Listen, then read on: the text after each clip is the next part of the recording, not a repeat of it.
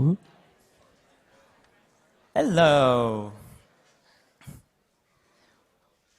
Welcome to the Human Rights Conference. A lot of people are in. Yeah, welcome everyone.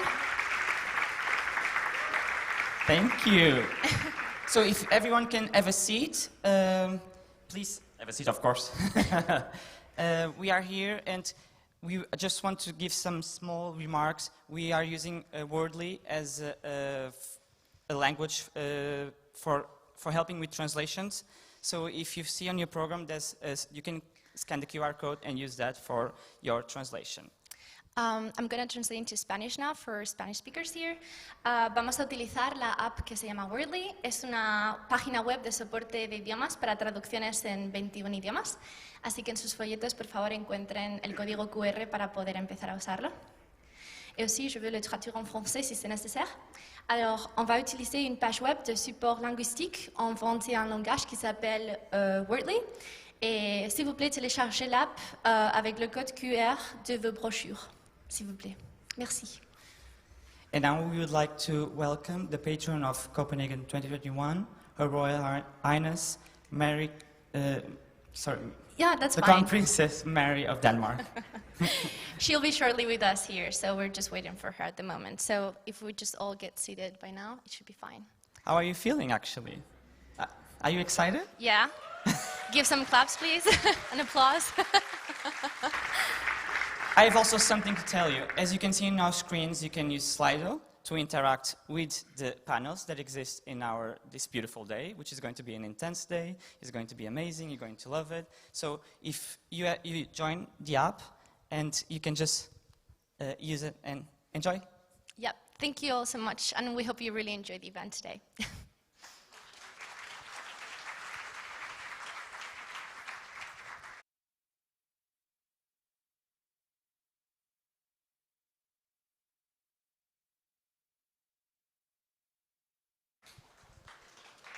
Ya no salimos, para allá. No, un micrófono. This was a mess.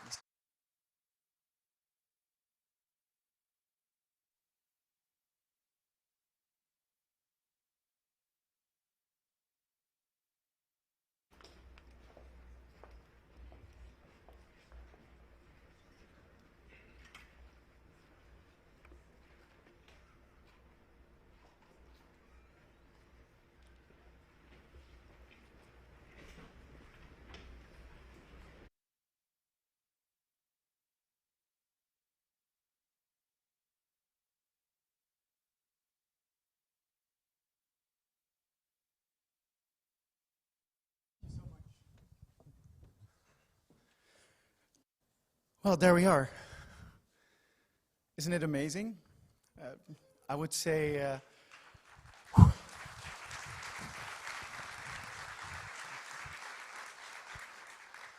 I can tell you it has been a roller coaster in the past years. I only started working with Copenhagen 2021 about 2 years ago in order to build up this human rights forum that today we are basically starting with a conference, and of course yesterday we had an amazing day at the United Nations City. I started this process by myself, basically with only a desk and some papers and a lot of ideas. And right now I have to say I'm very proud that I have a team of about 11 people working every single day, and unfortunately also every single night, to make sure that this conference, this forum is happening. And the first thing I want to do is really thank my team, because without the backbone, we will not be able to make it.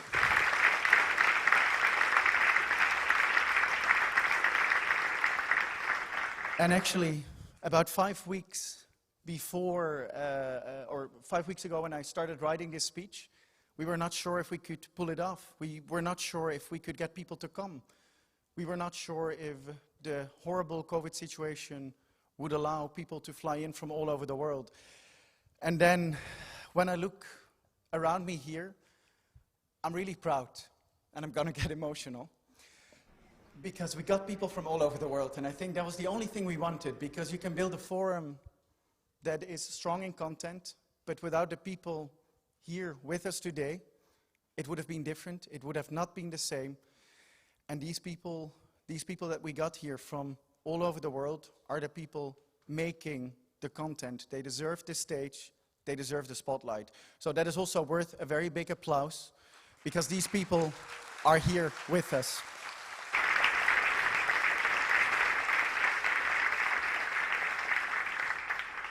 And I also have to acknowledge that I'm very privileged and lucky.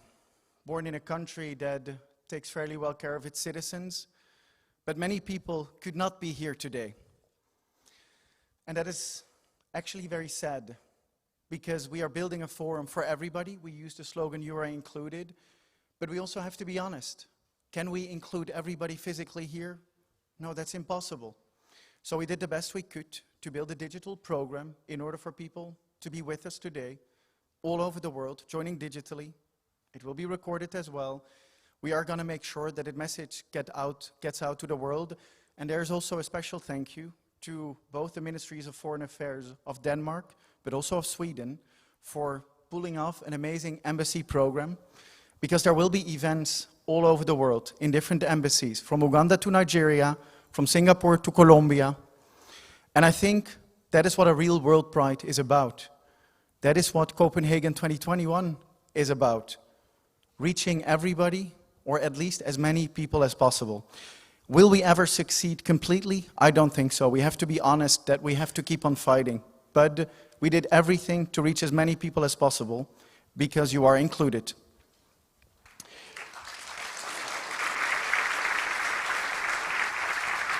Now, let me just make a few remarks about Pride.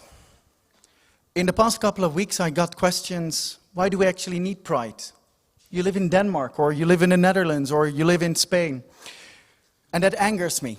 That angers me every single day, because we do need Pride. And let me just remind you on what happened, and this is just in Europe alone.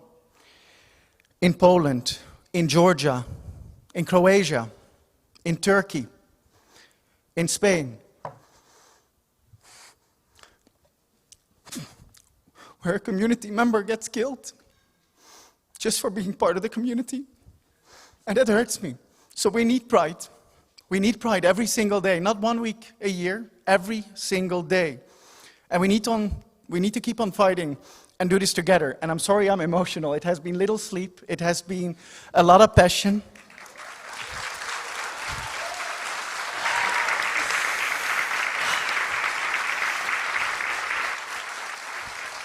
Thank you. And then I did not even talk about the rest of the world. And I think it's very clear why I'm not talking about the rest of the world, because I would not stop crying. While I was writing this speech, of course, at that stage, Afghanistan was not in the picture as it is now. We have to keep on fighting. The world is not in a good place. We have to be honest to ourselves. There is a lot of work to do. And we have to do that together. Let me turn the page. My hands are shaking. In the last couple of days, I also touched upon the importance of collaborations. And it is with a lot of pride that I can announce, or that I can tell you, that we have 21 fantastic executive partners that we have been working with in the last 2 years, in order to make this content, or make this conference and this forum fantastic, with content that is worthy of delivering, with messages from all over the world. And I think this importance of collaborations is something that we sometimes forget. I think we sometimes forget how important it is to look at other organizations, look at activists, give them your hand, help each other. And I think, and this is totally off script, but we had some very good discussions yesterday at the opening at the United Nations City, where different people mentioned that we also have to make sure that those people in the back of the line are not always in the back of this line. They should be taken and they should be put in front of the line. And it is our task. It is our task for all these people that are here, that are lucky enough to be able to travel, lucky enough to have a passport, to be vaccinated, lucky enough to be here with us in Copenhagen, to help and to make sure that those that could not be here today, or those that are not heard and not seen, are heard and seen every single day. They need us, but we also need them. Because how are we equal if we're not all equal? We are not.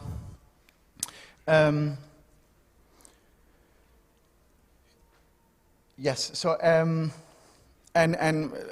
what I want to remind all of you of is that basically what you do for yourself will one day all be gone. But what you do for others, that is what will really be remembered by the world. So please keep on fighting. Thank you so much.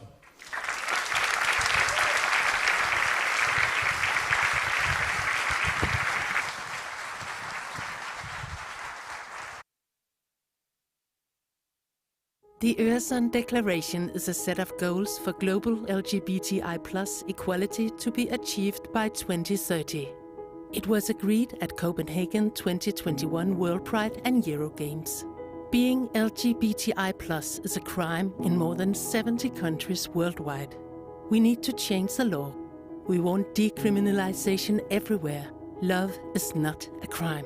Conversion therapy is considered a cruel, inhuman, or degrading treatment, which in some cases can be characterized as torture. We want it banned. To attack someone because of their sexuality or gender identity should be a crime in every country. Every country should have laws that make it illegal to discriminate against someone because they are LGBTI+. LGBTI+ people are more likely to be refugees. And yet most countries don't recognize this. We must protect LGBTI+ migrants and refugees. Despite advances, very few countries allow same-sex couples to get married. We want equal marriage everywhere by 2030. Every child should be taught about healthy, happy and fulfilling relationships, including LGBTI+ relationships. LGBTI+ people should have full and fair access to appropriate healthcare, and their partners should be recognized as next of kin everywhere. Some countries stigmatize LGBTI+ people by refusing to allow them to donate blood. The freedom to donate should be enshrined in law. Trans people should have their gender legally recognized without age limit or reflection period. Trans people know who they are. Intersex children should not be subjected to invasive surgery without their consent, unless there's a sound clinical reason. Families come in all shapes and sizes, some with two parents of the same gender, some with trans parents, and some with more than two parents. All should be recognized in law. Official documentation such as passports should allow for inclusive gender markers and for trans people to be recognized as their true lived gender. The age of consent to sexual activity should be the same for all people, regardless of their sexuality or gender identity. Pride is the world's largest human rights movement, and yet many countries still ban marches. Pride should be respected and celebrated everywhere. You are included in our movement. Show your support at copenhagen2021.com/declaration.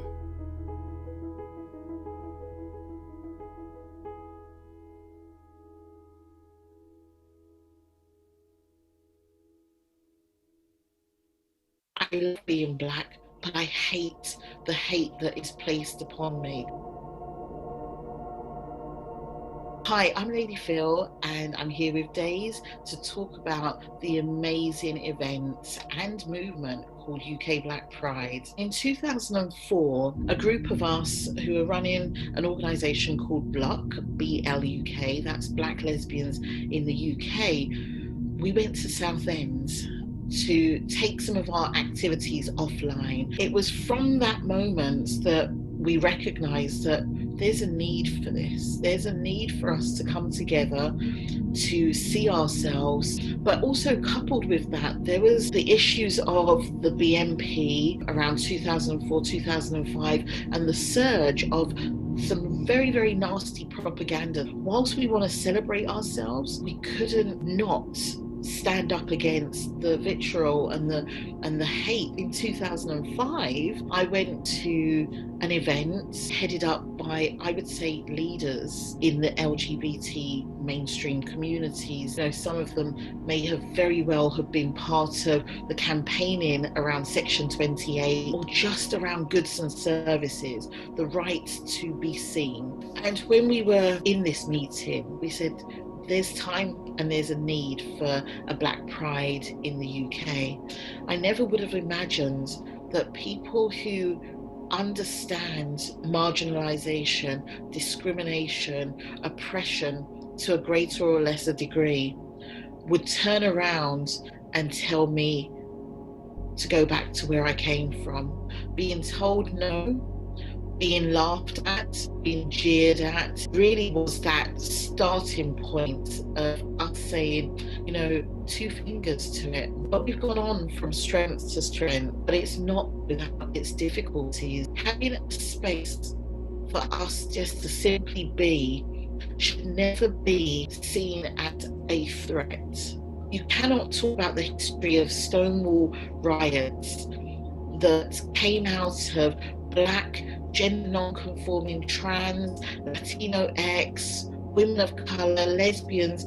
I love being Black, but I hate the hate that is placed upon me. Having to go through justifying our lives, justifying our existence, justifying why we should be occupying spaces, justifying what representation should look like, justifying just who we are.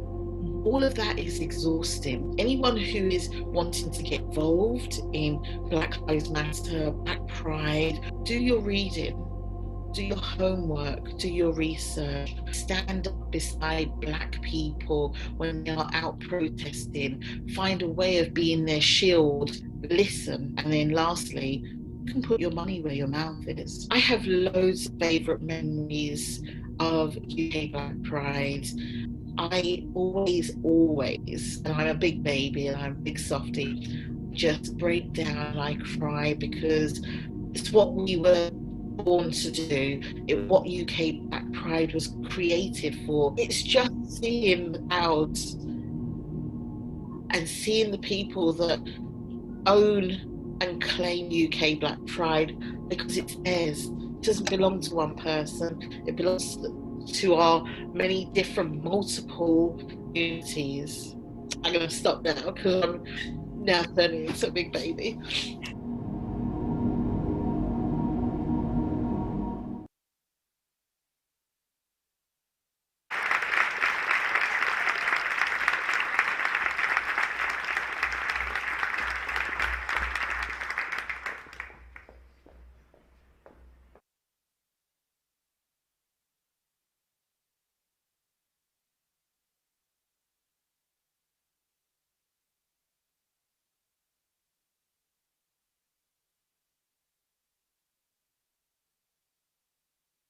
Happy World Pride Copenhagen!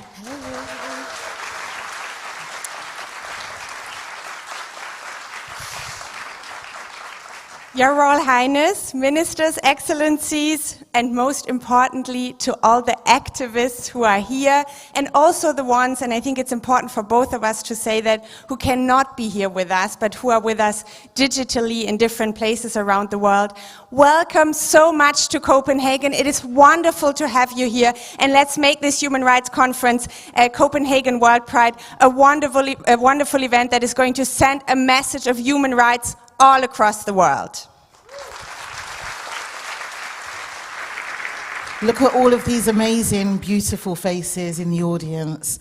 It is an absolute pleasure to be here. And I thought I was going to compose myself, and like Erin, I started crying as I was watching the video. But I really want to say, you know, we cannot just acknowledge this space without acknowledging those who cannot be here. Those who we have lost through COVID, through any other pandemic or crisis, those who continue to have the struggle on their bodies, they're criminalized and discriminated. So Terry, I'm so honored to be sharing this platform with you. For those that don't know, Terry Ranke, and I've pronounced that correctly. She is a force to be reckoned with.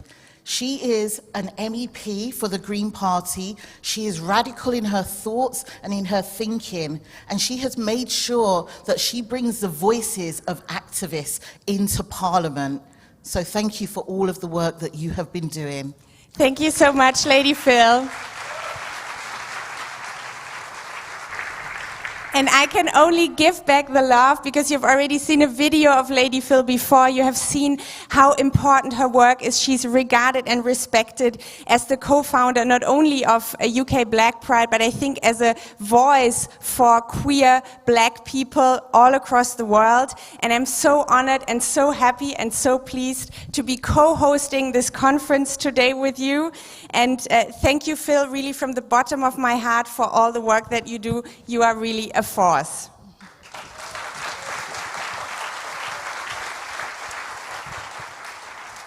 And alongside this queen, we have another royal in the house today.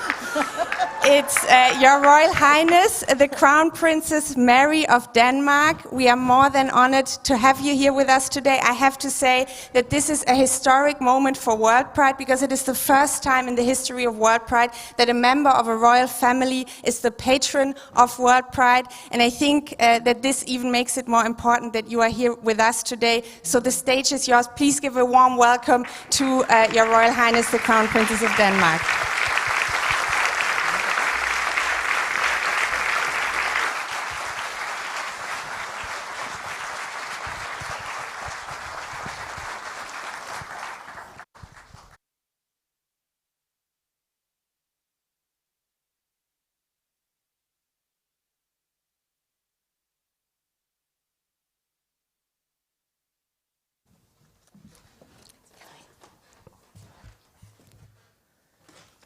Good morning, everyone. It's dark up here. I should have brought my glasses. As patron of Copenhagen 2021, I bid you all a heartfelt welcome to Copenhagen and to Denmark. We come together from around the world, united in the belief that we are born equal in rights and opportunities, that we have the right to belong despite our differences, and with a dream or vision of a world full of societies that are inclusive and embracing, and where there is space for each and every one of us to be true to ourselves and be exactly who we are. Copenhagen 2021 is a celebration of diversity. And what could be more diverse than us humans? In all our shapes and forms, thoughts and ideas, beliefs and opinions, cultures and attitudes, behaviors and expressions. So, welcome. Welcome to the many great activists, state representatives, allies, and most importantly, all of you that are members of the LGBTI+ community. Welcome to the celebrations. As host nation, we are proud to showcase at the core of these celebrations our Danish values of equality and respect for human rights. The Human Rights Conference is a natural part of Copenhagen 2021. As human rights and the respect and enforcement of them are integral to every individual feeling secure enough to live openly and be exactly who they are. The global pandemic has brought about unprecedented social and economic challenges and deep sorrow for many people around the world. And it has made it significantly more difficult to travel to Copenhagen 2021. Therefore, I send a special welcome to everyone joining us digitally from near and far. The pandemic has also prevented hundreds of prides globally from happening in the past year. But the many creative alternatives that arose has proven how resilient and strong the movement is, that the fight for equality will continue as long as prejudice and discrimination keep people and groups marginalized and vulnerable. You are included is the theme of Copenhagen 2021. And this is fundamental to the protection of human rights and the human development frameworks, such as the Sustainable Development Goals. However, the assertion that you are included for far too many around the world does not hold true. Even though we write 2021, there are still many societies globally where members of the LGBTI+ community are not included in everyday life. They continue to be victims of hate, violence, discrimination, bullying, and ill treatment. And this we cannot and must not accept. Human rights are the basic rights and freedoms that belong to every person in the world from birth until death. They apply regardless of where you are from, what you believe in, or how you choose to live your life. Sexual rights are some of the most controversial, yet some of the most intimate and fundamental of human rights, and are therefore at the core of human dignity and human development. They encapsulate rights that make informed decisions about the most basic aspects of one's life, one's body, sexuality, health, and relationships. But human rights are not just abstract concepts. They are defined and protected by law. However, they are not secured by legal rights alone. If rights are to have real meaning, they must live and breathe. The thoughts and ideas behind them must be felt, understood, and lived. The promotion of human rights is not only about defending them, it also concerns working to end prejudice and stigmatization of vulnerable groups and persons. We have an obligation to raise awareness on the issues faced by such groups and individuals, and to act on that knowledge. In Denmark, we understand that who we love, or which gender identity or sexual orientation we have, should not determine whether we can participate in society fully, equally, and as a valuable member of a community. Knowledge and understanding are key to ensuring that LGBTI+ communities do not stand alone in their fight for equality. And achieving equality is a fight for us all. It is a common task, as achieving equality and equal opportunities are integral to building prosperous, inclusive and sustainable societies, societies where everyone has the chance to reach their full potential. In the coming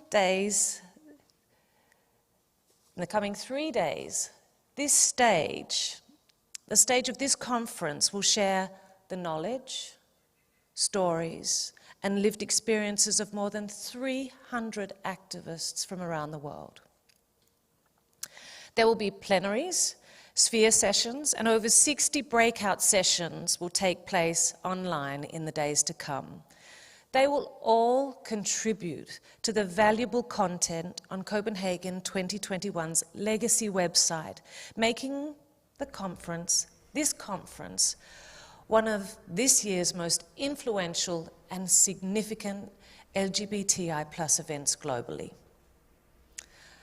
I would like to take a moment to thank the human rights team of Copenhagen 2021, who have worked tirelessly to make this event possible in extremely challenging circumstances.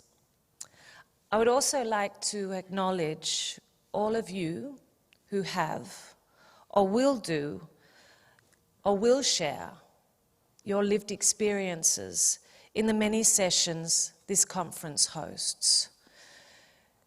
your invaluable contributions, your courage to stand up, open up, and to share are what will make this conference unique and be the forum for change that we want to live and feel. Let's make it right and make this change happen for all of us and for future generations. Thank you.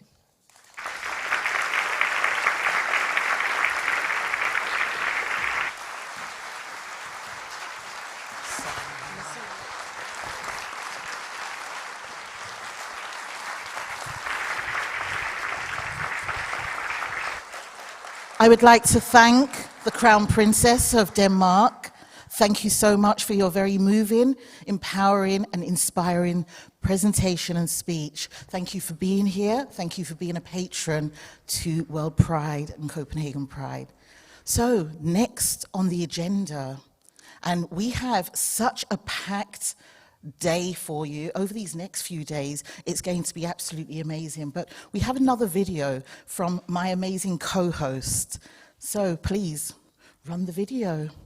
The European Parliament just declared the European Union an LGBTIQ freedom zone. Not at all because we believe that this is a lived reality for many queers inside of the EU, but because we want to pledge that we will do everything in our power to make it a reality.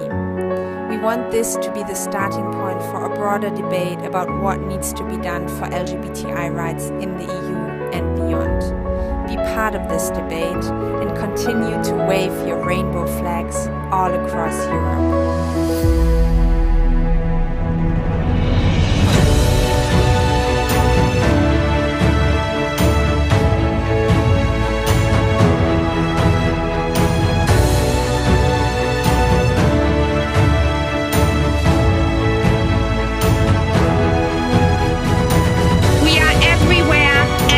Strong. This declaration shall be a signal to the community everywhere in Europe. This battle is far from being over.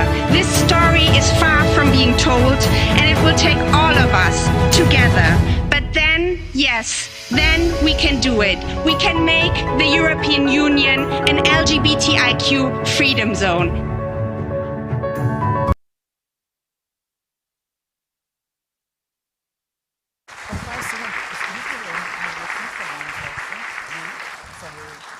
Thank you so much, and I think this video really also incorporates what we want this day to be about the activists, the people on the ground that actually make progress possible, that make the lives of LGBTI people better. And one of these people is going to have a speech now, Imania Brown, who is the Co-Secretary General of ILGA World, who will unfortunately not be with us, but we are very, very thankful that she provided us with a video that is going to come on now. So Imania, the stage is yours.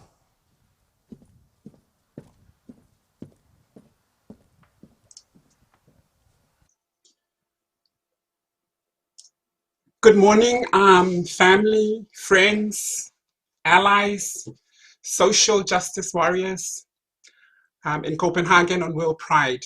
I acknowledge the traditional owners of country throughout Australia where I am, especially the Jaeger Nation people here in Brisbane. I recognize their continuing and enduring connection to these lands, these waters, and the oldest living culture in the world. My respect to their elders past, present, and emerging, and I extend that to all Indigenous LGBTIQ people here today. I am tasked with giving a community statement for you all. And I wish I was there in person, but know that I am there in spirit, just like the spirits of our Indigenous ancestors who continue to surround us, guide us in our lives. Trigger warning, very violent themes ensue. The women's rights activist, Emily Pankhurst once said of the sacredness of human life, that if any life is to be sacrificed, it shall be ours.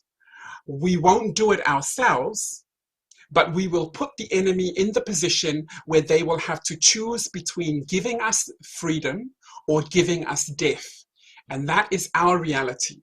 That is what my community faces each day as LGBTIQ citizens. We wait for our governments, for the UN member states, those that rule our lands, those that are our bosses, even our own families, to choose between giving us our freedoms or killing us. Yes, there is violence in our deaths. Make no mistake about that. Trans women being hunted and killed, violent gay bashings and murders, forced mutilations and barbaric conversion therapies on intersex family, corrective rapes of lesbian women, jail and public flogging of LGBTIQ men and women, the shaming and the forced removal from homes of LGBTIQ teens everywhere. You think LGBTIQ are free in this day and age because we live in a modern world? My testimony to all of you is no bloody way that we are free.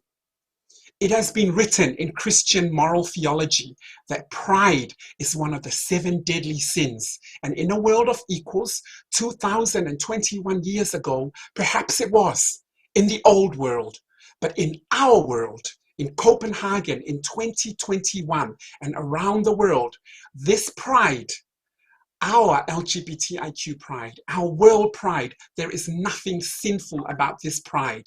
We have reclaimed the meaning of pride to show our resilience as a marginalized and oppressed people, to show the states of the United Nations in the remaining 70 countries that still criminalize who we love, and all the member states that refuse to grant freedoms from violence and discrimination, that we, the LGBTIQ citizens of this world, will always rise up.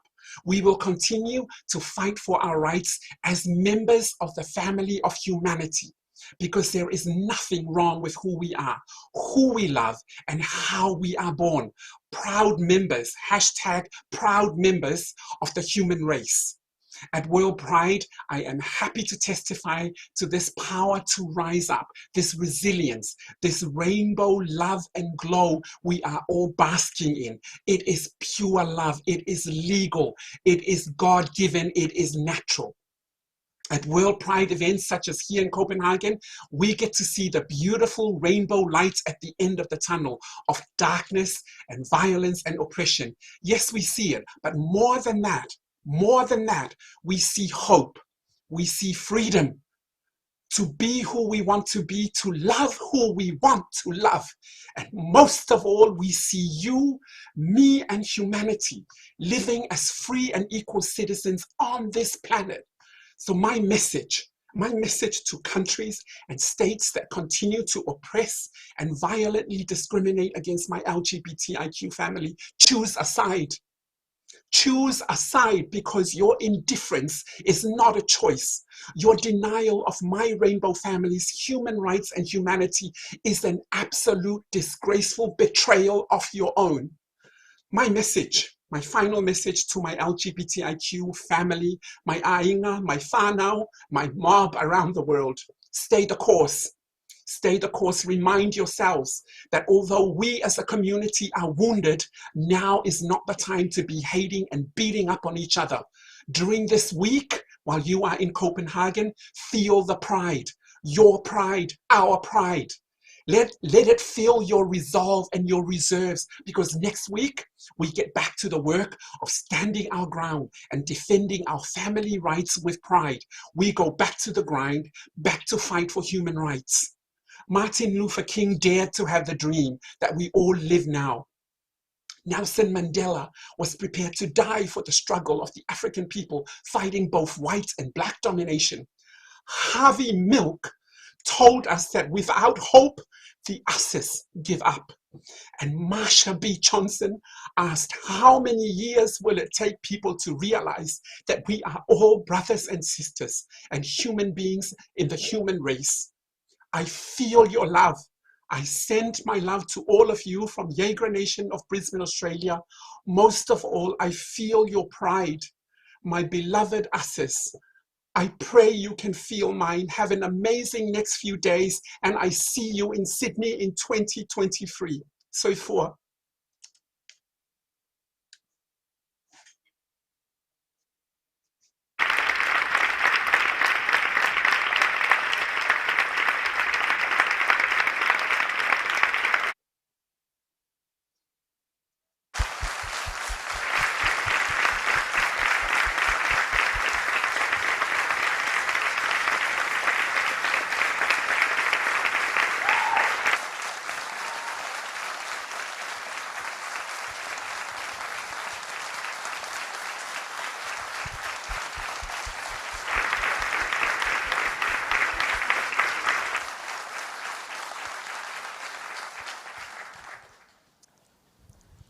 Yamania Brown, you got the standing ovation that you so rightly deserve and more.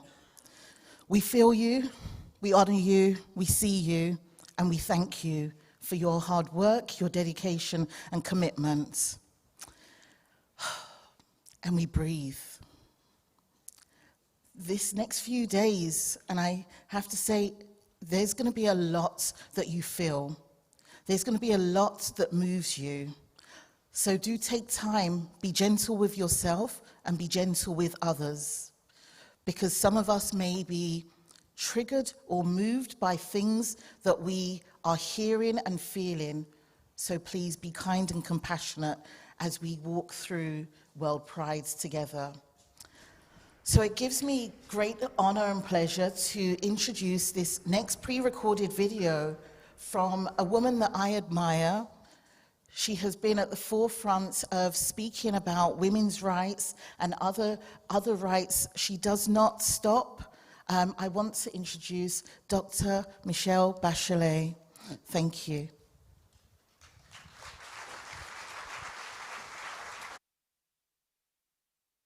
Your Royal Highness, Excellencies, friends, it is a pleasure to address this forum, especially as we celebrate World Pride and tell hundreds of millions of lesbian, gay, bi, trans, and intersex people around the world, you are included. But to make our words count, what does it mean in practice to be truly included?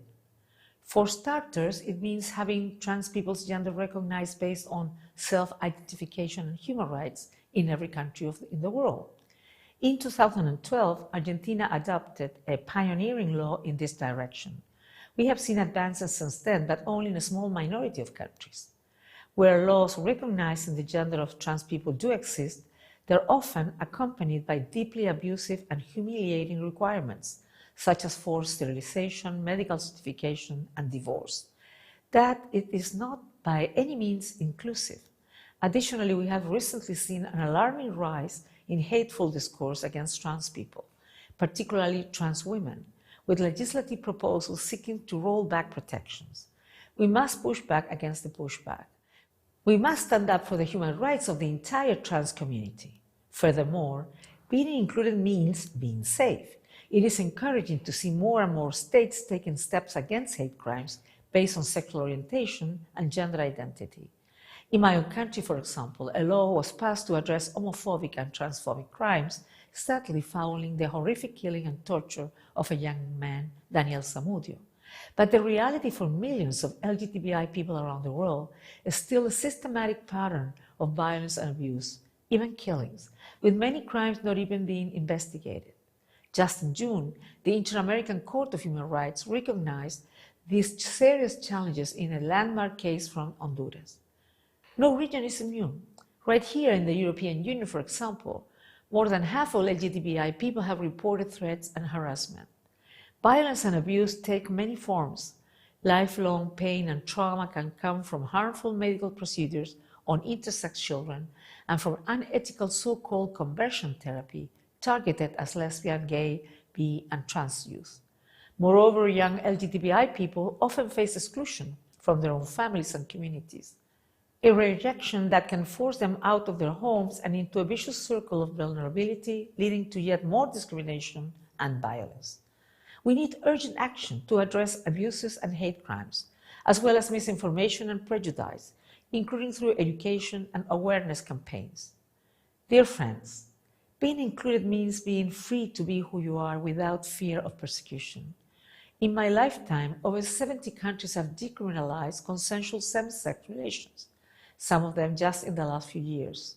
While we welcome the progress made, 69 countries continue to have discriminatory laws today.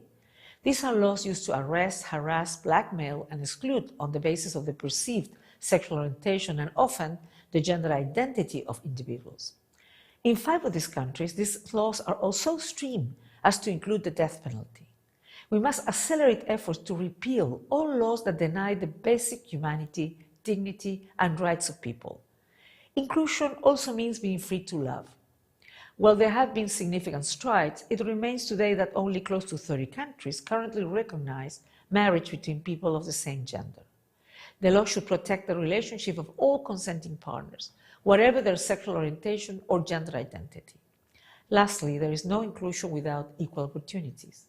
Education, decent work, access to health and housing are everyone's human rights.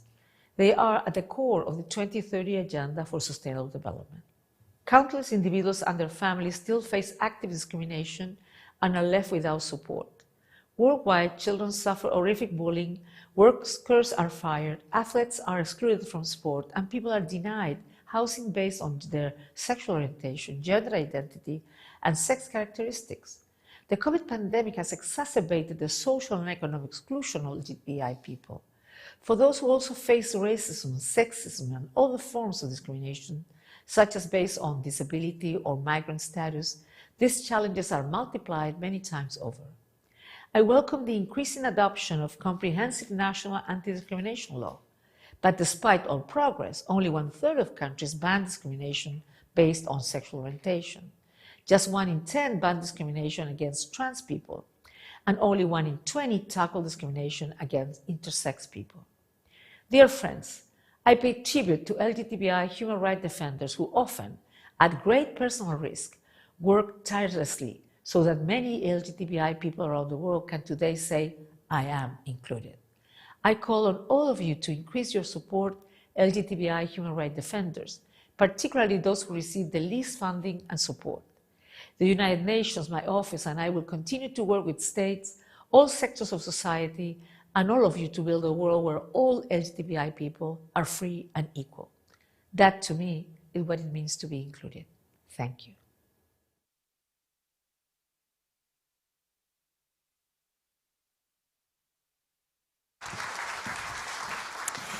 Thank you so much to Michelle Bachelet for her words now, but also for her continuous fight for human rights, not only LGBTI rights, but human rights in general. It's a great pleasure that you could send this video. Now, in the video for her introduction, we have already seen that for Lady Phil, Pride has been a really integral part of her activism and, if I may say, of her life. And my question to you is, Lady Phil, why does Pride matter to you? Why is it important for you to organize Prides and to be in Prides? And why do you think it matters for the community? Thank you, Terry. So, of course, Pride absolutely matters. But before I answer that, I just want to make some space for our ancestors. I want to make some space for those who can't be here. I want to make some space for our brothers, our sisters, our non-binary, our siblings who cannot be in this space. For all too long, many of us have known, especially from a Black and a POC, which is people of color, perspective, that our lives are not respected nor regarded. We know that quite often we are not seen in spaces like this amazing space that we have here today. Often we know that our bodies are the struggle. We have not just been living in a pandemic, we've been in a state of pandemic when you are dealing with the issues of racism, structurally and systemically, when you are dealing with Islamophobia, when you're dealing with that coupled with homophobia, biphobia, transphobia, and all other forms of discrimination which touch our lives. So when we talk about Pride mattering, who are we talking to? Whose pride is it? Are we talking about migrants and refugees and asylum seekers? Are we talking about those who have no access to the COVID vaccine? Are we talking about those trans and gender non-conforming siblings who constantly are beaten up on the streets, who die at the hands of those who are hateful? So yes, Pride matters, but we've got to make sure we think very carefully about who it matters for. This is not about a hierarchy of oppression. This is not about something out-trumping another, but this is about making sure that we deal with the real emergency need. So being here is so important for me because I'm so proud that we've been able to make sure some of us can arrive here. Some of us can be in this space, and I have siblings in the audience right now who I didn't even think I would see. So thank you for being here, but let's keep on understanding whose pride is it. As the hashtag, you are included. Let's make sure inclusion is followed up by real action. So, I really want to ask you a question, and thank you. I don't mind the applause, I don't. Yeah. I was trying to be modest, you know, like. But Terry, I wanted to ask you a question. You know, you've been in the European Parliament, and I guess there's times where you feel like screaming because things have not gone the way you want them to, and people are not talking about the real people. How does the work you do feel like, or how do you change it to make sure it is essential? What do you do to make sure you are amplifying those voices, even at times where you feel that you are being silenced? No, Lady Phil, you're absolutely right sometimes, and I think I probably also, I can see into a lot of faces of people that have had similar experience. Even when you are in a position like being a member of a parliament, things can be really frustrating, processes can be very slow. And to me, what I think gives me most energy and push in situations like this is to really see the courage of all the people on the ground, the activists that are fighting for LGBTI, for human rights all across the world, in Europe, but also everywhere else, because they are really the ones that are behind the societal change. We cannot get anything done in parliaments, in positions of power, if we do not have this push from the streets. And I think in my work I'm trying to give that back and give them a platform, give them a voice, because I know that many of them are actually facing repression for what they are doing. And I just want to highlight a couple of people here. I know some of them are also here, many of you who are working in the LGBTI movement, people from Poland who have been facing repression, who have showcased the situation in Poland with the LGBTI ideology, free zones, people from Hungary, there are people from Budapest Pride here who are standing up to the hate campaigns of people like Viktor Orban. I think they really deserve our praise. People from Serbia, from North Macedonia, from so many other places also around the world. You are doing the work that needs to be done. You are standing up for something that is right, for equality, for freedom, for liberation, and this is what pride really means to me. But let me say one thing, Lady Phil, because we are here today on a human rights conference, and yes, LGBTI rights are human rights, but I think we also have to have a clear message that human rights are universal, and they do not end just with a fight against queerphobia, against people hating gays, trans, lesbians. They are also universal in the sense of the fight against racism, the fight against ableism, the fight against patriarchy, the fight against all other forms of oppression. And I cannot leave this stage today without having said one thing. The situation in Afghanistan is dire. We have seen the pictures from Kabul. They're human rights defenders, they're journalists, there are a lot of people who need shelter right now, and there are ministers sitting here amongst us. And I can only go out with the strongest plea and say, try to create space, try to create shelter for the people in Afghanistan who need help right now. We have seen the pictures. Human rights are universal, and I think we have to try our utmost to protect and help the people in Afghanistan right now.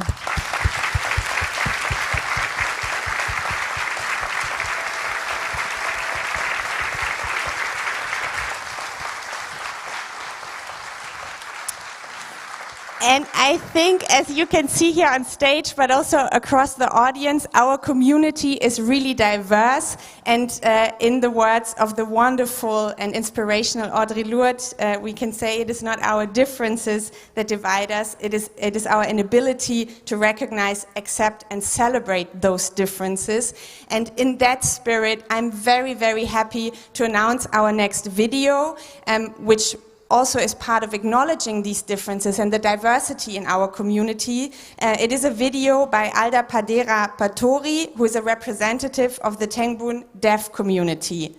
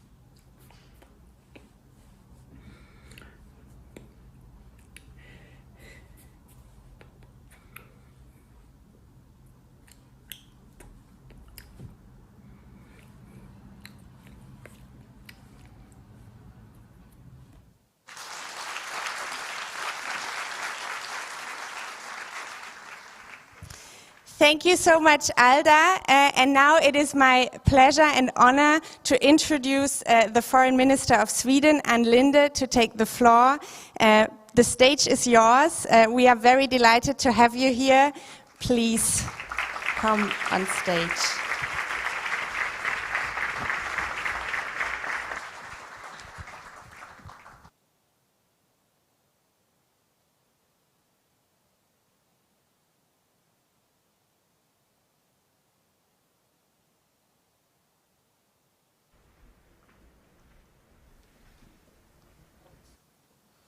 Your Royal Highness, Excellencies, friends, and all of you who have chosen and defined yourself. Love is in all its colors beautiful and well worth celebrating. I'm proud that WorldPride and EuroGames are jointly held in Malmö, Sweden, and Copenhagen, Denmark. And I'm happy to be here at Copenhagen 2021. Sweden's position is crystal clear. Human rights are universal and apply to all.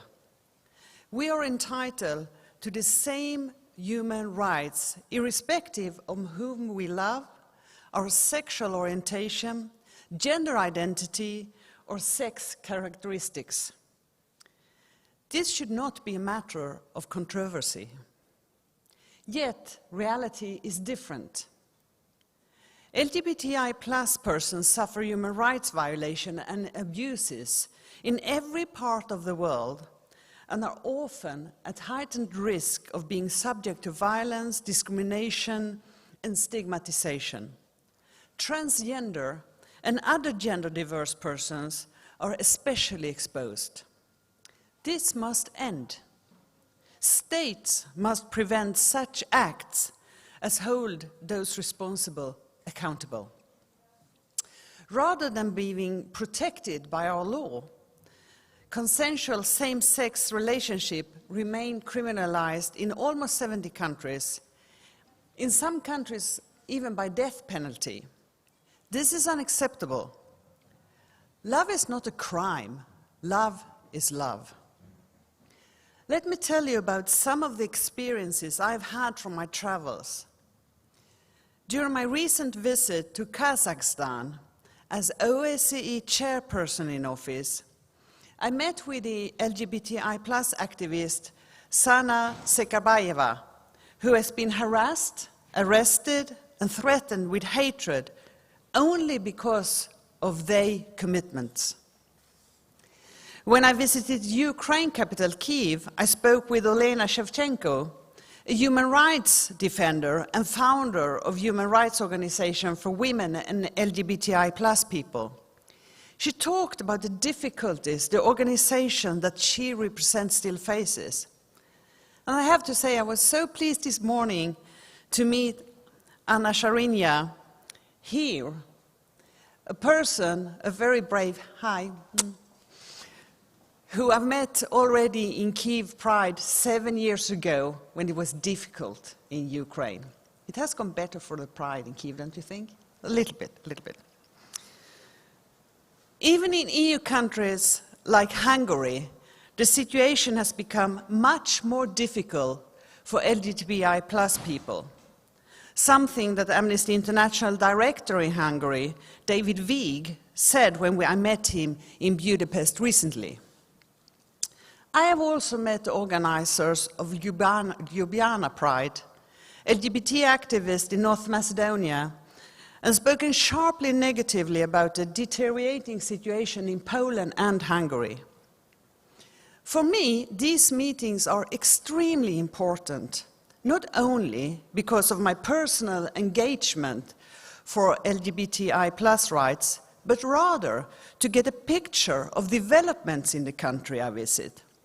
Oppression of LGBTI+ people is often a warning sign of a negative development in a country. Democracy means the freedom to love who you want. Through our initiative, Drive for Democracy, we highlight democracy as the best foundation for a sustainable society. Democracy safeguards our equal values and gives room for different voices to be heard and respected. However, defending democracy and human rights today comes with great and unacceptable risks, especially for female human rights defenders and for human rights defenders challenging traditional gender roles. We have an obligation to ensure a safe and enabling space for human rights defenders, including by protecting the right to freedom of peaceful assembly and associations.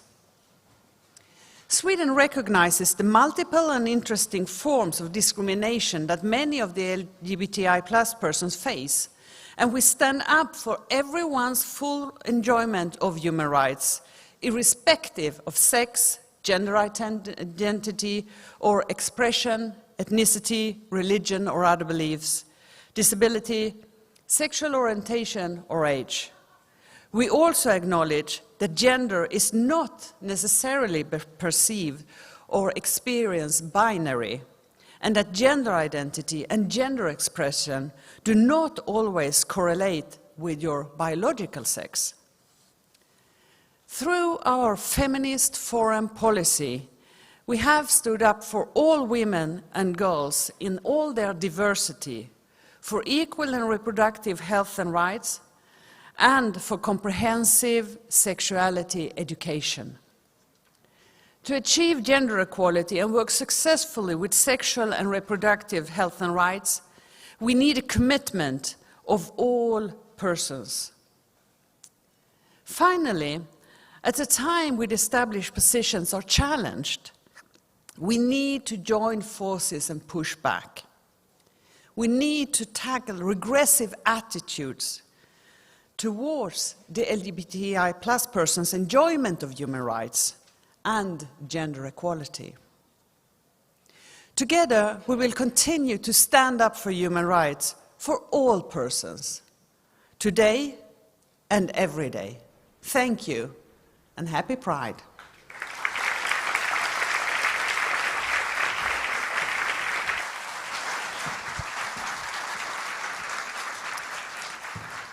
Thank you so much, Foreign Minister, and also for the really important role you have played to push for a feminist foreign policy.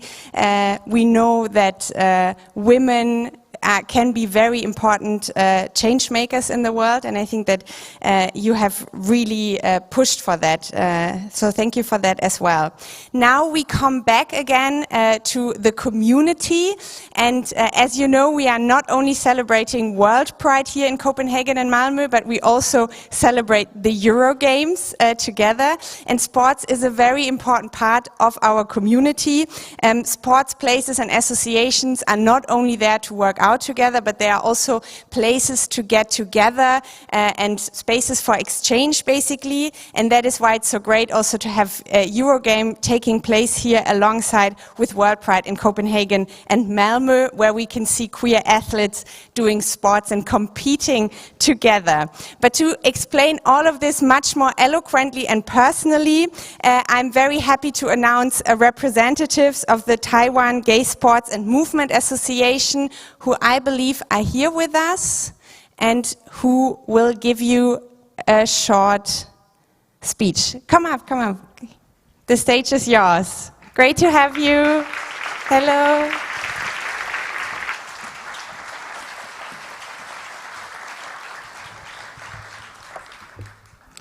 Here, I'm safe to show this notch. I won't be taken away. 公主殿下 Mary, friends, hello, 你好. I'm Kevin Yang from Taiwan. I'm chairman of TGSMA, Taiwan Gay Sport and Movement Association. We come here to enjoy the EuroGame and World Prize and promote our TSG Asia Pride Game next year. I'm not very confident with my English, so please watch this video. Thank you.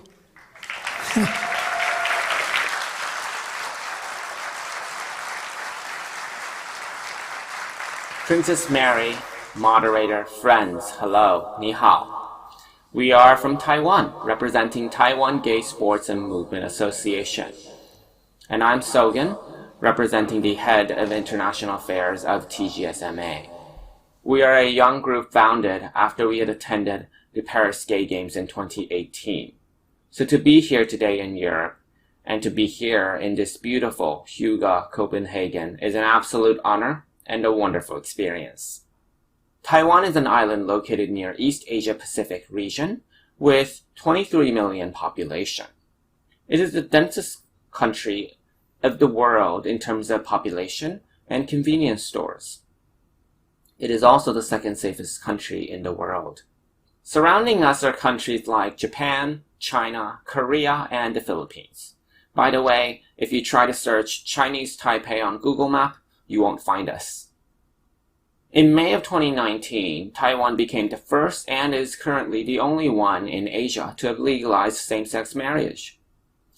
Taiwanese have always pursued democracy, freedom, and human rights. These are built into our DNA, and it has shown maturely through the same-sex marriage topic.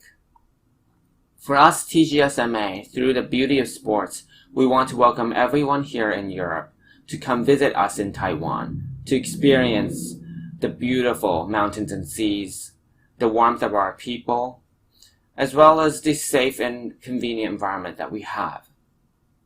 Through international events like this one, we also want to educate further and embrace the spirit of equal rights to a point where we would breathe it, as if it were instilled into every part of our lives.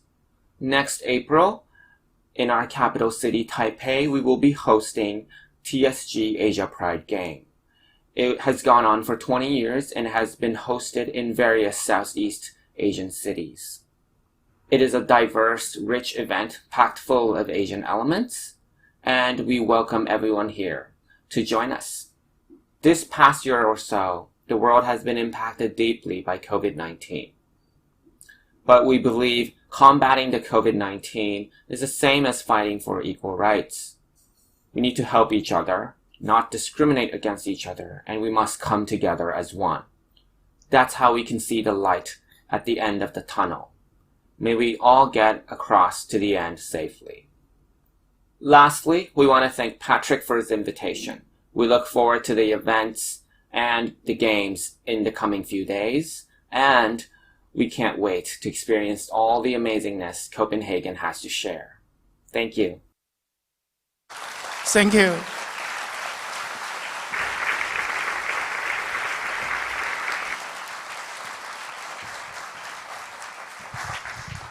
How wonderful, the EuroGames.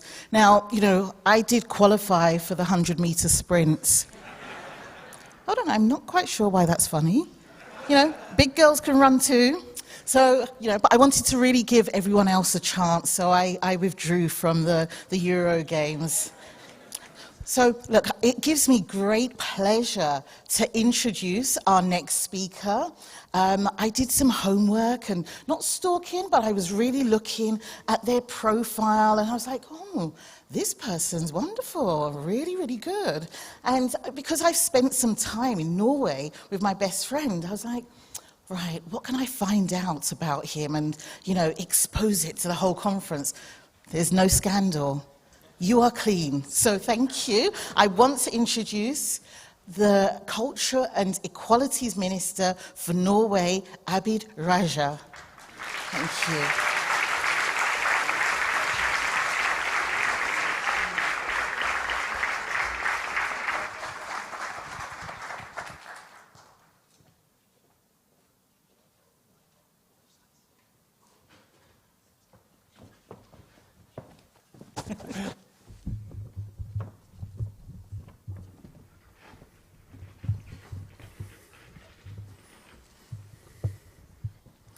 Your Royal Highness, Minister colleagues, and all dear activists and athletes around the globe.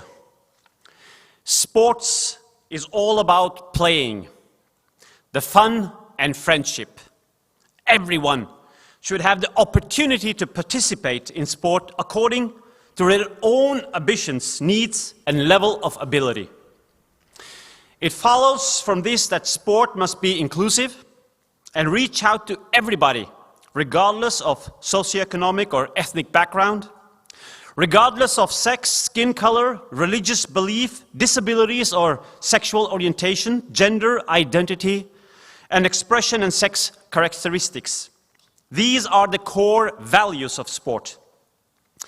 It is therefore of utmost importance that sport clubs offer an inclusive environment where everybody can feel safe, seen and accepted for who they are.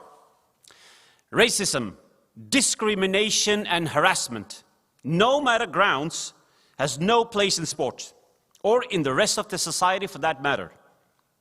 The phenomenon of sport is important to hundreds of millions of people around the globe. Therefore, what happens in and around sport is often a manifestation of attitudes and policies in the society at large. There has been controversies regarding LGBTIQ+ equality in several countries during the European Football Championship this summer. We have all seen it. Also, the world was exposed to the very same negative attitudes some 10 days ago when the national female basketball team, the Belgian Cats, returned to Brussels. During a live broadcast on the return of the Olympic medalists, a conversation was suddenly heard in which a commentator made derogatory remarks about members of the team. The microphones were still on, causing the sexist and homophobic statements to be broadcast without the journalist realizing it. A recording of the conversation quickly went viral on Twitter. Several top athletes reacted indignantly about the attitudes of the VRT employees. Disrespectful, painful and offensive, Belgian Cat player Hanne Mestdag called the tone that the journalist struck. I agree, and I am sure all of you agree as well. The TV station VRT has now dismissed the journalist, and it shows that the call for a cultural change also in sport journalism is loud. And I regret to say, we see many of these same attitudes among the fans and within the clubs too. In order to really make sure sport is inclusive and open to everybody, sport governing bodies, as well as clubs and individuals, can and must do much more to combat discrimination and harassment. At the individual and club level, I think it is important to talk about these issues, break some taboos and agree on what is acceptable behavior. I also believe in the importance of role models. The influential force of athletes, especially famous ones, coming out and declaring oneself as LGBTIQ person is significant and has such a powerful effect. During the Tokyo Olympics, more than 180 openly LGBTQ athletes were competing. One of them, yes.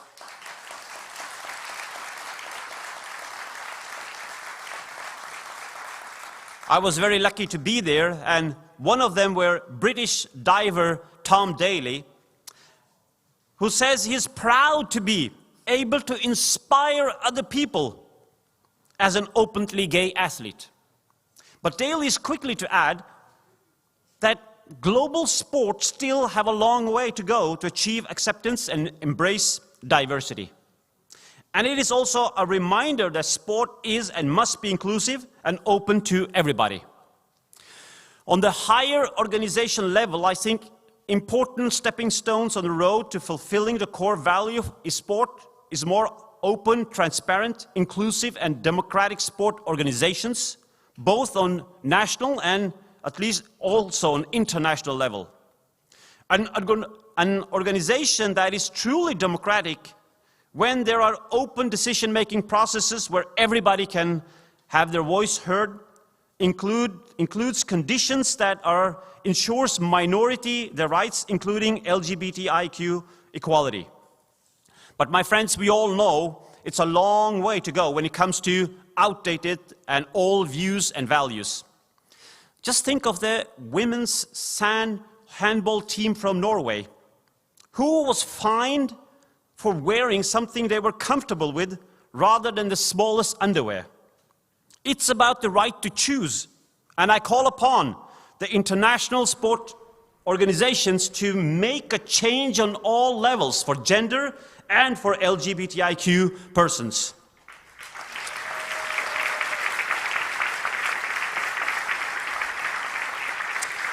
I am the Minister of Sports in Norway, but I'm also Minister of Equality. And I will use this opportunity to also call upon the political and religious leaders of the world to open up, to create and give everybody freedom. In countries where there is discrimination against one minority group, you will often have prejudice growing in the society against many other minority groups as well. We need to combat all sorts of discrimination based on color or gender, disability, LGBTIQ, and other backgrounds.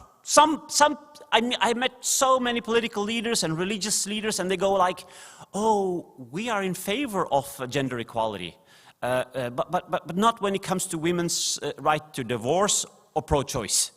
Or you meet others who say, oh, we are in favor of religious freedom, but not the right to convert. Or I have even met people who say, we are okay with gay people, but just not their gayness. Don't live out the gayness. And I would just say, come on, political leaders and religious leaders, just stop being prejudiced. Just embrace freedom. You're going to be so much happier when you're going to embrace freedom, aren't they?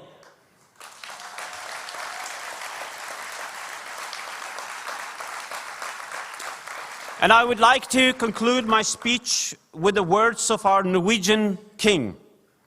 His Majesty said in one of his famous speeches, Norwegians are girls who love girls, boys who love boys, and boys and girls who love each other. Norwegians believe in God, in Allah, everything and nothing. My friends, I believe there are many lessons from the King's speech. Thank you all.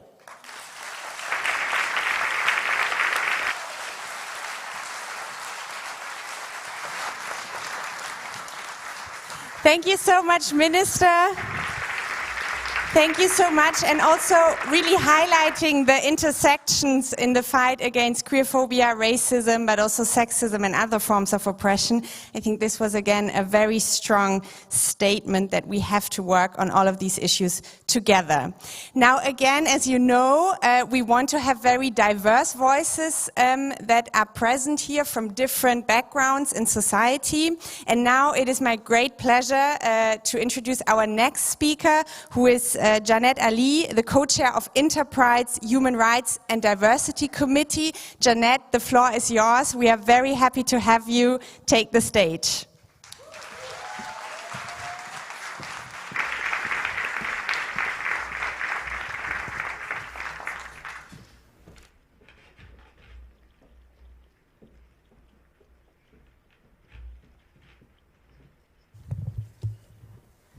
Hello everyone. Hello gorgeous people. I won't start my speech by saying only ladies and gentlemen, because when I heard this word, I said, oh, where I am, why I'm sitting here. So we are included. So we have to endorse this inclusion from our communication. We need to give space to all community members. We need to respect their pronouns. We need to know how to address them, what questions are transphobic and homophobic. So mostly what happens, we jump into XYZ, but then we forget the ABC. The communication. So it's really happy to include each and everyone from different background, from diverse background. So first of all, I want to salute each and every one of you who made this history and made the Pride movement possible for everyone. So give a big round of applause for yourself.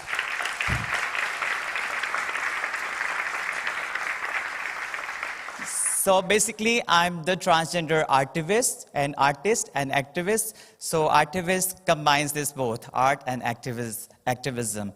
So first of all, I want to say thank you to Copenhagen Pride. The Copenhagen Pride is the one who influenced me to enjoy the moments of truth and go back into my country and made history in our country. And we had first Pride in Pakistan 2018.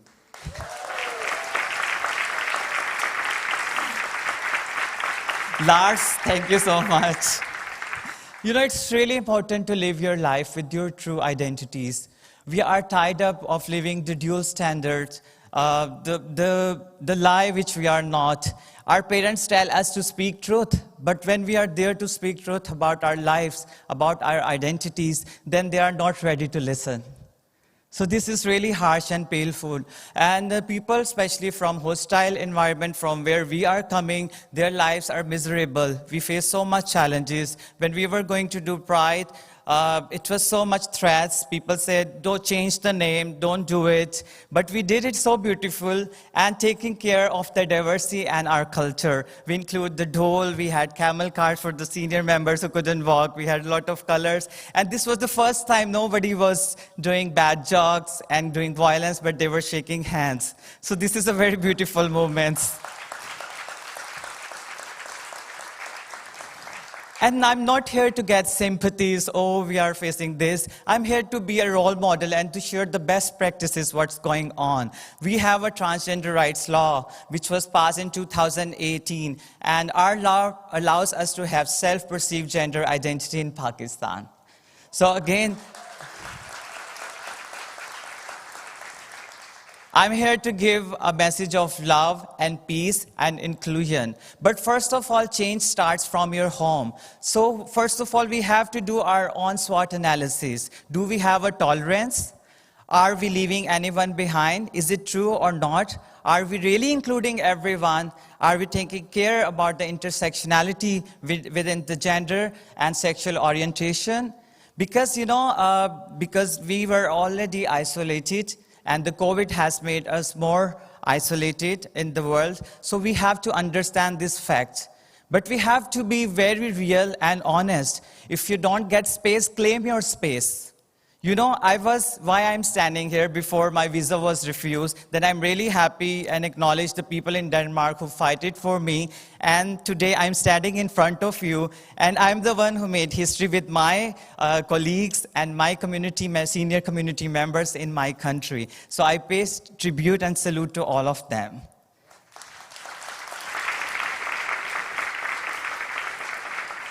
It's really important to include the people, not into conference by giving them tickets and providing accommodation, but we have to include them as our body part. This all movement is like our body. So one is hand, one is eyes. So if there is a pain in one body, the whole body should feel that pain. So if we won't feel it, it means we are not honest. So you people are the lucky people who are chosen to sustain this movement. So let's promise that we will respect and understand each other's pain and will fight for each other.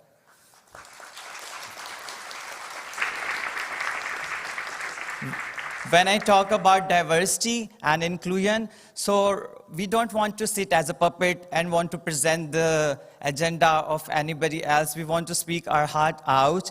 I want to see, okay, if we are inclusive, are we giving accessible places for disabled people? Are we including indigenous community? Are we including the intersex people? And why there is not equal representation of people of color? I really want to see equity and equality, not into words, but into actions, because action speaks better than words. So let's hope to make this movement not locally, but globally. And please try to sustain and help the people who are doing prides in hostile environment, like in Pakistan, another city, or any country, so that they can alive and continue this beautiful movement and have rights to enjoy their identity and celebration.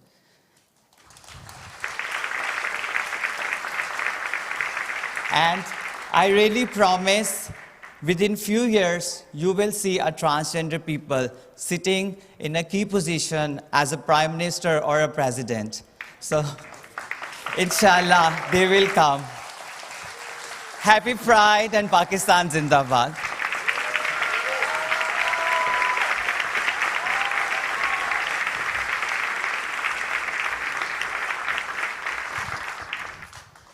Thank you so much, Janet Ali. Thank you. And you are a role model and an inspiration. And thank you for continuing to build intersectional movements.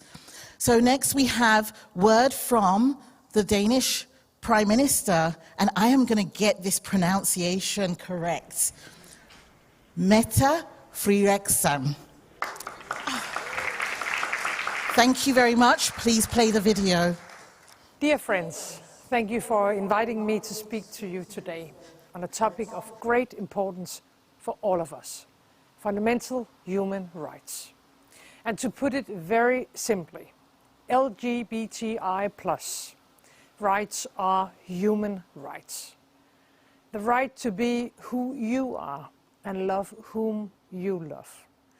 It makes me proud that Denmark is at the forefront of promoting and protecting LGBTI+ rights. We were the first country in the world to legalize same-sex partnerships. The first country in Europe to allow legal change of gender without medical approval. And the first country to decide to remove transgender from the list of mental illness. We have come far, yet we know the fight is not over. Solidarity, gender equality, freedom of expression, the right to take part in society and to have a family. These are core values for Denmark. And promoting and protecting those values is at the very heart of Denmark's international engagement in the United Nations, in the European Union, and in civil society. Right now, freedom and human rights are under pressure around the world, also here in Europe. After years of progress, some things are moving the wrong way, unfortunately. Laws, discrimination, hate crimes. We must follow the current situation closely, and we must not sit idly by. Now is the time for all of us to stand firm on fundamental rights and values, to push back and fight discrimination. That is why Copenhagen 2021 is such an important event. It is not just a celebration, it is a commitment to each other that words are not enough. We need to take action together, and Denmark stands ready to do our part. I want to thank all of you today for coming to Denmark and for joining this conference to discuss the important issue of human rights. You lead the way for a more equal and more inclusive future. Thank you.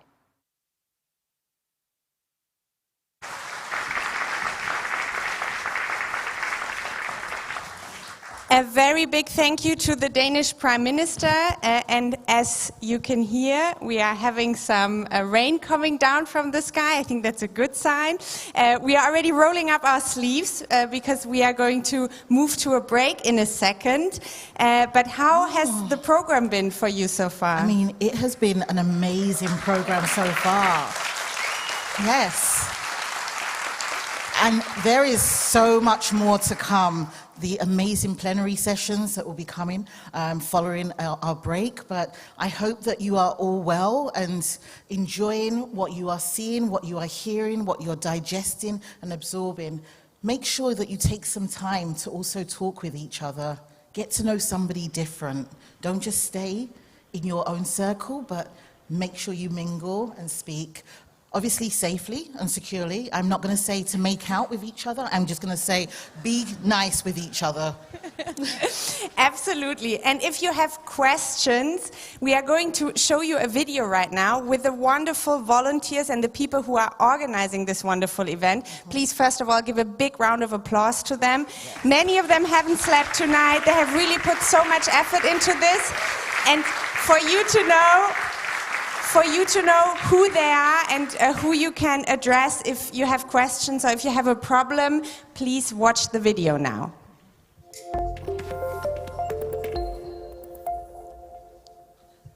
My name is Aaron Lefebvre, and I am the Director of Human Rights for Copenhagen 2021. I would like to welcome you here in Copenhagen or digitally at the Human Rights Forum. Me and my team worked very hard to make this a success, and we hope to give you an amazing experience. I would like you to meet my team, who will introduce themselves after this. En heb je vragen in het Nederlands, kun je altijd bij mij terecht. Et aussi, je peux parler en français et en espagnol. Thank you. Hi there, my name's Zoe. She, her, hers pronouns. I'm from Scotland originally and now live in Sweden. I'm the executive producer of WorldPride House on the Malmö side, and that includes producing the summit on refugees, borders and immigration. I speak French, Spanish, English and a bit of Swedish, and I'm here to help if you need anything. Hello, my name is Fabio. My pronouns are he, him, his. I come from Portugal. I'm working as a human rights officer. I'm working in the digitalization of the events. I can speak Português, Espanhol and English. So, se tiver alguma dúvida em português, podem perguntar-me. Se tenéis alguma dúvida, perguntar-me em espanhol. Or if you have any doubts, ask me in English. See you in Copenhagen. My name is Milena Kocic, pronouns she, her. I'm a senior human rights officer in Copenhagen 2021. I'm planning and executing Sports Leader Conference, Workplace Inclusion Day, and also helping with facilitating our embassy engagement program. Hvis du har nogle spørgsmål, skal du ikke tøve med at kontakte os. Ukoliko imate bilo kakvih pitanja, možemo vas kontaktirati med.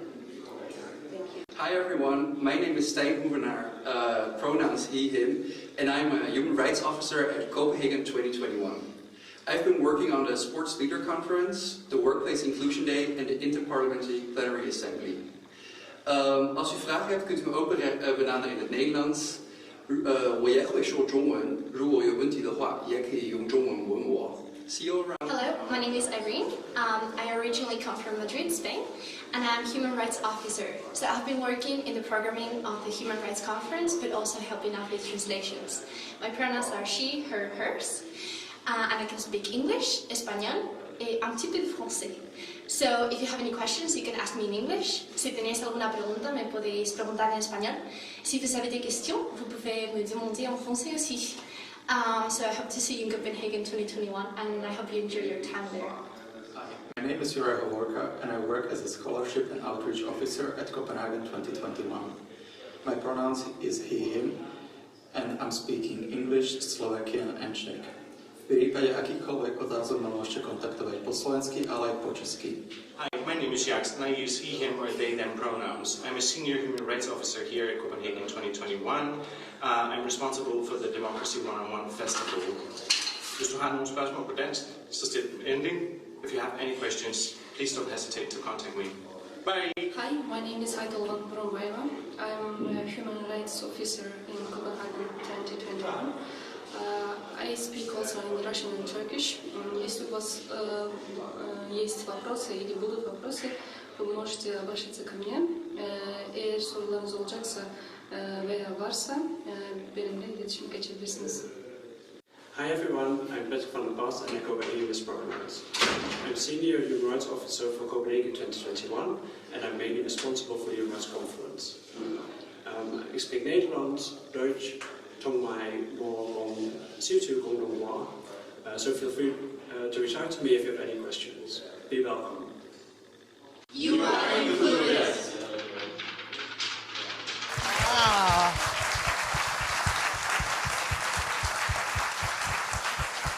What an amazing team, and thank you very much for all that you do and continue to do. Now, we are going to take a quick break, and by that I do mean a quick break because there's so much to do. You have 15 minutes to be able to get yourself a coffee, a beverage, which is not a strong drink, by the way. It is so that you can keep your eye on the ball. But yes, please enjoy, come back in 15 minutes' time, speak to others. But I want to say thank you to all of our speakers and also the Princess of Denmark. Thank you for being here and still continuing to be here and listen to the conference. Thank you, everyone. Enjoy your break. Thanks.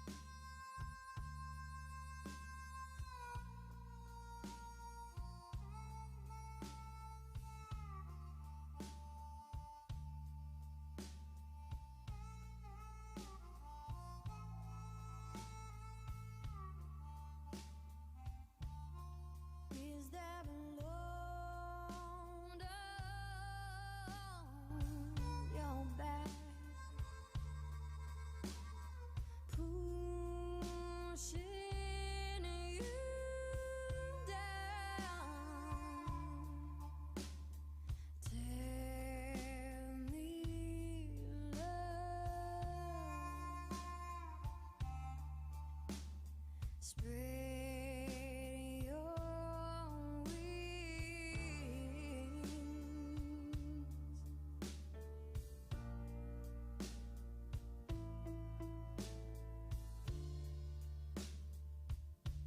A new day will come again. I promise it will get better. Give it some time. Free yourself. Let your troubles unwind.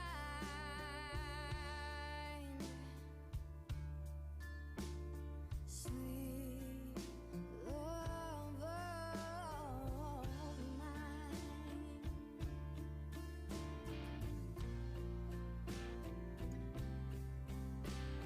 Free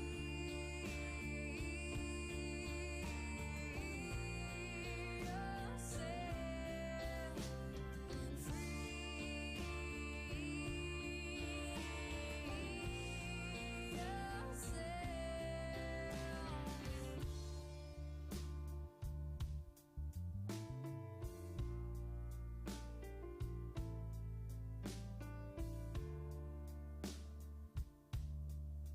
Is it a strain on you now? Pulling you down. Tell me, my love.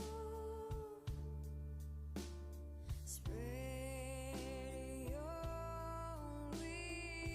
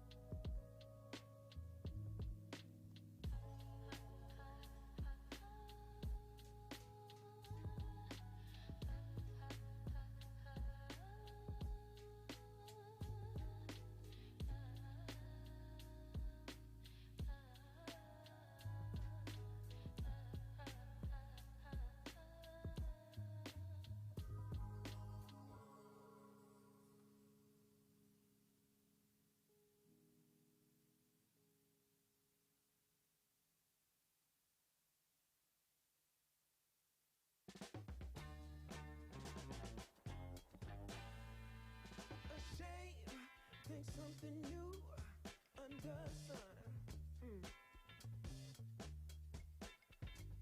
You can't take back them things you already done.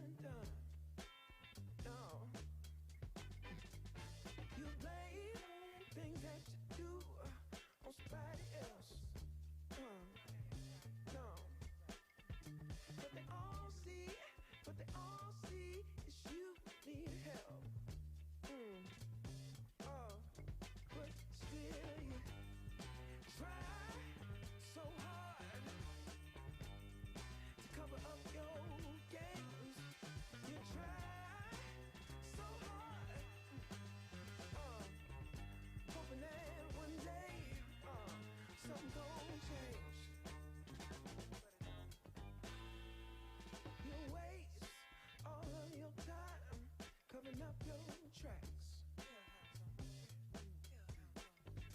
Spend all your days running away. You gotta watch your back, and that's the facts. You spend so much of your life scheming and trying to get over. Got you wondering why you come around. Hello. Hi. Hi, everyone. How are we all doing? Oh, no, come on. Let's hear some noise. How are we all doing? Terry, I think that they can be a little bit louder. I think so too. How are you all doing? Yes. That's what I like to hear. And I hope that you've managed to mingle, you've managed to speak to somebody who you've not met before, you've had a coffee, some tea, and you're feeling relaxed and you're ready for the next part of the agenda. Because the agenda is only getting better during the day, so you can be very excited about what is coming up. Now we would like to ask you to take a seat, because the next speaker we are going to introduce is a very inspirational person. She has really been a voice for young people around the world in all their diversity. It is the UN Secretary Special Envoy on Youth, Jayathma Vikramanayake. You do have a difficult name, I'm sorry to say, but a beautiful name. We are so happy to have you here. The floor is yours. Please put your hands together for Yamatya. Okay.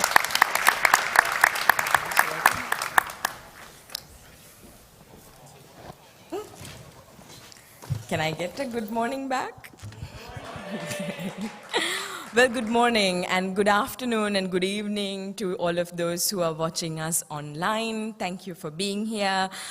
My name is Jayathma Vikramanayake and I am the UN Secretary General's Envoy on Youth.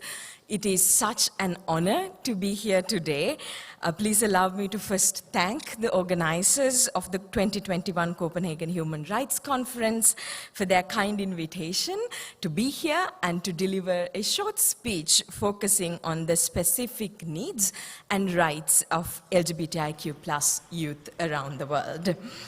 Well, this topic lies very close to my mandate as the United Nations Envoy on Youth. Together with young people, we work to empower and support youth-led and youth-focused leadership to bridge gaps in youth participation at all levels and ensure that young people are systematically included in the work of the United Nations and beyond. The challenges that young people as a generation face today are multiple and multidimensional, from a global climate crisis and escalating conflicts to widening inequalities that seriously threaten the social fabrics of our lives. On top of this, as we all know, our world is also rattled by the impacts of the COVID-19 pandemic.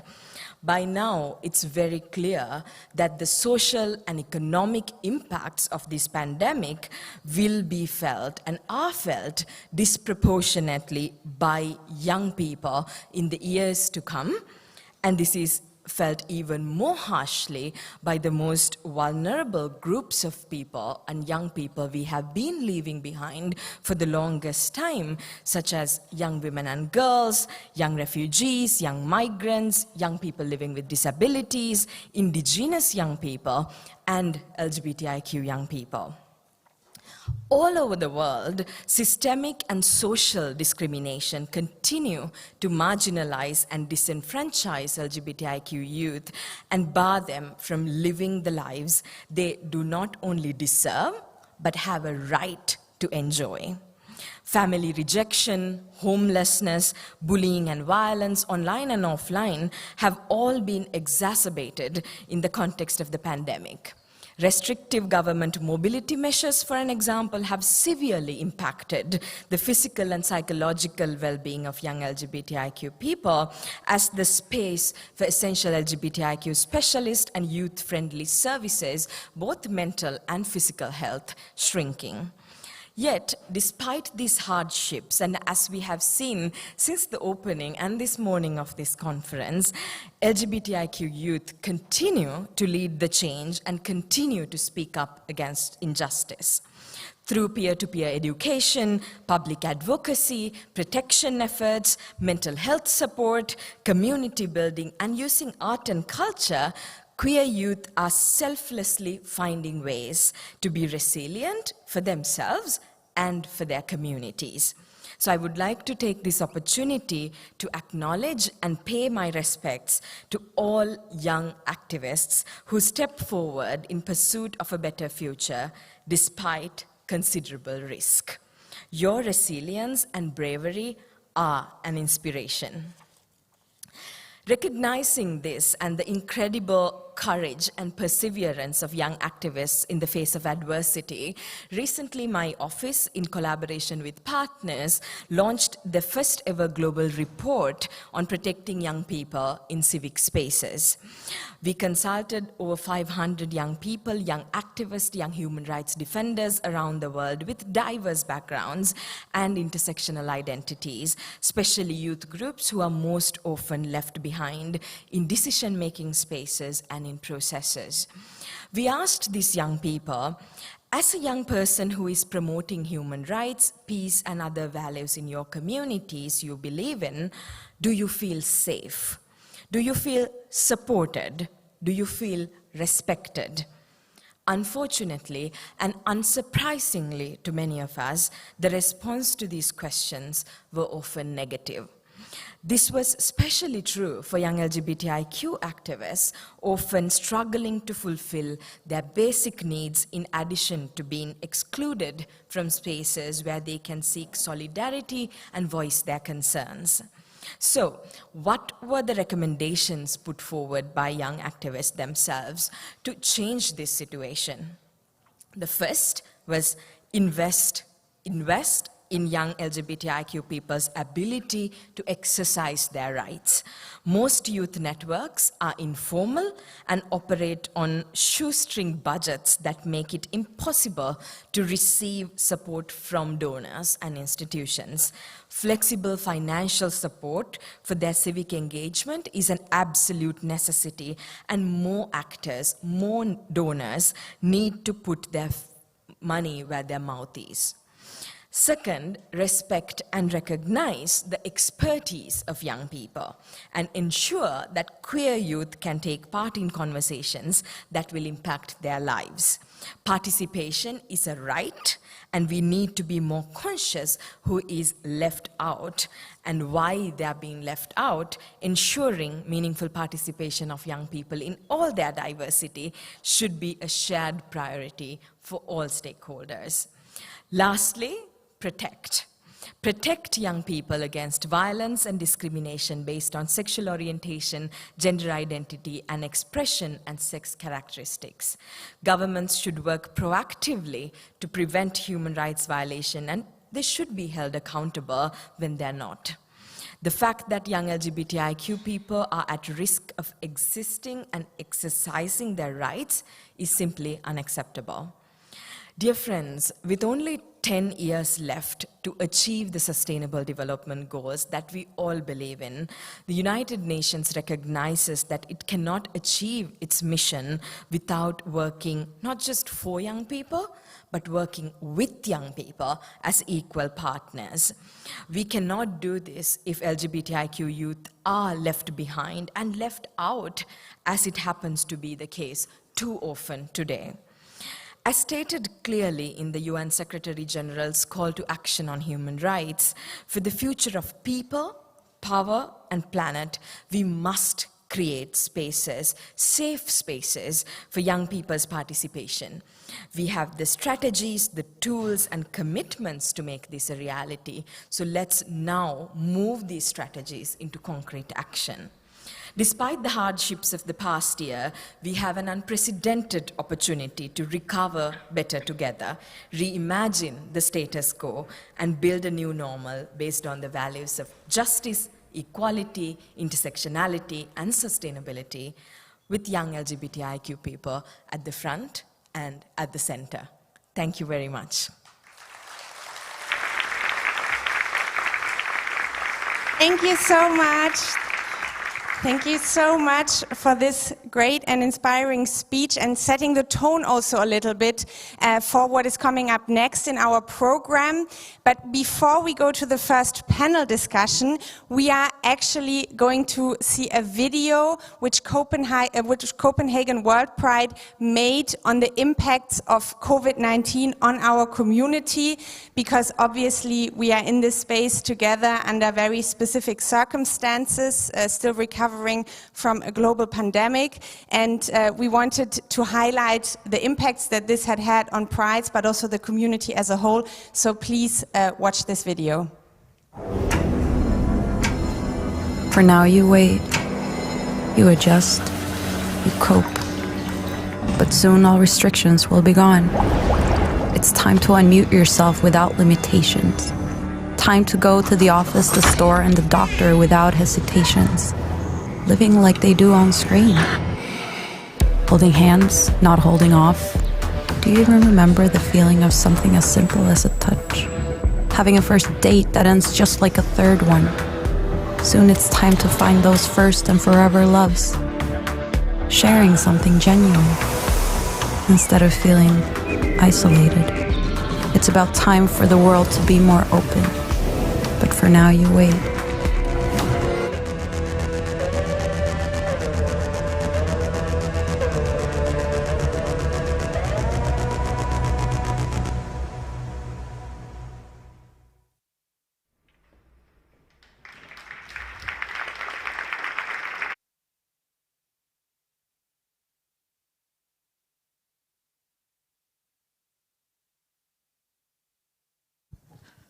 Right. Now, this is where we get into some real deep conversations, and we have an amazing plenary session for you. And what I didn't mention at the beginning, although I'm the co-founder of UK Black Pride, I'm also the executive director of Kaleidoscope Trust, which is an LGBT+ human rights charity based in the UK, but works primarily within the Commonwealth space. And I get to work with this next person who will be moderating this session, Juan Miguel Sanchez Marin, who will be taking you through this session, which is hosted by Kaleidoscope Trust, around the impact of COVID-19 on our communities. So I would like you to put your hands together and welcome the panelists and Juan to take the stage. The floor is yours.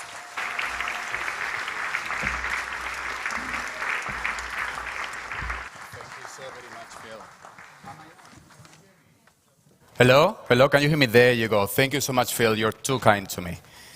So, hello, everyone. Elected officials, ministers, guests, friends, thank you for joining us today, and welcome to this very first plenary session of the Copenhagen 2021 Human Rights Conference.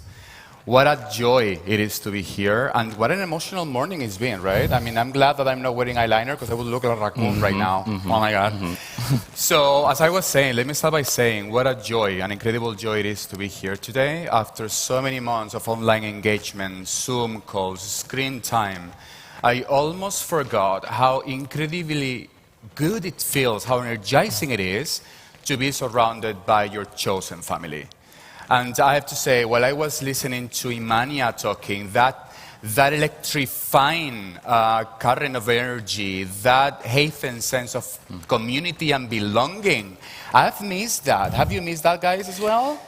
Yeah. Terribly, right? Yeah. So thank you so very much, I have to say, to the organizers, the supporters, for having this platform created to give us a space and to give space for activists coming from all over the world to just speak up and speak out.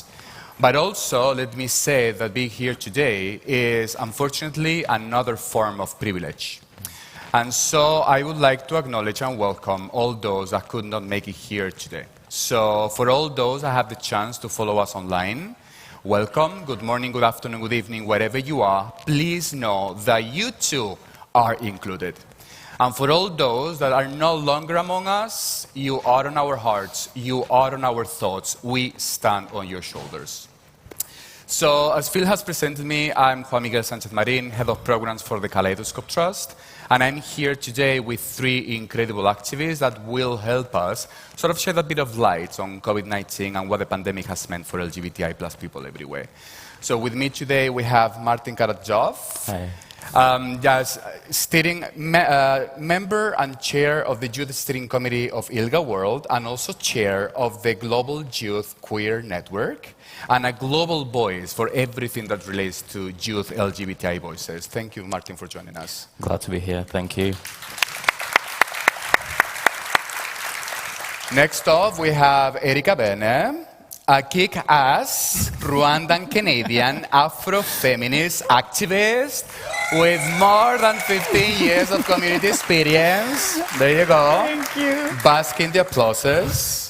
And she is the Member Services Manager for EGITS. Thank you so much, Erika, for being here with us today. And lastly, joining us online all the way from Bangkok, we have Cole Young. Hello, Cole. Can you hear us? Yes, I can hear you. Can you hear me? There you go. Yes, absolutely. So Cole is a trans masculine young activist from the US, serving as Health Program Officer for the Asia Pacific Transgender Network. Thank you, Cole, for joining us today as well. Thank you for having me. So, what are we going to start talking today? So, we're going to talk about that one thing that, we like it or not, has bound us together for the last year and a half. That one thing that has occupied our thoughts, our hopes, our dreams, our spaces, and that's none other than the COVID-19 pandemic. And today we're going to particularly be focusing on the brutal, disproportionately impact that it has had and continues to have on LGBTI plus communities everywhere. You know, rivers of ink have been written about COVID already, right? It opens and closes the news, it's on every single newspaper cover, on every single social media feed. We've known a lot about it, but I think it would be naive and almost irresponsible on our part if here, today, in this space, we fail to recognize how badly our communities, our siblings, have been affected by the COVID-19 pandemic, and the ensuing crisis that is following. And this is because while it's an unquestionable fact that COVID-19 has affected all of us in different ways, it's also true that none of us have been affected the same way and to the same extent. And here we're going to make use of this platform to keep reminding the world and those in positions of power that LGBTI plus people are still affected, continue to be affected, not only by the effects of the pandemic, but are also being invisibilized, neglected, and discriminated against in the public response given by the pandemic. So I think this is an important thing that we need to discuss today. So we're going to go ahead into business, right? So August 2021. It's been a bit more than a year and 6 months since the OMS declared COVID-19 as a global pandemic, right? We've heard and read plenty about it. We know how badly affected LGBTI plus people everywhere have been. We have plenty of research to back that claim.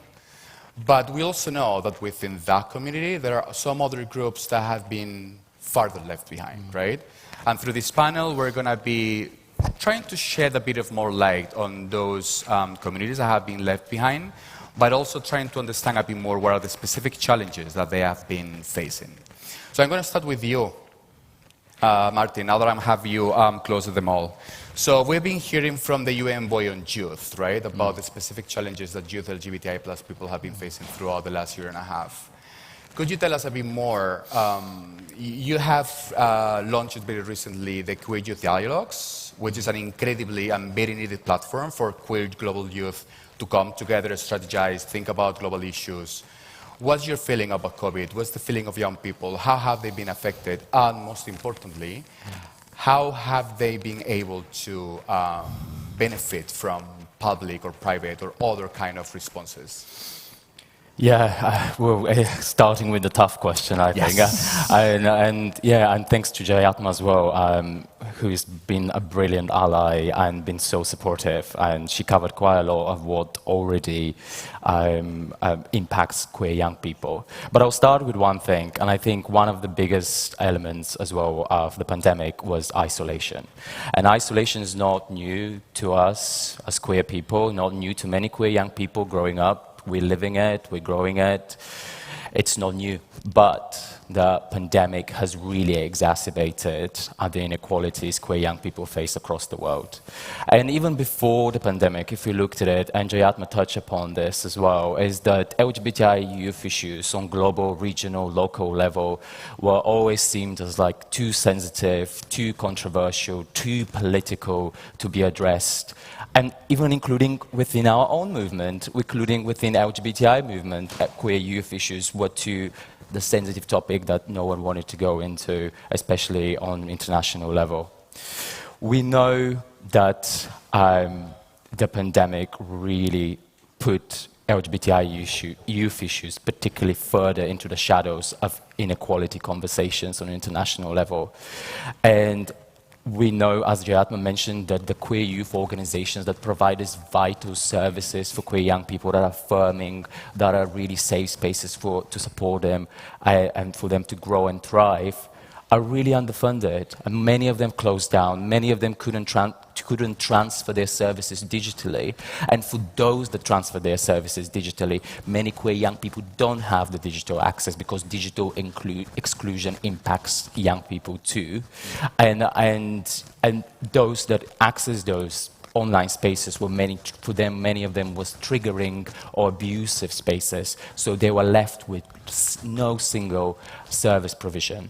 And we know that the already existing inequalities, whether we talk about homelessness of queer young people, where the data exists, we know that it accounts of over a quarter of all youth homelessness in many major cities, which is awful, and we need to do something about it. But what pandemic has done is deepened that, and it's created furthermore problem with homelessness amongst queer young people and exposed the hidden homelessness that would already existed there, but we didn't see it before the pandemic. We know about mental health that's deepened the crisis of queer young people who already were suffering globally from it. We know that young trans people and non-binary people accessing service were really suffering from the denial from local authorities for their rights being politicized and being denied to basic human rights. We've seen how our queer youth rights have become a battleground from across the political spectrum on the cost of our lives, dignity, livelihood. That's what we have been seeing happening all across. And to add on to that, we know that queer young people, in general, young people have been really ignored in the recovery of the COVID. But queer young people in particular have no say in the measures that will impact them for decades.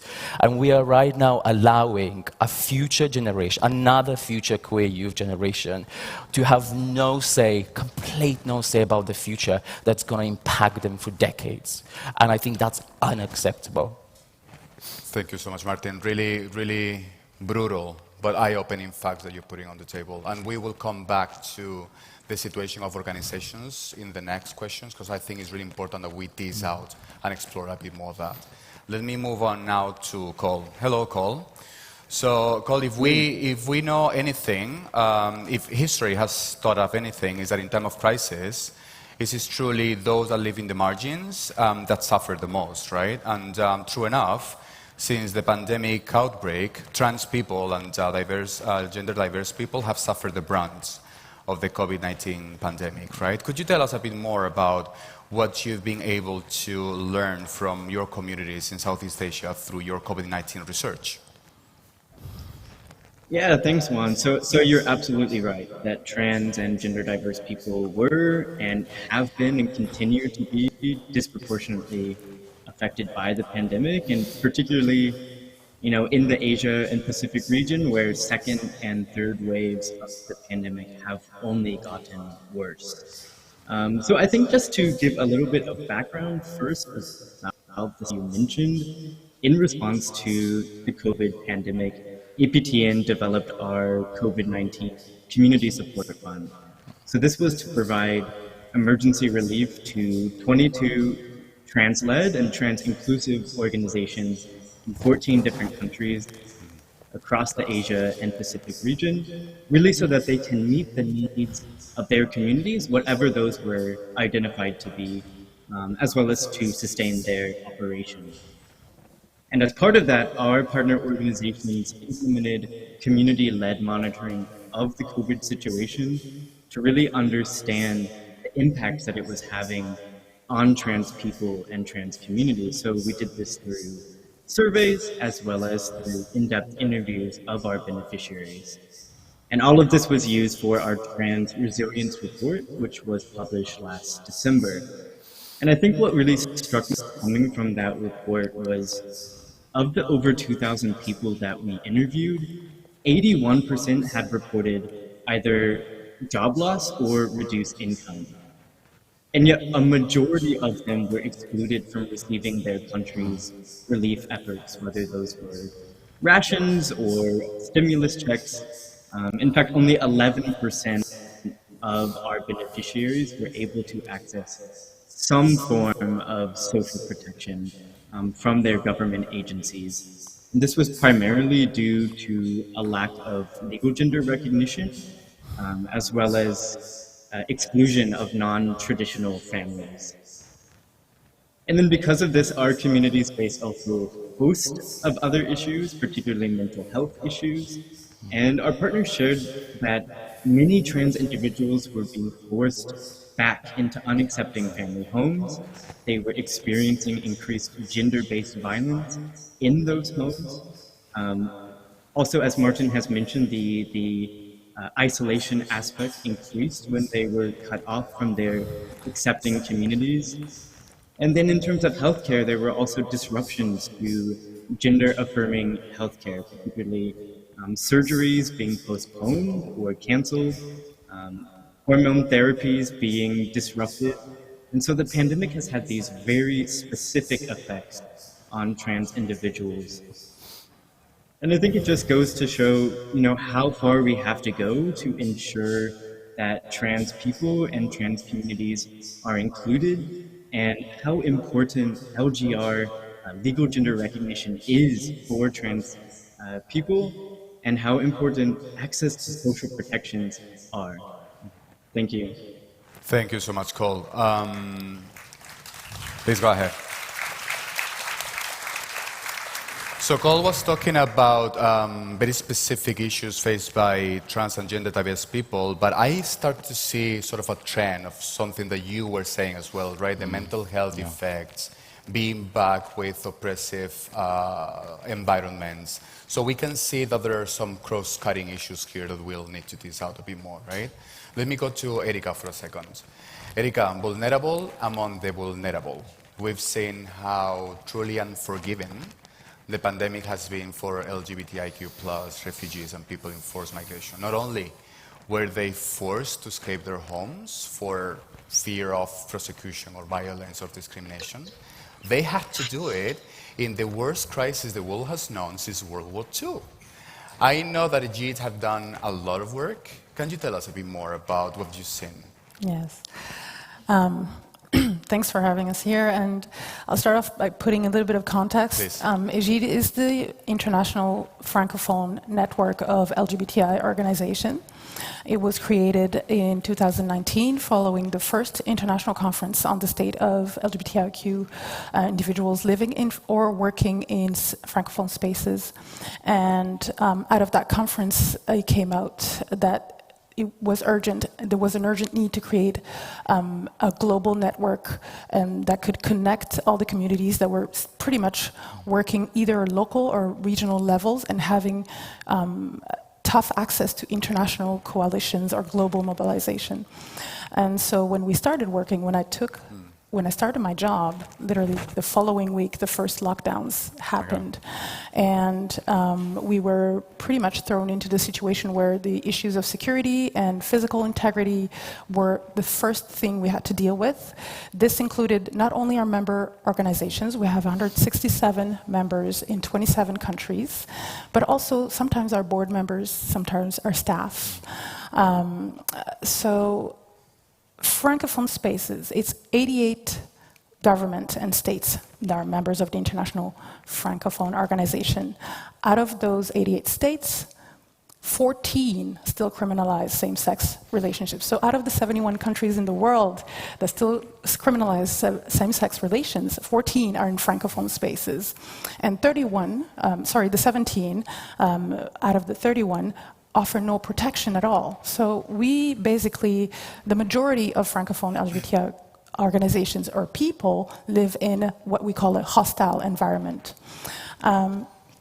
So we were faced with challenges where, health measures closed borders, lockdowns put people at risk, that was mentioned before. Our communities had to face prejudice, violence from communities, from families, the religious leaders, but most specifically in the hostile environment, state-sponsored violence was exacerbated by those measures. And we had to figure out, with no experience in the matter, how to coordinate efforts to resettle safely affected victims, mostly activists, mostly member organizations, through no pathways, as borders were closed, as mentioned, so no airports. And we were facing also increased practices of screening from private airlines. So the usual, we can find your flight, try to get you into safe land, was no longer an option. And for this process, I want to shout out key partners. Number one, Rainbow Railroads, which are Canadian-based organizations. Yes, that specifically works with LGBTI victims as to help them escape these types of situations. They were key into guiding us and leading us into being creative and finding ways to secure the people we were helping. Another shout out is to the independent expert on socioeconomic issues, and whose office and team were very inclusive and very helpful with connecting us with local UNHCR offices or regional offices. Even during lockdown, these services were shut down. Immigration services were shut down temporarily. Every process was delayed. So it was a gruesome learning experience. But out of that, I want also give a shout out to our member organizations who are extraordinarily pulled together to be creative. And when I mean creative, any idea was thrown out there to find ways to move people from one hostile environment to a lesser hostile environment, and playing on anonymity to secure their safety. And without our member organization that were willing to work together from across the countries, across continents, we would not being able to secure certain lives and save lives. Unfortunately, we were also faced with violence, torture, death. So yeah, it's been a learning experience, and it's still ongoing. We're still dealing with it. I'm sure of it. More power to your member organizations. They've been doing a great job, same as LGBTI organizations everywhere, trying to cater to the needs of LGBTI plus people everywhere. So an applause to them, please. And actually, this serves as a really nice segue into our next section. And I would like to focus a bit more on the effect that the pandemic has had on LGBTI plus organizing and on movement building, right? We're used to hear COVID-19 as a health crisis, as an economical crisis, but I think very few people actually realize that COVID-19 is actually becoming a crisis on human rights globally as well. And that's something that we have to remind people, right? We've seen how organizations, we've seen how movements have been badly affected by the pandemic, the restrictions, the lack of funding, the funding going to COVID responses could not be otherwise. But it's been really tough to work with organizations and realizing that often there is only one or maybe a handful of LGBTI organizations in countries where people are persecuted, and those organizations are under danger. They are literally at the brink of extinction because of diverse factors, right? Weaponization of COVID by authoritarian regimes trying to shrink civil space or curtail fundamental freedoms, lack of funding, lack of actually attention to those issues because everyone has seemingly more important pressing issues to look at, right? So I'm here today with 3 representatives from organization-based, from member-based organizations, right? So I would like to ask you, how have your organization sort of braced the storm? This has been created a really difficult place for them to be in, right? So how have they been the storm? Have they been accessing the help that they needed? What kind of creative, positive responses they have been coming up with? May I start with the other way around? Erika, let's start with you. Sure. It's been a journey. In our case, we created an emergency fund. It was about $55,000, and we had 25 organizations that beneficiated from that. Our priority was really to ensure that organizations that are ready work with scarce resources in francophone spaces. We're able to remain open, we're able to still provide and continue to exist past the pandemic. Of course, that was during the first lockdown. We are here today and we still have to deal with it. We never anticipated it would take so long to navigate that storm. We also have another program called Le Fonds Charlot Jeudi, which initially was created to build capacity. And so this, again, was basically to help our member organization or expand the aid to more member organizations to ensure that they have the means, they have the tools, and they have the access to the resources. And why I'm saying that is the Global Philanthropic Project published a study in 2019 and concluded that Francophone organizations only worked or only received 0.5% of the global resources that were invested in fighting equal rights for LGBTIQ. Secondly, the language barrier has been the main reason we don't hear, we don't see what happens in the context of Francophone countries. And so accessing information is impossible. It's mostly in English. Accessing platform, advocacy mechanism, all these issues, even at the UN, where French is an actual official language, it's difficult for our members, it's difficult for us to be seen, to be heard, and to participate in these programs.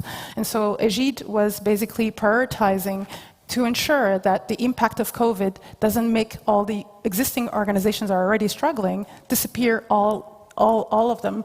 And so we also noticed that what was missing with this network, like I mentioned before, was collaboration, solidarity, and through the impact of COVID, we were able to build relationships. North-South solidarity was actually reinforced, but even South-South solidarity.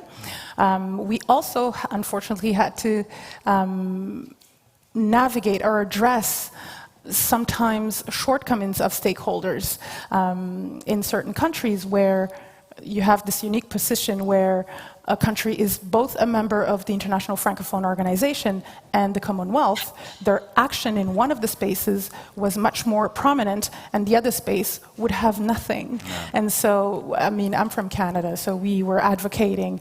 But we also have situations where within one country, certain health measures were more protective in the mainland, and then the islands that are in the southern hemisphere were not treated with the same access to health, the same access to safety, and same measures, precarity, poverty, etc. So we had to basically fight for that visibility and ensure that stakeholders know that these spaces have to be, all of them have to be treated equally, and all of them should have the opportunity to survive and continue to fight for our rights.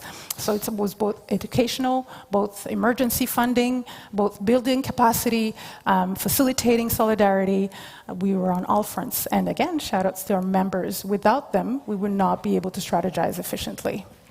Absolutely. Thank you so much, Erika. Now that you are on that line, I would like to go to Cole, because I am sure that this relates also to what the ASEAN Pacific Transgender Network has experienced throughout this last year and a half. Cole, can you tell us a bit more about how trans and gender diverse people organization has sort of raised this storm, and how APTN Community Fund has helped us and helped them? Yeah, sure. So very early on, APTN did a survey of our partner organizations to really understand how the pandemic was affecting them and their ability to continue to do the work that they are doing.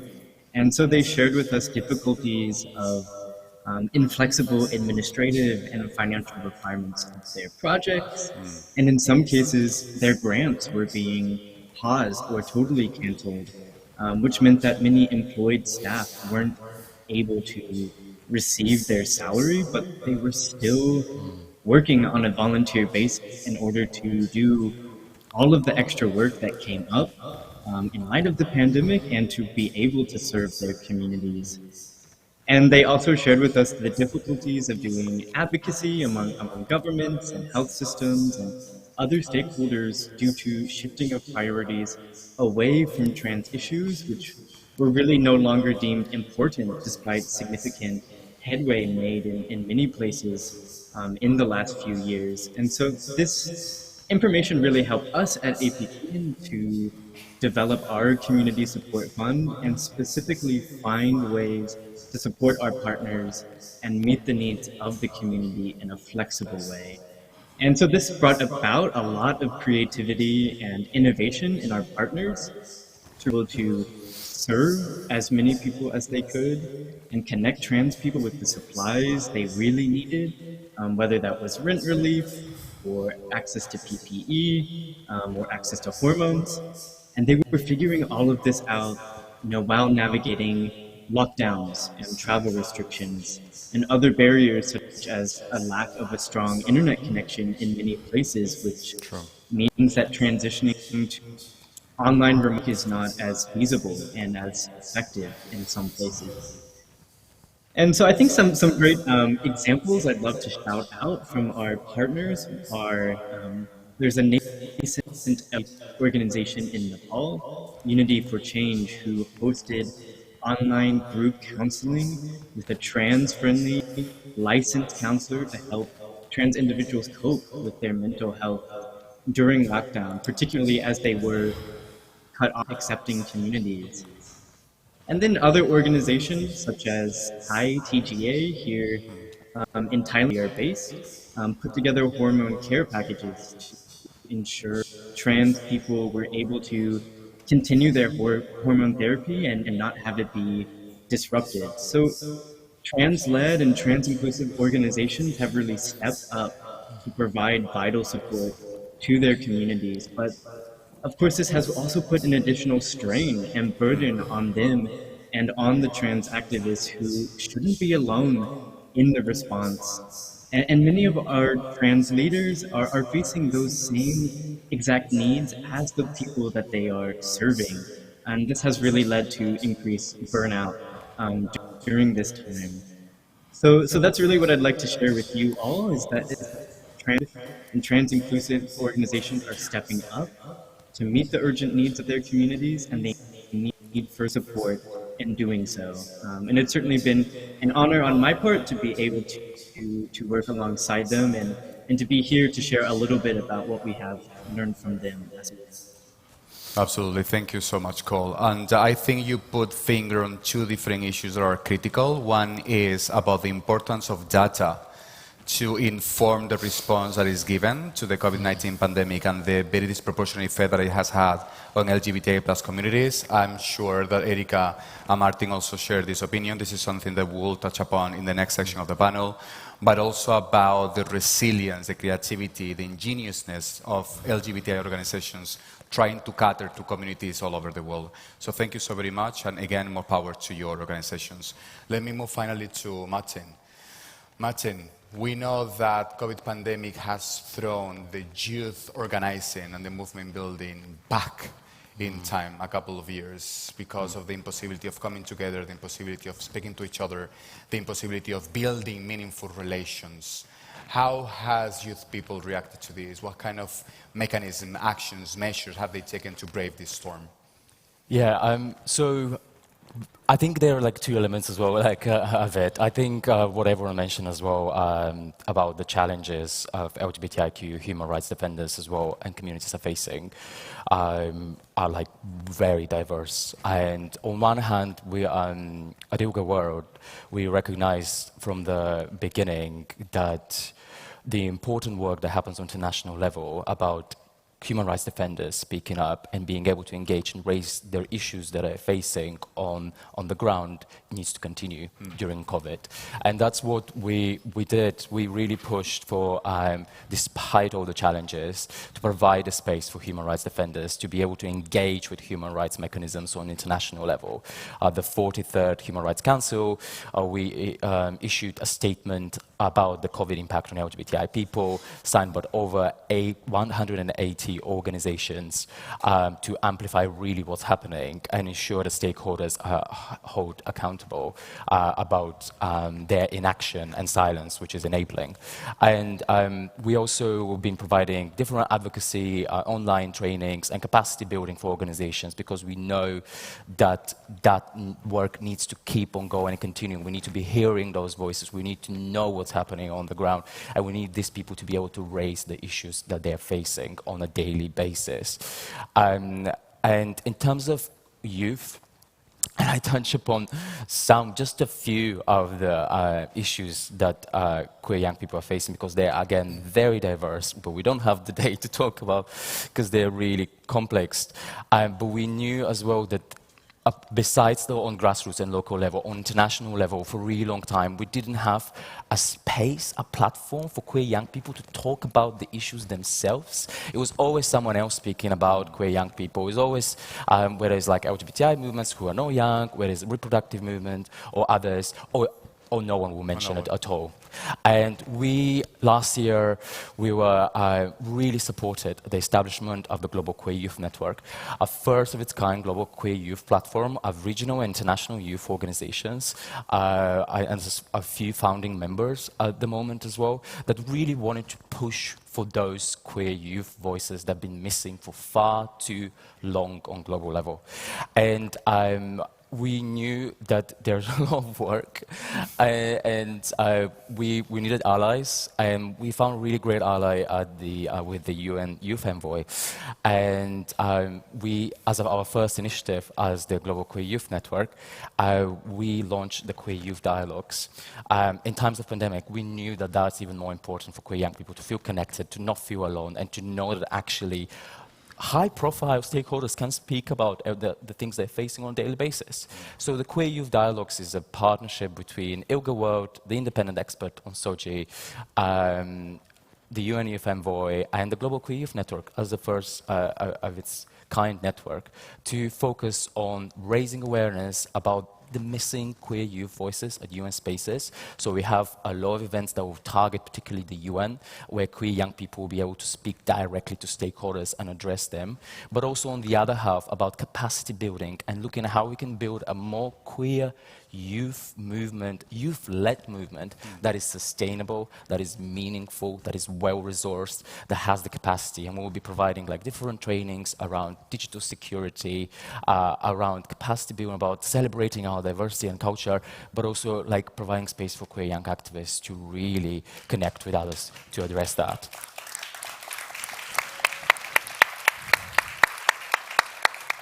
Thank you so very much, Martin. And actually, I really want to piggyback on what you just said to move on to the final section of the panel. So we've been hearing, you've touched upon what needs to be done to sort of get out of this together, right? Capacity building, more knowledge, more research, more data. So we're keeping on hearing that what we are is in a process of going back to normal. Right? But I wanted to ask you, what is normal exactly? Is normal actually good to us? Has it been good to us? Has it been normal what brought us here in the first place? I would like to shift our attention for the last question to what recovering back better means to you and your organizations, right? I want to touch upon and explore what you think needs to be done to really walk that path towards a recovery that is inclusive of LGBTI plus identities, that is equitable, that is sustainable in the long term. And I would like to ask you, you've been given a fantastic platform today. You're speaking to decision makers, you're speaking to ministers, you're speaking to guests, different activists from different parts of the world. What would be your call of action today for them to walk out of this room and say, okay, enough of listening, let's make this happen? And I'm going to start with Cole. Cole, what would be your call for action? How does an inclusive and sustainable recovery look like to you and the communities that you serve? Yeah, so I think a sustainable and inclusive recovery for trans people has multiple parts.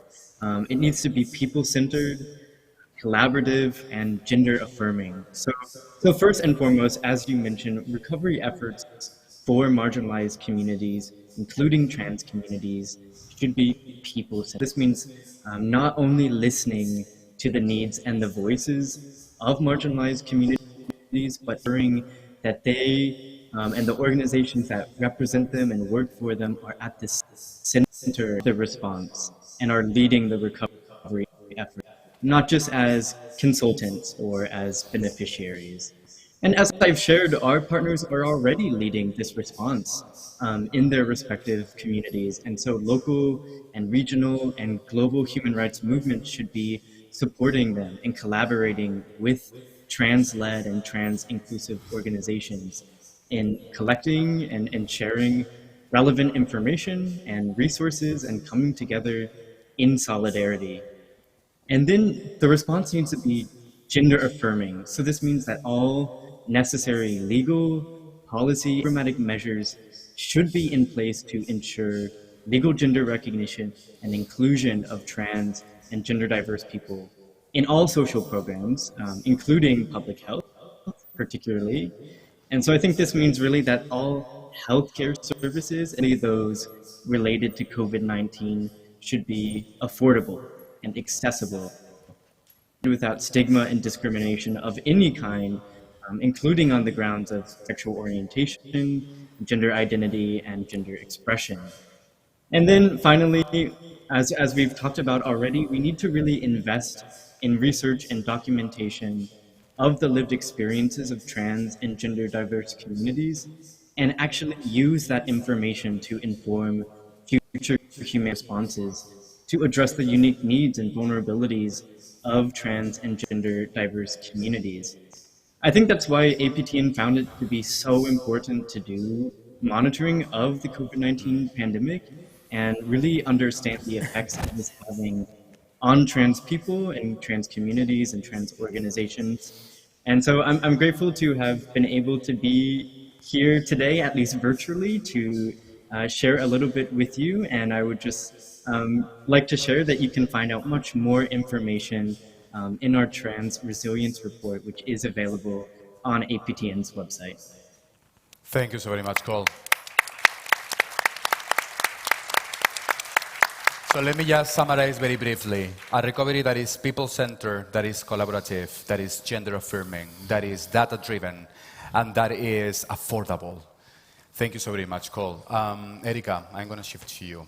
So we now have a number of tools and guidance, right, on how to drive this recovery to make it more sustainable, more equitable. Thanks to Victor and the UN mandates, we now have the Aspire guidelines. Many other networks, many other organizations, such as the Equal Rights Coalition, have come out with guidelines and statements trying to say what needs to be done to get there, right? But are we there yet? What's your feeling? How's your community? How are your communities feeling about it?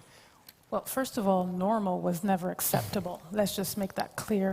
For queer rights, whatever normal means to that majority of the people that are sharing the spaces we live in doesn't include it. So it was never normal for us.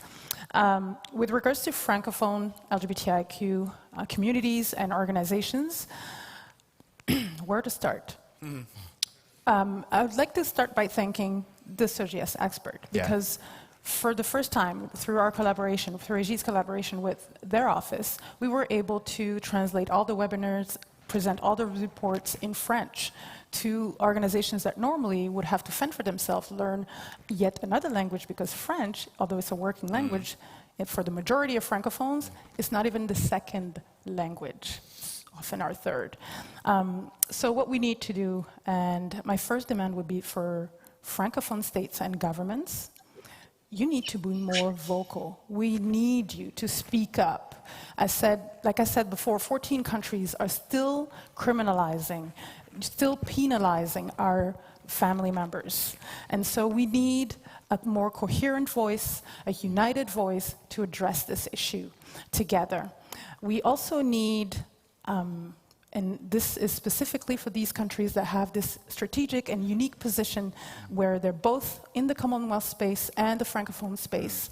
Please share equally. Please get involved equally. If you need to understand the context, we are here. Our members are here. They only ask to be heard, to be involved, include us. Nothing by us, without us. And when it comes to building programs, building strategies globally, stakeholders, it's important, and this for the Francophone community, it's important to recognize and acknowledge the historical and colonial past that has affected queer communities in Francophone spaces. Why am I mentioning this? I'm here, I'm from Rwanda. I have an identity that existed before the Belgian community came and showed us civilization, yet I have to use approximate terminology within the LGBTI plus acronym to explain who I am and why I'm being discriminated. So a lot of our realities are being lost in translation already in French. And then we have to retranslate that in English because we don't have that access. So please call us so we can build these policies together, so we can strategize together and include these spaces. Call our members. And we basically need your money. No, but it's true. Say it out loud, say it out loud. See, for the people at the back, we need your money. We are part of the economy, we are part of this world, we are part of everything that we hold dear and we share.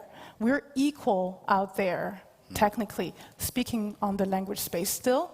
So, and the majority of Francophone spaces are in the South, you know, the emerging economies. Please, if you're an ally, show us, invest in us, believe with us, work with us. We're here and we will show you how to do it. So come find Egid, come find the information. We just held our international conversation a conference on 3 days, end of June, where every single stakeholder, institutional, activist, governments, they met, they talked, they showed what the issues are in our world. We have the tools. We're ready to help. We're ready to be involved. Call us. Thank you so much. There you go. How important it is to decolonize the human rights discourse and the aid in general, right? Yes. So enough on your colonial approaches. You have organizations, network doing the work on the ground. Go reach out to them. Let them do the work they are there to do. Thank you so much, Erika. Martin, we have just 5 minutes left. Yeah, I will be brief. So I'm going to finish off with you. Okay, yeah. Okay, so they normally say that youth is the future. And I think that's a double-edged sword. Youth is the future, but they are the present as well, right? So what would be your call for action if you could just say something to close off this panel? What would you like people to hear from ILGA, from the Youth Network? What would be Yeah, before I address, I think, all the stakeholders and the ministers who most of them left, I would like to say, like what you mentioned, I'm tired of hearing recovery, recovery, recovery, recovery. I'm just like, are we setting the bar that low that we really want to go back? And it's just like, in times of this, it's just like we need proper systemic change if we really need to like support queer young people. We don't need to go back. Back was awful. And we can't deal with that. And I think to all the stakeholders, most of them who have gone, most might be joining online, is whether decision makers, corporates, and everyone else. Young people, queer young people, are fed up of like constantly being said, oh, you can do this. You're like, no, no, no, no. I think it's time for you to step up. It's time for you to properly step up, to ban all harmful practices that impact queer young people across the world, because it's your duty of care to protect all young people in all of their diversity, and you're failing at it. It's time for you to meaningfully involve queer young people in decision making, not keep them as tokens and stick boxes on your agenda. It's time for you to fund properly queer youth-led movements, but adequately. I think but besides that, we know that you as stakeholders can do so much more, but you use our LGBTI youth rights as a political background. You use them for political gains and for profit. And whether you are those that attack us and deny our basic human rights, or those that put rainbow flags and put them in space whilst destroying the planet, whilst hoarding wealth or waging wars, you are part of this problem. You need to step up. We hear a lot of people, especially here as well, including here in Denmark, of people talking about stepping up one specific human right, but then denying the others and still call themselves progressives. This is unacceptable. You can't do that. And finally, before I go on a long rant about it, I want to say what pride is for me. And pride for me is always and will always be a protest against all forms of injustice. Pride is a solidarity with everyone that faces those injustices. Pride is a vision, is an alternative vision of what we're seeing now for a fair, better, and just world. So my question to you, all stakeholders who are missing or who are here or who are joining online, what is your role in achieving this vision today? Thank you. Thank you so much, Martin.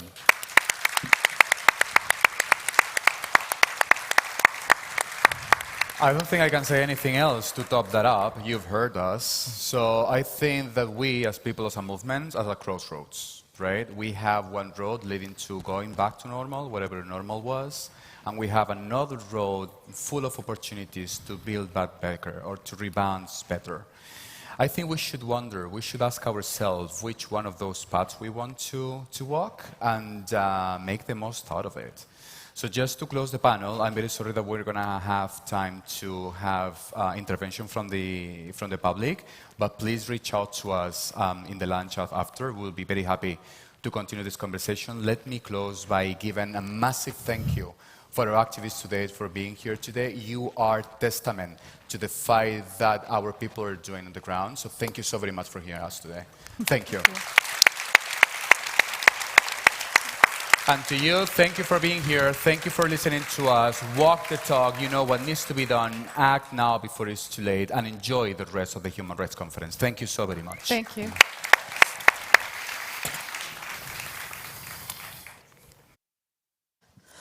Thank you so much, Erica, Cole, Martin, and Juan, for doing and speaking truth to power, for making sure that you continue to uphold human rights for LGBT plus people everywhere.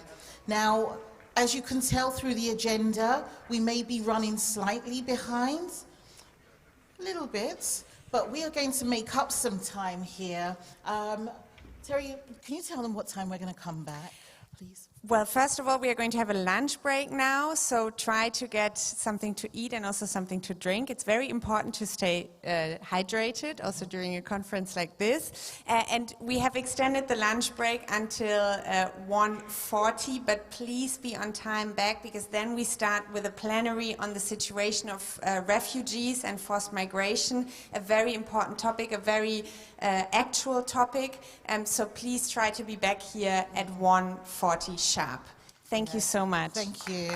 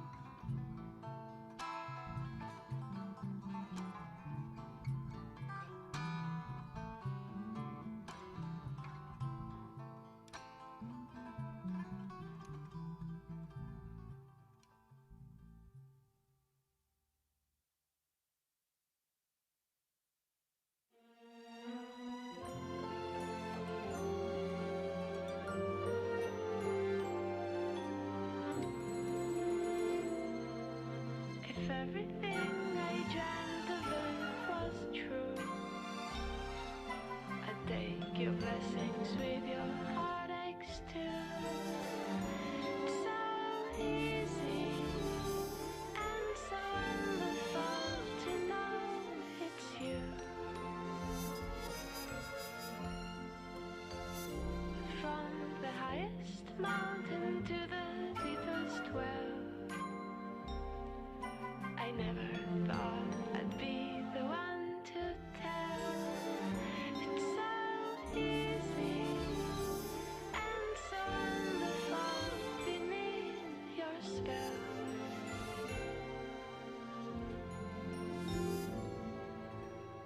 Bright is the shadow that my true love casts. Dark is the light he shares. If I could only have one more night, I'd forgive him, I swear. I swear. I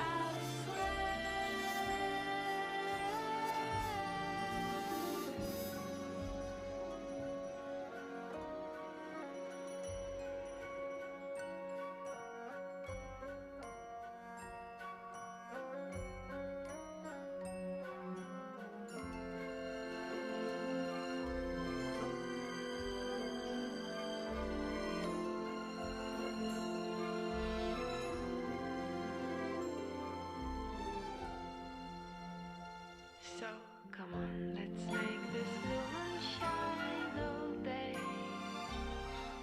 Let's make this world do everything you say. It's so easy and so wonderful to feel this way, to feel this way.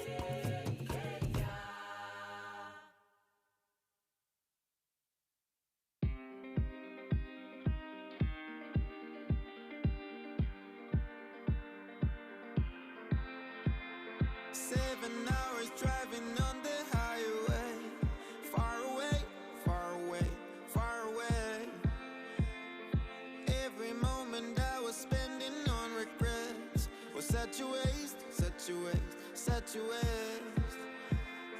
Looking on the city lights, flashing bright in my eyes. Look up to the sky and I got this relief inside, and there's no need to hide.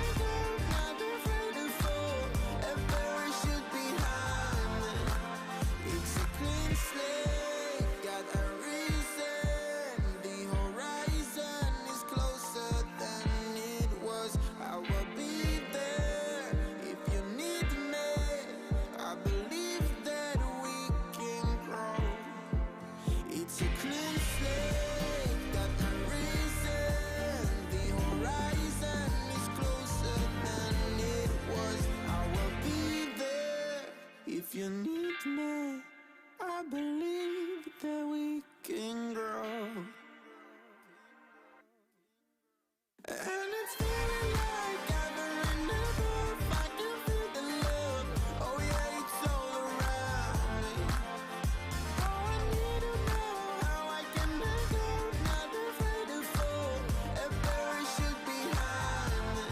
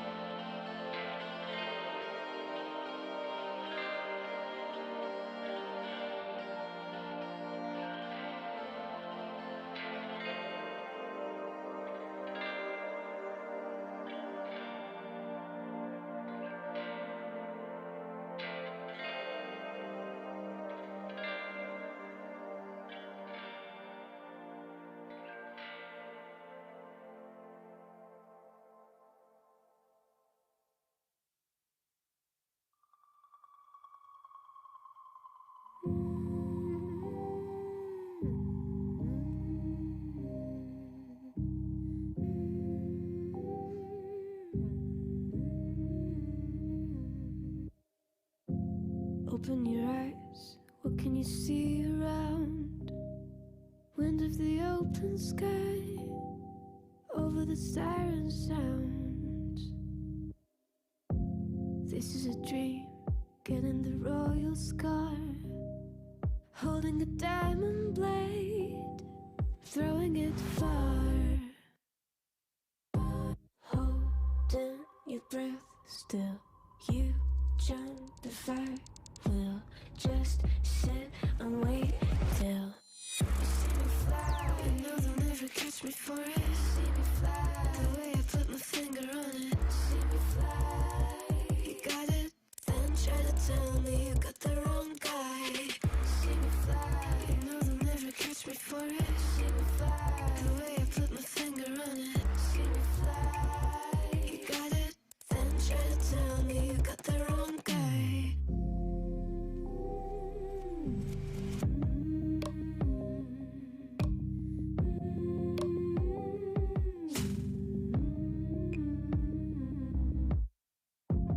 Look at them now, all of the noise they make, counting the cards to one. Queen of hearts never breaks. Falling asleep here might just take a while. Try not to grind your teeth, dreaming to touch my style. Well, can't say I blame you. Trying to come close to, but all you can do. See me fly, you know they'll never catch me for it. See me fly, the way I put my finger on it. See me fly, you got it, then try to tell me you got the wrong guy. See me fly, you know they'll never catch me for it. See me fly, the way I put my finger on it. See me fly, you got it, then try to tell me you got the wrong guy.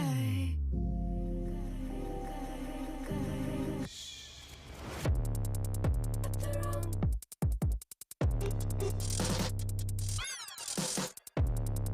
Got the wrong guy.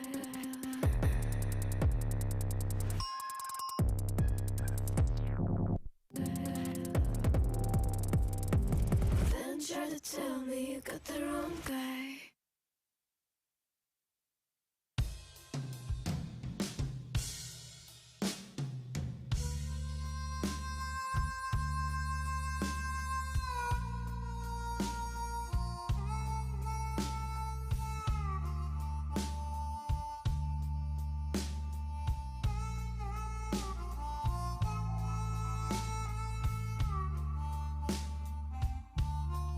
Is there a love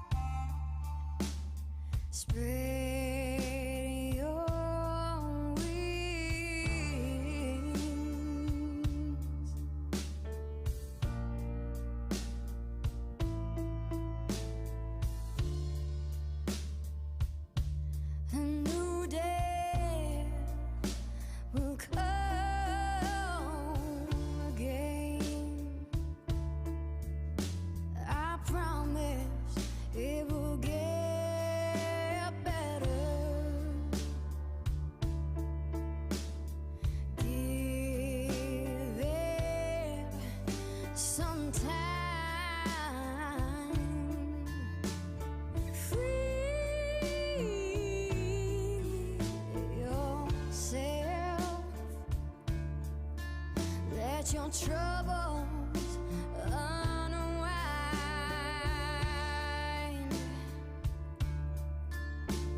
Sweet love of mine.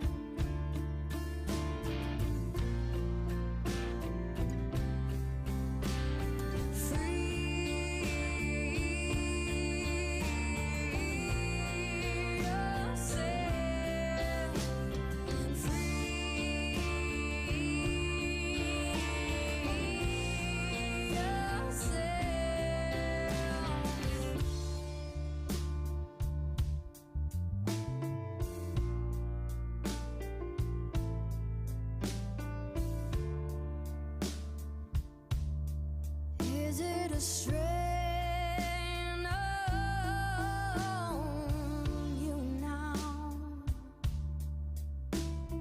Pulling you down.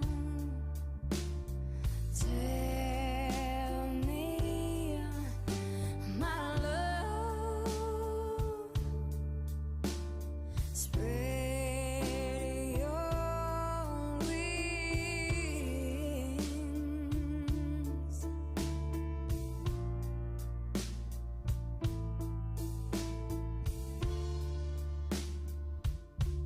A new day has come again. Did my promises make it better? Healing in time. Free yourself. Let your troubles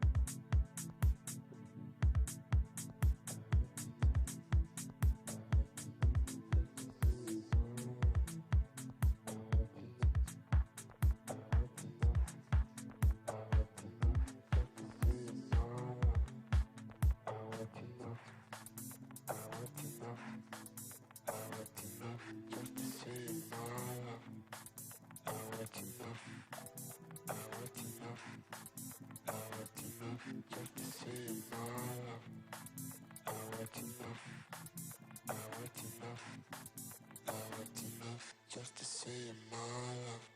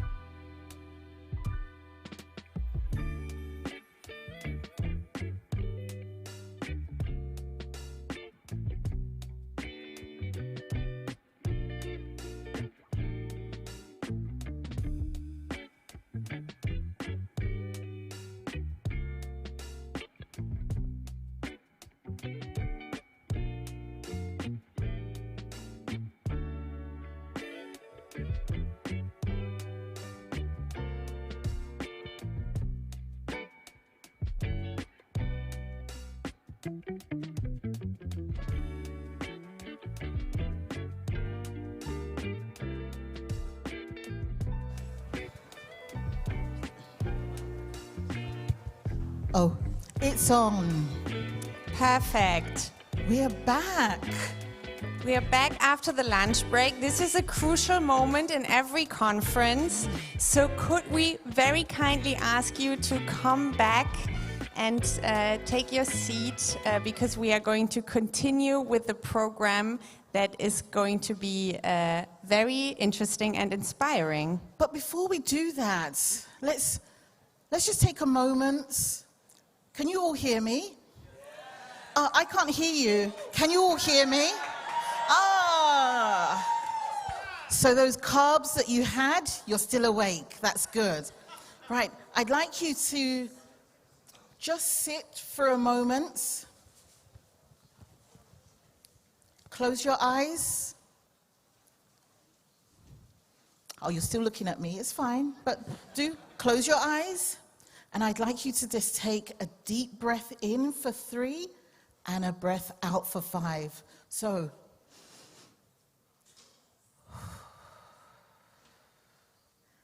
and do it again. In for 3 and out for 5. That's good. We are back. That's just me trying to pretend I'm a Reiki or yoga expert or something. But at least we're back, we're breathing, and we are happy, we're smiling, and I hope that you're full. So let's get back to the agenda, Terry. I think we are ready now, and the next panel that we are going to have could not be more timely, because as we have already spoken about this morning, as you know, the situation of refugees all around the globe, but specifically in Afghanistan at the moment, has really been a cause of grave concern over the past years.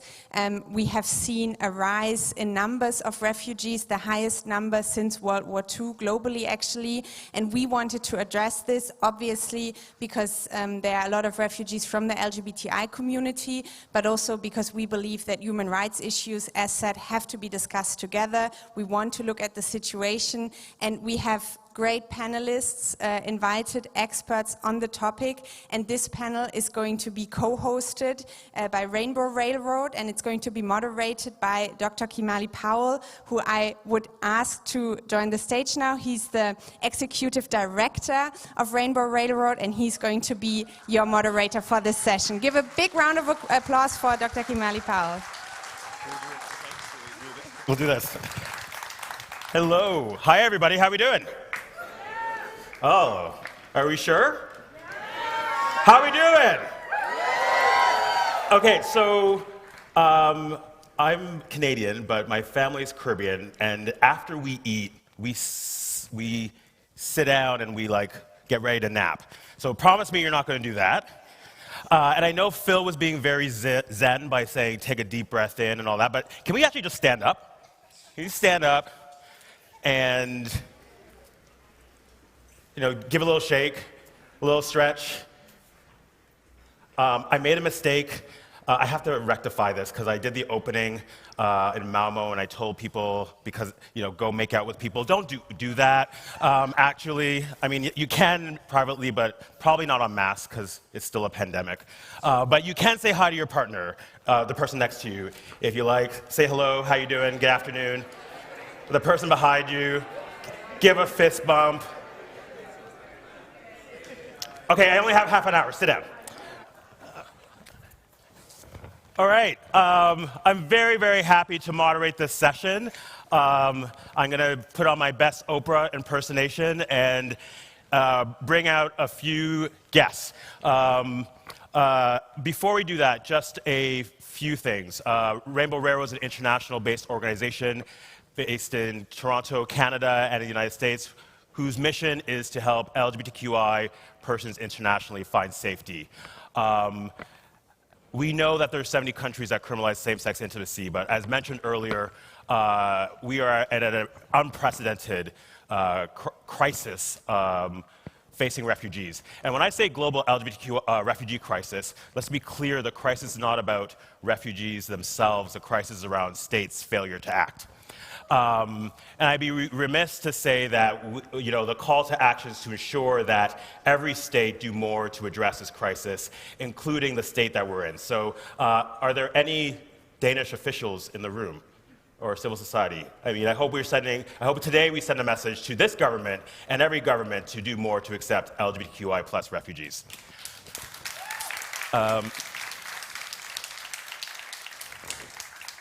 Since 2006, Rainbow Railroad has helped over 1,000 people from around the world find pathways to safety in many countries, something I'm really proud of. But we also field about 3,000 to 4,000 requests for help each year.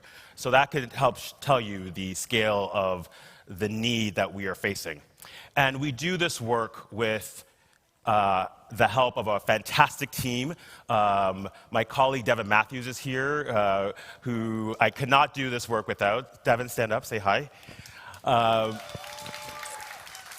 phenomenal team in Canada, the United States, and hundreds of volunteers.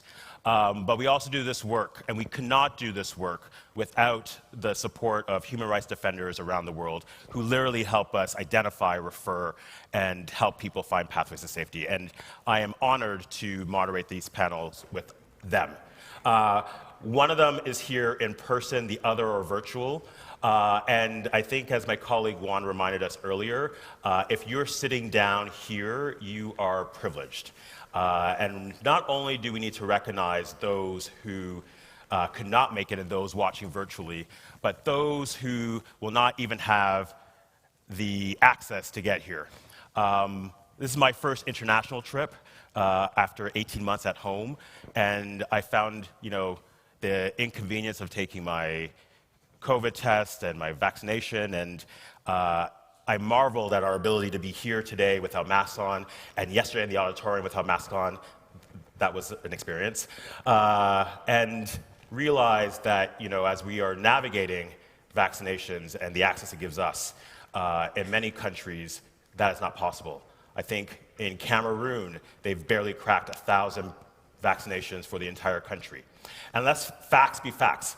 In higher income countries, we've hoarded vaccinations. And so as we move on, let's not forget who we're leaving behind. And as we move on, one of the things I'm most concerned about is that the right to asylum is denied. And so as we are sympathizing with the Afghan refugees, many of them who are LGBTQI+, we have to ensure that access to vaccinations is global.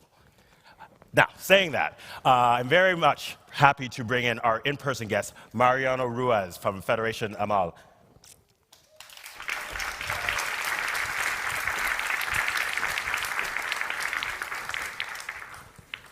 That was a bad fist bump, Amal. All right, there we go. And virtually, very happy to have with us Dr. Frank Mugisha, my friend and hero of mine from Uganda. Frank, are you? Hello, Frank. Also, hi. How are you, Frank? I'm doing great. Good. We also have Craig Paris from the Refugee Coalition of East Africa.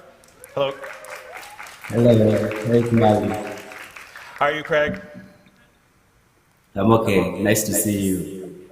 Great. And joining us from New Zealand is Eliana Rushkin.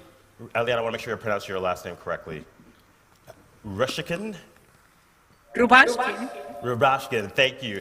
And what time is it now, Eliana? It's midnight. Okay. So I know everyone's going to be paying very close attention since you were up late for this conversation. We want this to be an interactive conversation. This is a topic that, of course, is near and dear to my heart and the hearts of our colleagues, and I hope is of interest of you. And so I am going to take questions.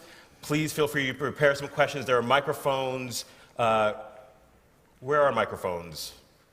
Those of you who have it. And microphones will eventually show up. I'll do some questions to the panelists, and then I'll invite you all to participate. Sound good? Great. Thank you. My first question is to you, Frank.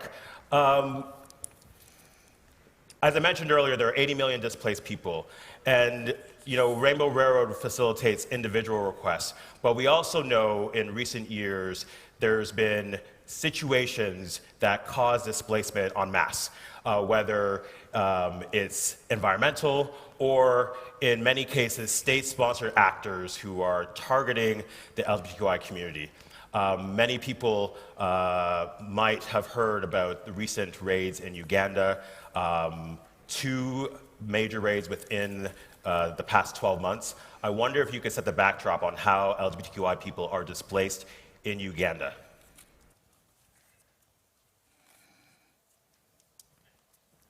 Frank, you're on mute. I thought it was in person. I wouldn't have to say that. I'm so sorry.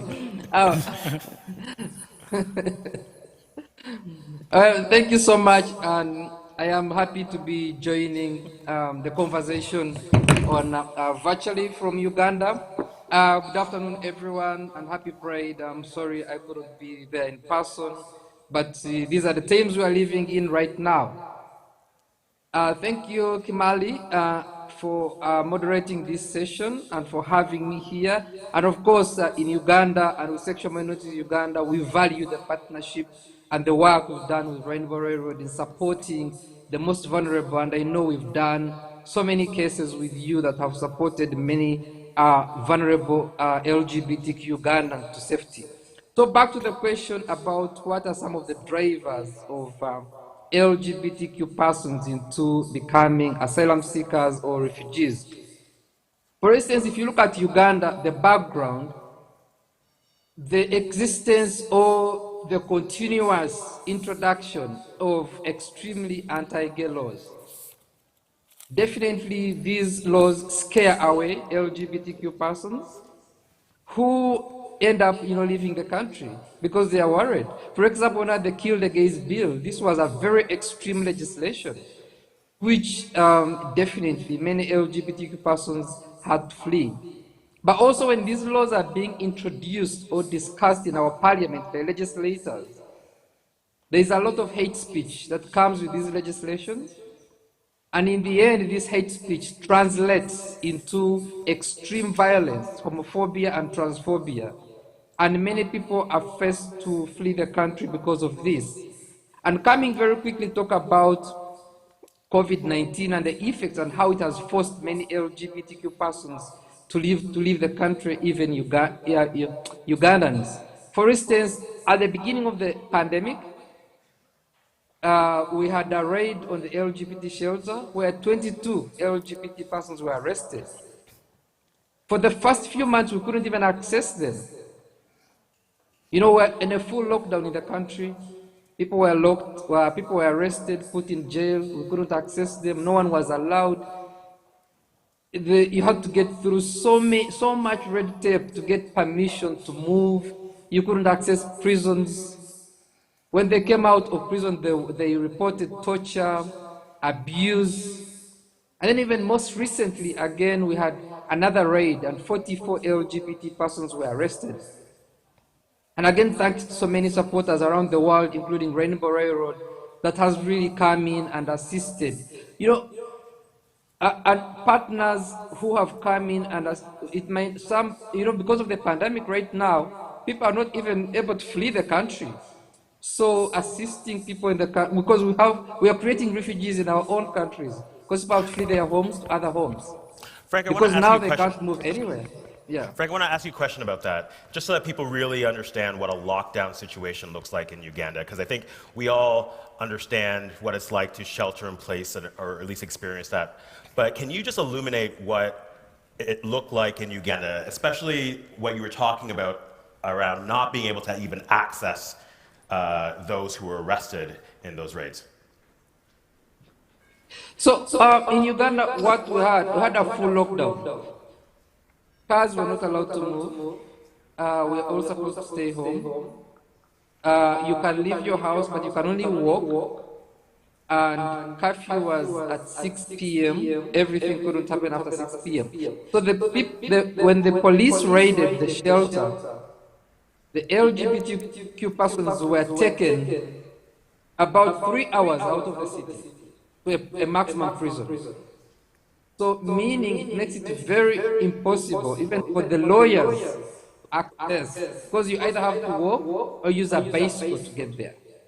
But even when we got them out of jail, like I'm saying, they couldn't go back to their homes because they had been exposed on the media, or they were so scared. Some of them, it was their first time to be in jail, and they were incarcerated for over 2 months. And for the first month, they didn't have access to anyone. We didn't have information how they are doing. They couldn't access any medication, those that needed treatment, because we simply couldn't move. There was no way to move in a vehicle. You required to get a permit. And the other part of and that... this permit was yeah. very difficult to access as well. The other part of it was the reason that police arrested individuals. They used the lockdown as an excuse to target those folks in the shelter. Can you explain about that a little bit? So the reason for the lockdown, of course, the government came up with the lockdown as to ways of controlling COVID-19, but then people were allowed to stay home, and then the police raided a shelter. This was a home. This was their home. This is where they were staying. But then the police came and raided the shelter, saying, you are many people in one place. But this is a shelter where 22 people are supposed to live. Right. I want to bring in Craig to this conversation. Craig Paris from the Refugee Coalition of East Africa. Craig, you're doing phenomenal work helping migrants who enter Kenya. Can you give, and many of them from Uganda, can you talk a little bit about the work you're doing to support them and what LGBTQI people who have fled into Kenya are facing? Yeah, thank you so much. My name is Craig. So, as we know, around the continent in Africa and in our region in East Africa, gay people are persecuted, and when they run away, when they seek asylum here in Kenya, Refugee Coalition of East Africa, or REFCIA, we are the organization that helps to plan for the sustainability and when the time people spend here as they wait for their research of it. So Refugee Coalition of East Africa, we are an umbrella organization that unites several organizations that are based in the community that help LGBTI people who come here to seek asylum. So many people that come here in Kenya and seek asylum, they spend upwards of six years, and as they're here, they may not have employment, they don't have even food. So these organizations help to look for resources for people who want to support LGBTI people. So as they wait here, the CBOs that help them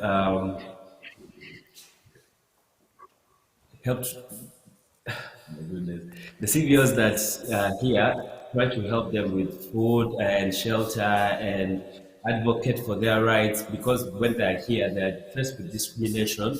The laws that are anti-gay also are here in Kenya. So the coalition is the umbrella organization that unites all these CBOs. So as the doctor from Uganda said, when we are here, we face a lot of problems and issues, and the organizations that we make and the communities that we make are the ones that help us to face those challenges as a community. Yeah, thanks. I just want to follow up on that. I think one of the tensions in being a refugee in Kenya is that people are fleeing one country that criminalizes same-sex intimacy and then seeking refuge in another. And what are the impacts of that dynamic for refugees seeking safe haven? It's a crazy situation here because, like you said, as you're escaping here, even in Kenya, it's the same laws that we have. Even the LGBT community in Kenya are still trying to turn these laws that criminalize sexuality, they criminalize gay people. But then in Kenya, that what we have, since we have the UNHCR and it has, Kenya also subscribes to international laws that protect refugees, we are protected under that. But as we live here, we have to tread carefully. We have to be mindful even the way we carry ourselves, the way we interact with the community here. And it's because the laws and the homophobia still exist within. LGBTIQ refugees are still attacked. Even as we speak now in Kakuma, recently there were bombs that were thrown to the shelters of LGBTI people. We've lost several LGBTI people in Kakuma and even in Nairobi. So it's not so much different from Uganda or from where the people run from. It's just that here the dynamics change a bit, that people hide, people try to hide, and also because they have the protection of the UNHCR, but still they still experience the same discrimination, the same hate towards them based on their sexuality and the way they identify their gender, especially like trans refugees. People who are visibly trans are almost assaulted physically, sexually, and because they're easy target, and because they're here, and because also they are refugees, they're also that thing that increases their vulnerability. So there is not much change here. It's just that people try to hide in plain sight, but you can only hide for so long and for so much. Speaking of that, I'm going to bring in Eliana. Eliana, Craig mentioned some of the challenges that trans refugees face. I think one of the dynamics around migration more broadly in the LGBTQI plus sense is that, and it's the same for Rainbow Railroad, is that the majority of people that we're able to help and the people who are able to migrate with more ease are cisgendered gay men. I wonder if you could speak to the challenges that trans and intersex persons face navigating refuge. Hi, Kimali. Thank you so much for giving me the opportunity to speak. And yeah, as you said, and as is being evident, during this event, transgender and gender diverse people, but also intersex people, experience a unique set of challenges. And those challenges that makes our life it makes our life to be very difficult and challenging. So what happens is that when we have into account all those intersections that lead to severe marginalization, we are unable to actually to flee. And in order to seek protection, you actually need to escape from the environment that is causing all this harm on you. So we often are not able even to have that privilege of escaping those environments. And that can be particularly complex, particularly for non-binary and intersex people that are completely invisible in this scheme and this great picture that we're trying to build in today, because we are not even understood or often even protected. As a matter of fact, many countries in the world, I would say almost 99% of the countries of the world, don't protect people for their sex characteristics. So sex characteristics is not a category that is written in their discrimination laws, and that leads to many multiple problems, because those are one of the reasons, for instance, why trans people are suffering violence and discrimination even in special shelters. And for us, when we have visible elements that makes us uniquely visible in this type of environments, we are subjected to this violence more often than other identities within the rainbow, as you can somehow maybe hide your expression or behave in a particular way that doesn't create these situations of violence or particular violence. So we say gender-based violence, but it's way more than that. It's way more complex than that. And it is often multiple things, because, believe it or not, and I'm speaking not to you, but to the audience, other refugees that are around us are actually causing that harm and inflicting that violence on us. And can I ask you, Elena, how does that continue once a newcomer arrives in a resettlement country like New Zealand? How does those challenges continue while they're trying to resettle and integrate to a new country?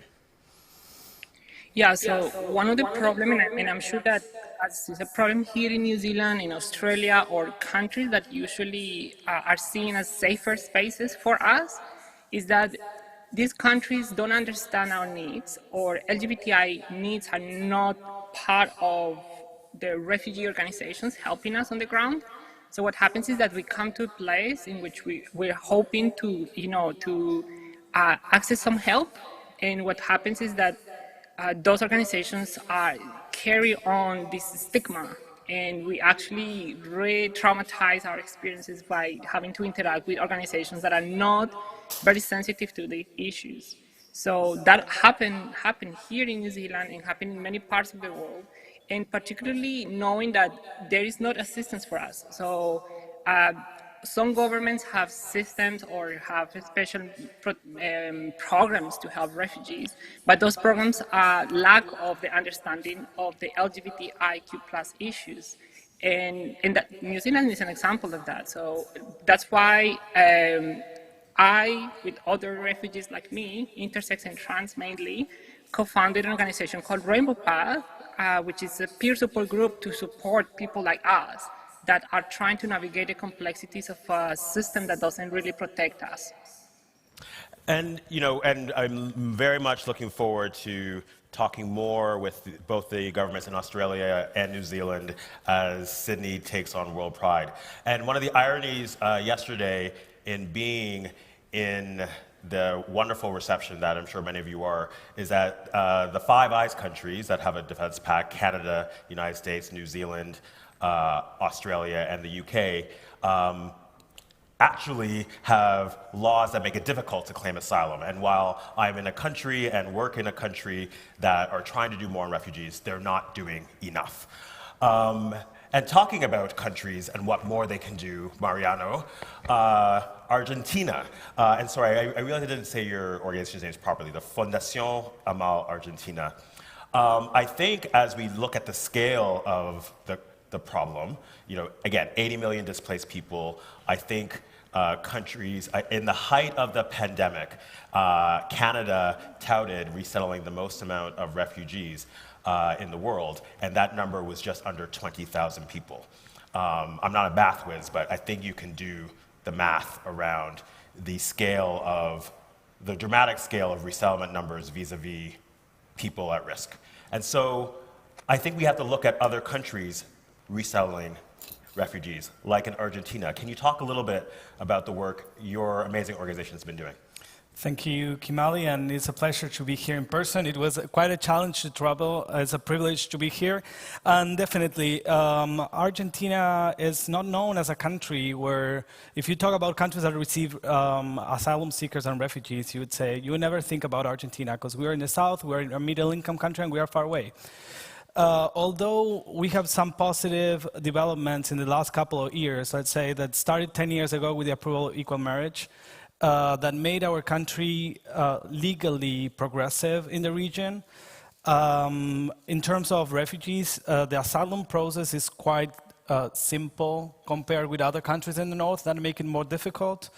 The asylum request is just a mere declaration of the person. We don't request any medical or psychological exam like we heard that other countries do, like for example the UK. The gender identity recognition also applies for migrants and refugees, and we recently included, the government recently included the recognition of non-binary identities as well. And this will also apply for asylum seekers and refugees.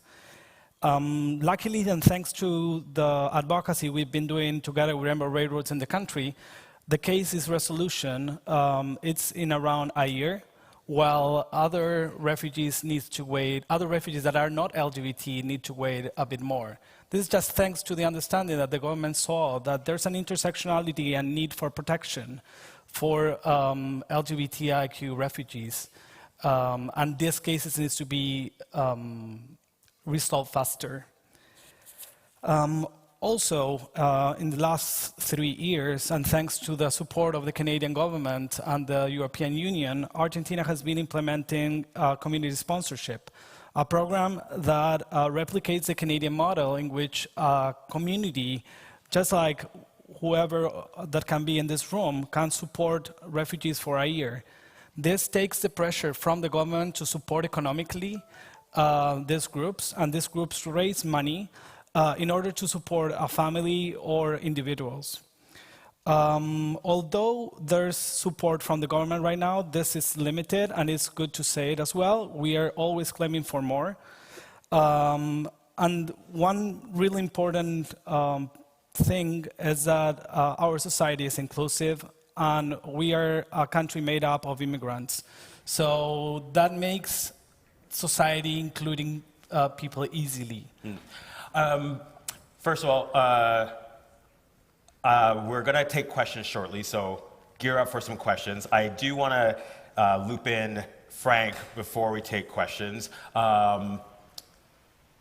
Frank, one of the things, we're at a conference, we're at an international conference, and one of the tensions I always think about with Rainbow Railroad and this conversation is, on one hand, you're advocating to ensure there's safe haven to make sure conditions are supportive so that people can stay in the country that they choose. And on the other hand, people end up needing to flee. How do you square that potential tension between movement building, decriminalization, and the need to flee? Thank you so much, Mali, for that.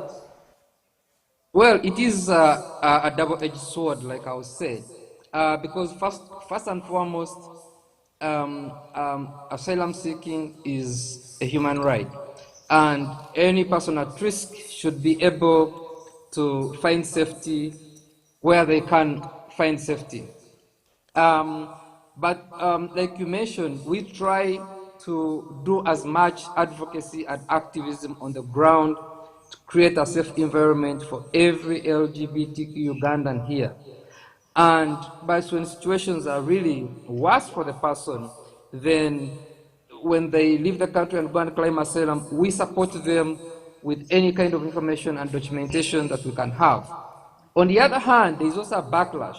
For example, if you look at colleagues who have left Uganda and gone to Kenya, where the environment is not as good, some have had to come back.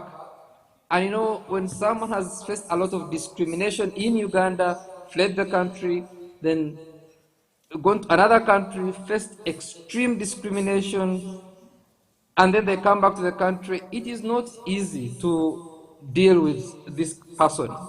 The trauma they go through, so providing support becomes really very, very difficult. And in Uganda, we've been dealing with this kind of backlash, but also sometimes supporting colleagues that have left the country. But not only in Kenya, even in other countries, especially I think the United States, where colleagues could arrive in the United States, and they don't have any kind of support mechanism.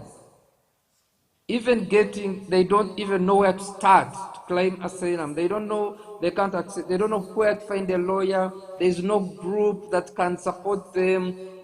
They even have no bill, they can't pay bills, they have no food. So sometimes they write back and say, what do we do? So we're forced to go and speak to civil societies that can come in and assist. It is huge. But also, again, majority of people who are able to leave are people who can afford a plane ticket sometimes, or people who leave because they have gone for a conference or something, and then they know that if I go back home, it's going to be extremely dangerous for me to get back.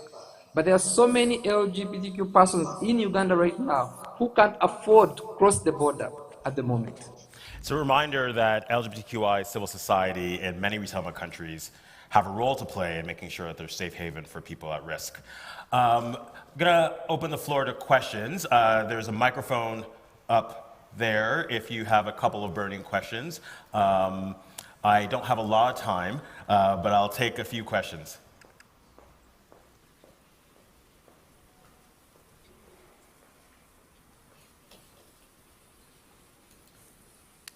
So you were talking a lot about the services, but we know that to help refugees, you need to address with governments and institutions and kind of negotiate with those key people. Do you have tips or paths so we can address that with the people in charge so they're friendlier or they change their policies regarding this? Because it's really hard for countries at times to change their policies regarding refugees and migrants. Thank you. From Guatemala. Thanks. I mean, that's my closing question, so I'm glad you asked it. Actually, I think for the sake of time, is there anyone else that has a burning question? We'll take them all together. One, two, our volunteers gonna... And please be brief if you can. Him first? Okay, very briefly, there are so many issues about refugees. Can you put your microphone a little closer? Thank you. There are so, I'm just saying this, I'm Martin Lunnan from the United Kingdom. There are so many issues about refugees and migration that could be addressed here.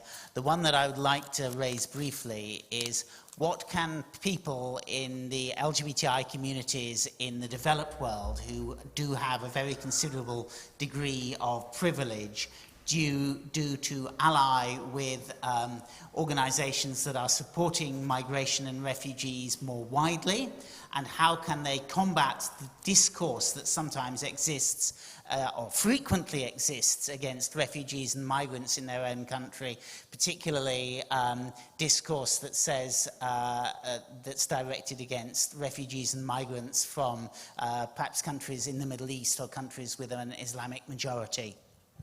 Great, thank you. Hi, everyone.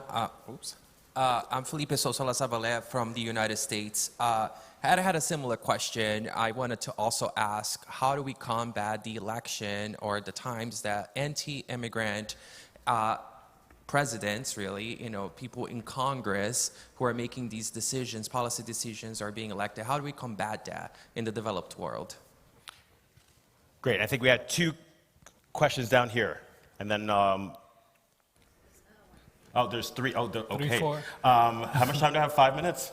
2 minutes? I have 0 minutes. Okay, very rapid fire questions, and then we'll get it done.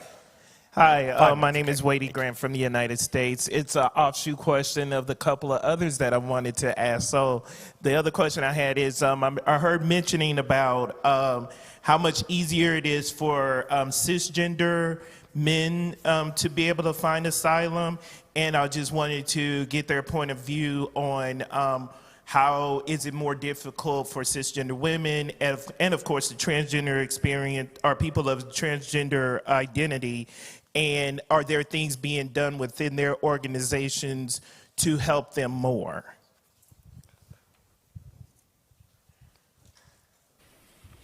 My name is Crispin Blunt. I'm an MP in the United Kingdom, and I chair the All-Party Parliamentary Group for Global LGBT Rights there. It's not a question. First of all, thank you to Rainbow Railroad for what you do. It's fantastic. Thank you to everyone on the panel for all the work that they do. I'm sitting here at the moment trying to sort out applications for 60 identified LGBT activists in Afghanistan to get to a British processing centre, to get them on a plane, to get them to safety. There will be links to all sorts of other countries who've had involvement in NATO forces in Afghanistan, whose LGBT organisations will have run across activists there. I said engage your politicians, to engage their foreign office, to engage the route out. The Americans will have a huge bill in terms of thousands of people they will be trying to evacuate from Kabul over the coming days alongside the British. Get your organisations to produce the supporting applications so people can actually make applications there that will have some authority with the poor officials from whatever countries they are that have got to process them in the conditions that are now pertaining in Kabul. It's the kind of thing we can do together when crises strike. It happens to be occurring whilst I'm attending this conference. But thank you all very much, for all of you, for the work that you do to help keep our communities safe, and to give them visibility, like Frank Magisha in his own country, to help keep him safe there too, for the fantastic work he does. Thank you. Since a politician spoke, I get 5 more minutes. I just want to 4 more minutes. And sir, thank you for that. I look forward. Kaleidoscope Trust is one of the sponsors of the Equal Right Coalition happening next year. Look forward to having an in-depth conversation that you could help us host on migration. And Devin and I and my colleagues will be having a side meeting with you after this on the situation in Kabul, along with any other activists who want to talk about how we could get LGBTQI folks to safety. So thank you for volunteering. Oh, okay, well, I'll find you. Okay. Not to put you on the spot, sir. Get the light out. All right. Final question. No. No, I think Carter had a question as well.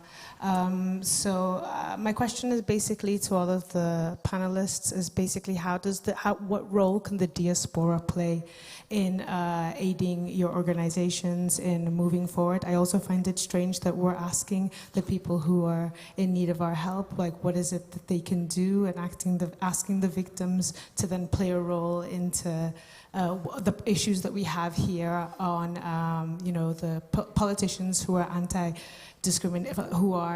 anti-migration and all of these things. I don't think that we should be asking them. We should be talking amongst ourselves on how we deal about that, because the issue is very much here. But for me, it's very much about can the diaspora of the nations that are speaking right now, how can we actually play a role, and what is it that we need to do moving forward, and also with regards of our positionality as being part of the actual states themselves and part of the countries that we live here in Europe. So there we go. Great. Thank you. So we're going to do this super quick. I've got the questions down. Instead of doing a roundtable final statements, I'm going to ask your questions and your final statements. Craig, I'm going to start with you, and then Eliana, I want you to jump in on this last statement, because I think, I don't want to speak to you, but I think I want to gently push back on the notion of people who are fleeing as lived experience as victims. There are individuals who I think are heroic and have gone through a pretty tremendous journey and have a role to play in what refugee resettlement looks like. But I want Craig, you and Eliana, if you want to jump in on that point. I understand the context of your point, so 100%, but I want to make sure we elaborate on that. Craig. Could you repeat the question, please? Sure. How do people with lived experience as refugees want to be centered in the response? Thank you. So first and foremost is by supporting LGBTI refugee programming.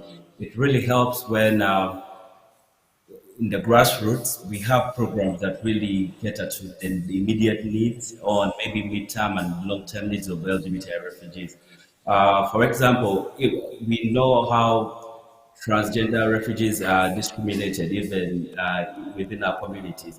So by supporting trans-led groups, maybe financially, even with advocacy, building their capacities, will be immediately helping them. We should also listen more to the grassroots organizations and what they recommend. Let's not use what we know. Let's go back to the table and listen to these communities and and allow them to tell their stories from their perspectives and what they experience. And I also believe that strengthening our networks, like let's say the Rainbow Railroads network that we have, and the work that they're doing, supporting them financially, giving them access to us, will help us even move a bit more than doing things that we thought we knew. We should always give support to community, tailored support. So I recommend tailored support to these communities too.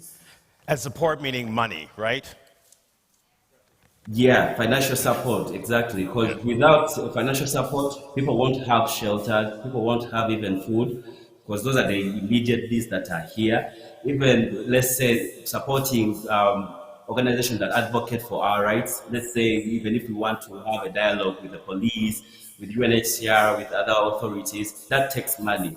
So I encourage and recommend other supporters around the world to really give more support and priority to LGBTI refugee program support and financial support. Okay, I know I'm on the clock. I can feel the clock. Eliana, very quickly, same expanding on the question and the question on support for trans and intersex persons.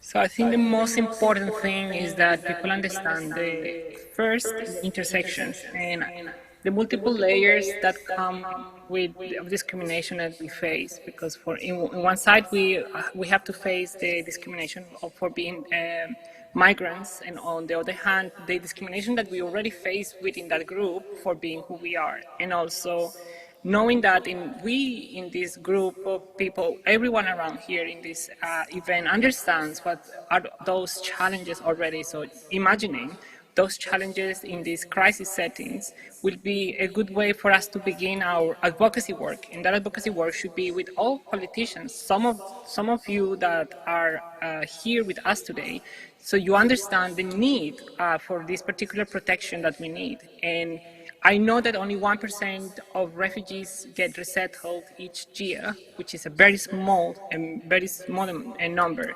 But like what I demand as a person that lived in very horrendous situations in shelters, I will demand the states to do more and to actually allocate a particular quota for LGBTIQ plus refugees within their quotas that they have. For small as they can be, at least that can give us some hope for LGBTIQ plus refugees living in very, very dire situations around the world. Mariano, what do governments need to do? And then Frank, final word, what can civil society do? Actually, 30 seconds, 15. Yeah. They need to support local NGOs with capacity building. They need to put funding. To support countries in the south, we need money from countries in the north to be able to develop our programs better. Also, we need UNHCR to be trained. They need to listen the word of refugees. They need to listen the words of LGBTIQ refugees, to train their local offices, to develop policies to treat refugees as they deserve. And also, last one more thing, we just need consultations, constant consultations with beneficiaries and newcomers in the countries to know how are their experiences and how they can make their life better in the new countries. Frank, 10 seconds, what does civil society do? And we're going to have a great conversation Friday in Malmo where we'll talk further on this issue all day. I think we understand today why we need to focus attention on the situation. Frank, last word. Thank you so much. Three things. One, civil society needs to work with activists on the ground. Secondly, put pressure on UNHCR, expedite some of the cases that need, expediting. And then finally, to find out mechanism of supporting refugees who have just arrived in the countries, the newcomers. Thank you. Thank you so much. Thank you, everyone, for your attention. Please give a round of applause for our panelists. And I know we're going to do this throughout the week, but I just want to say a huge shout out to not only Aaron, who we want to give a shout out to, but also to Fabio, to Juraj, to Patrick, and I'm going to thank her all day Friday, but to Zoe, who is making all of this happen. Please give them a round of applause and yourselves. And thank you so very much.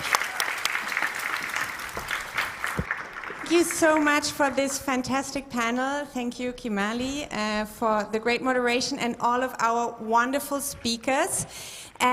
I'm going to take the break that we will need to set up for the next speaker, because I wanted to highlight one case. Speaking about refugees and forced migration, there is a case currently in Germany about Jamila, who is an Ethiopian trans woman whose asylum claim has just been denied, actually on the really outrageous ground that she's so cis-passing that she wouldn't face any discrimination in Ethiopia anymore. It is really an absolutely unbelievable case. Currently there are protests being organized, and if you want to support this struggle for Jamila to have the chance to stay in Germany, she has been facing torture and violence in Ethiopia in the past, then you can do that under the hashtag Jamila bleibt, which means Jamila stays. So if you want to support this, please tweet about it, make people aware of this. I think every case counts. We really want Jamila to be able to stay and to live her life as her true authentic self, however she wants. Okay, now I have a question to all of you. Who knows how to give applause in sign language? Okay, I see a lot of people are already aware of this, otherwise I would have had to teach you right now, because our next speaker is a very inspirational person, especially for the deaf community.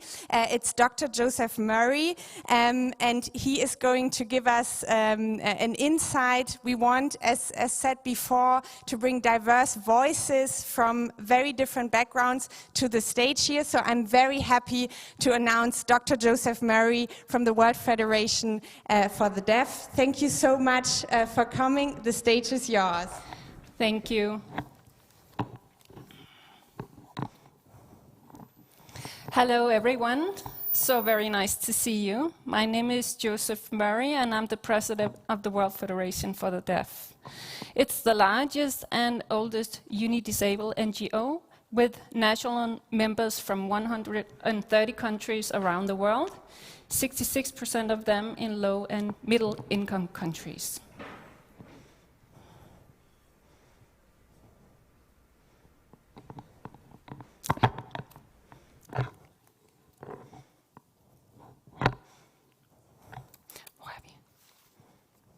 This year we are celebrating 70 years of work to secure the human rights of more than 70 million deaf people around the world.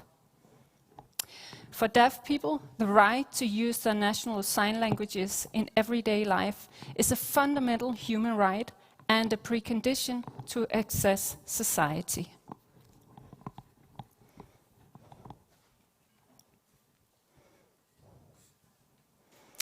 Deaf people are some of the most diverse people on earth. We exist in every country, every ethnic and cultural group, and every community, including LGBTQIA+ communities. We are there.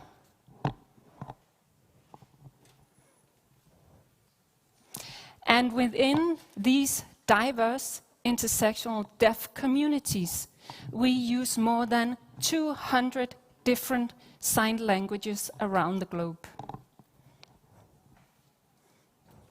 Yet, today, only 30% of UN member states have legal recognition of their national sign languages. This means that most deaf people in the world still experience exclusion from their communities.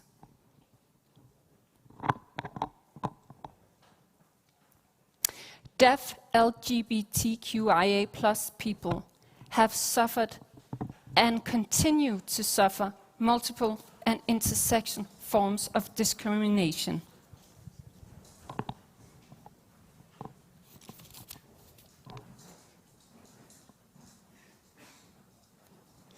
Amongst these is discrimination based on their identities, discrimination on the basis of being deaf, and of being members of a linguistic and cultural minority. LGBTQIA+ communities, in their advocacy and capacity building efforts, have often forgotten their deaf peers. Deaf peers who encounter many barriers to access information, orientation, and advice in the process of assuming and accepting their identities as deaf LGBTQIA+ persons. So what can you do? First, join us in advocating for inclusion. LGBTQIA+ groups and their activities must be inclusive for all deaf signers. Second, join us as we raise awareness of sign languages on the 23rd of September, the day the United Nations has assigned as the International Day of Sign Languages. This year, our theme is We Sign for Human Rights. And finally, let's work together to make sure we live up to this event's hashtag. Hashtag You Are Included. Let's work towards an all-encompassing definition of you.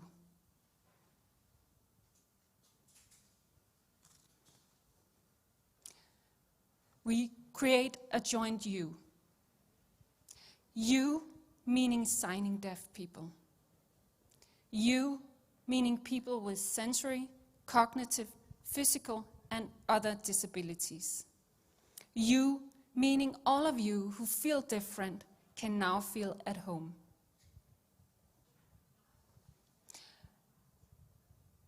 All of our yous, once included, become an us. And together we can achieve fully inclusive communities for all. Thank you so much.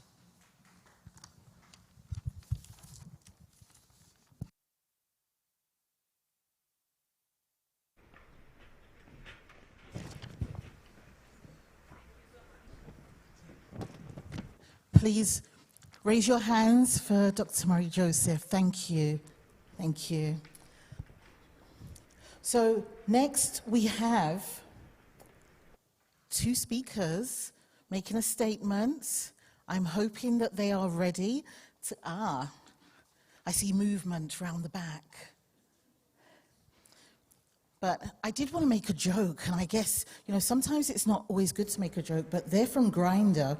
So please do not get on the app. We do not want the internet to go down. But we have the two awesome speakers, and let me make sure I get your names correct. Can you get off the app, please, right now? You're on the app. I just saw you trying to figure out who was next to you. Okay, so Ron de Jesus and Jack Harrison Quintana. Please, you are welcome.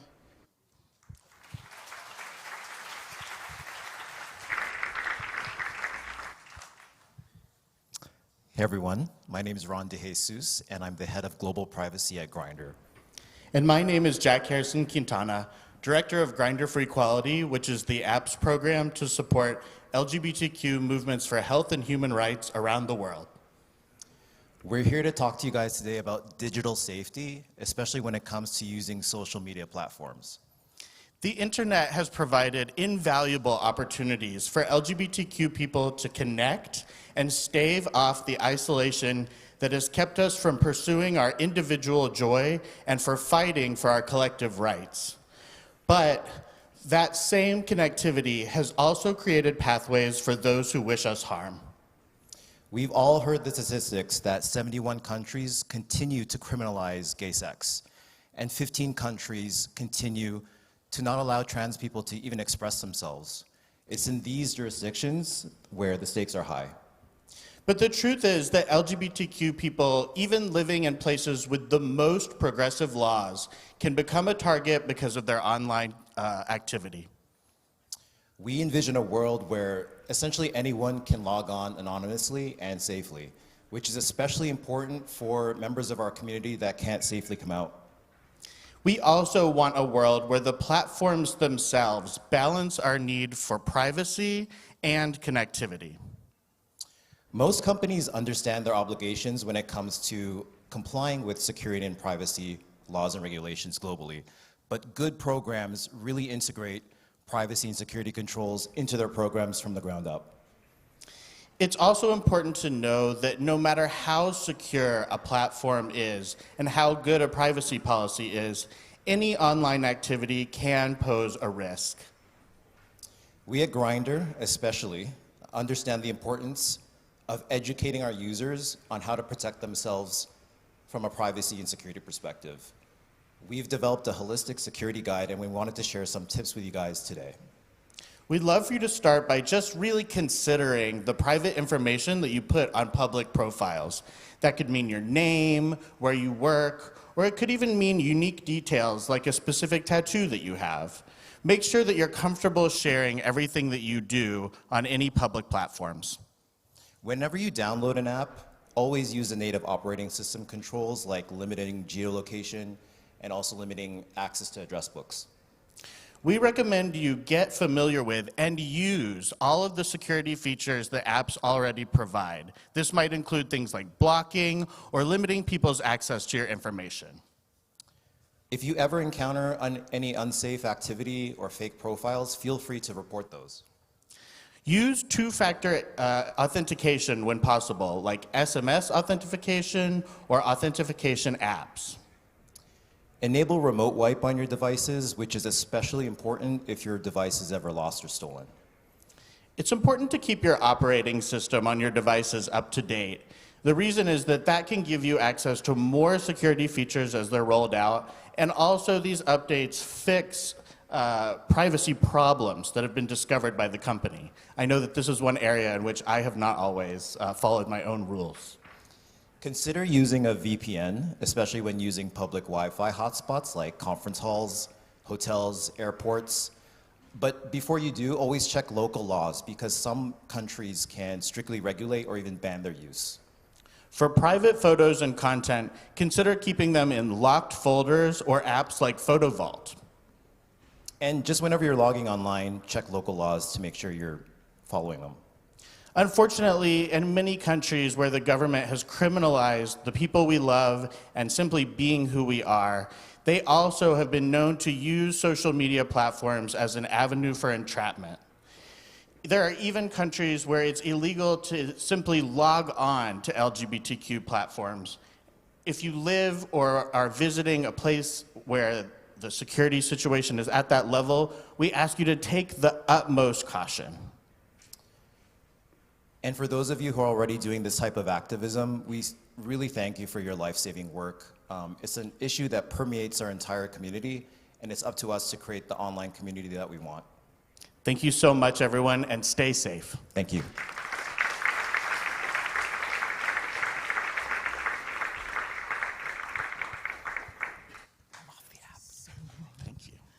Thank you very much. And that was Ron and Jack from Grindr, Head of Global Security and also Head of Equalities.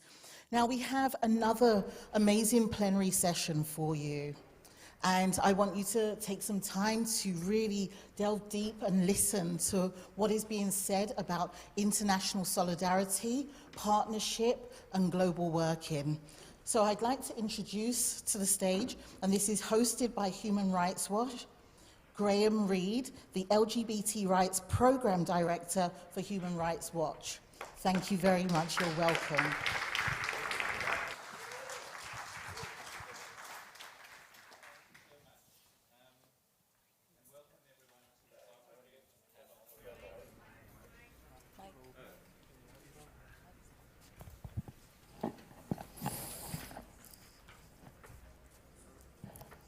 Hello? Right, that's better. Welcome everyone to this afternoon's panel discussion. As mentioned, this is hosted by Human Rights Watch. 16 years ago, Human Rights Watch became the first mainstream human rights organization to have a specific program focused on the rights of LGBT people, followed shortly by Amnesty International. Human Rights Watch is an organization of some 500 people that operates in about 100 countries around the world. The LGBT rights program consists of 8 people, and I'll be very pleased to introduce 2 of my colleagues who will be joining me today. It's Rasha Jonas, who focuses on the Middle East, North Africa region, and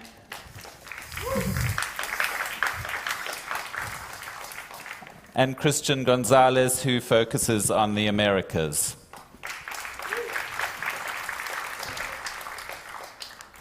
So today's panel is entitled Transnational Partnerships in the Time of COVID-19, and it focuses on some of the complexities of working in an international environment. Now, in a world of inequality, transnational partnerships are inevitably complicated. On the one hand is the potential for cross-border solidarities and aligning national concerns with a transnational movement. And on the other is the imbalance of access to resources, including access to the media.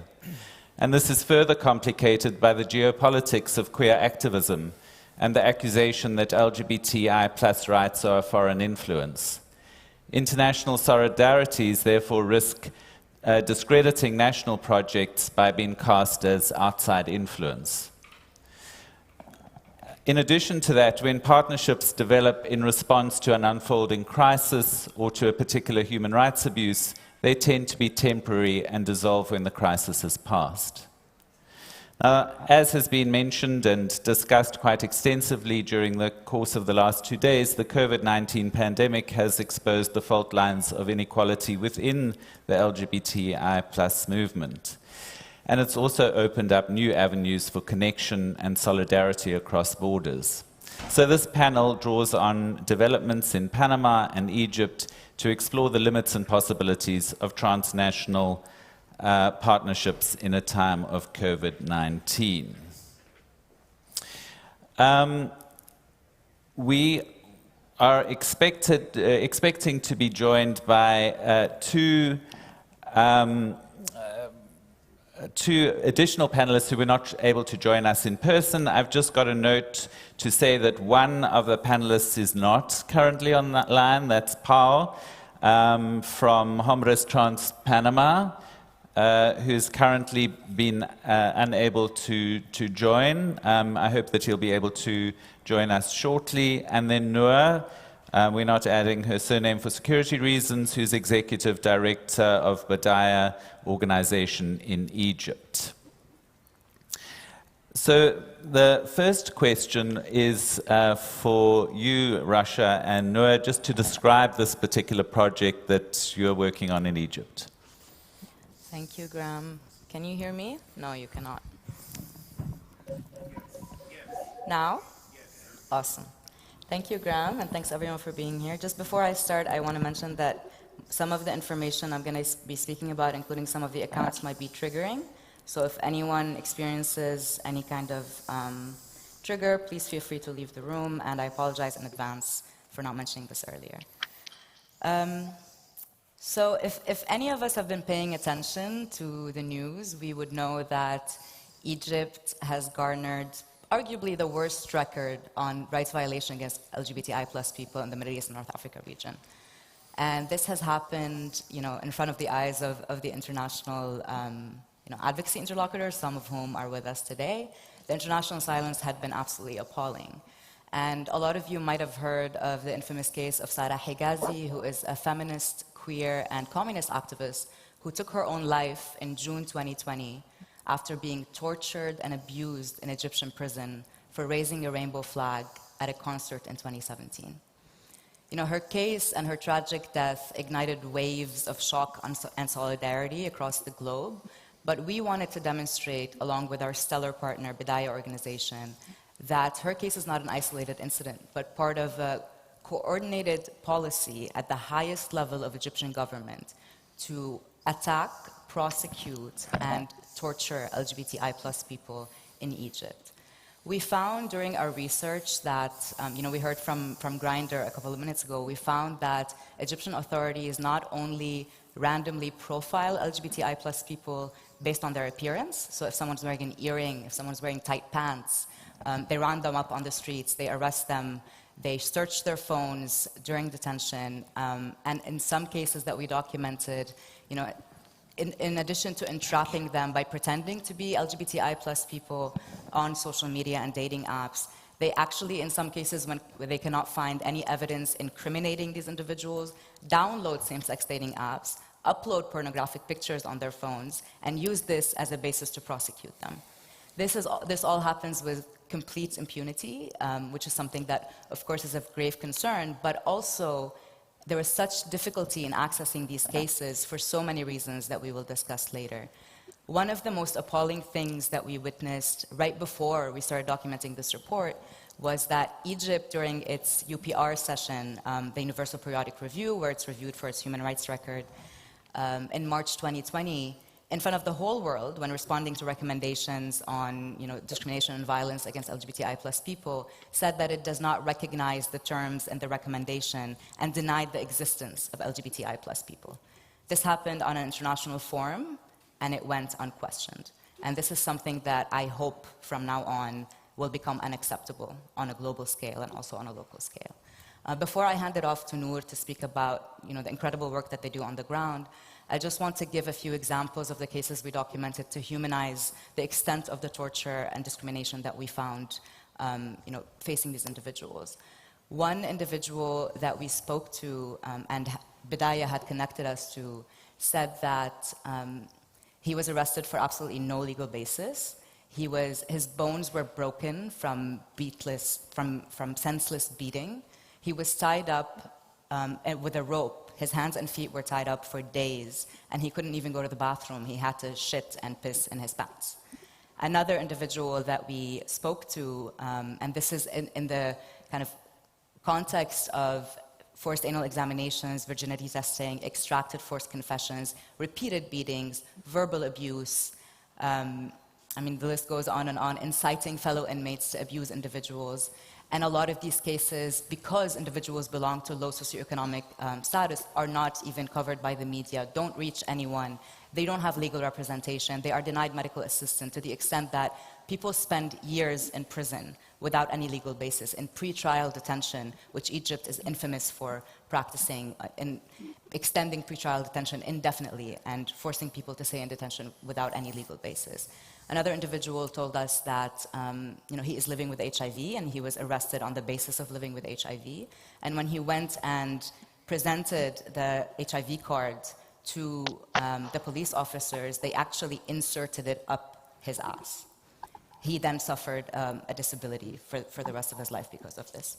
A queer woman who was arrested at a protest in 2018 simply for practicing her right to free assembly and expression was searched by a woman officer who grabbed her breasts, squeezed her vagina and opened it up, then inserted her hand so deep in her anus that the woman told us she felt like something was pulled out of her.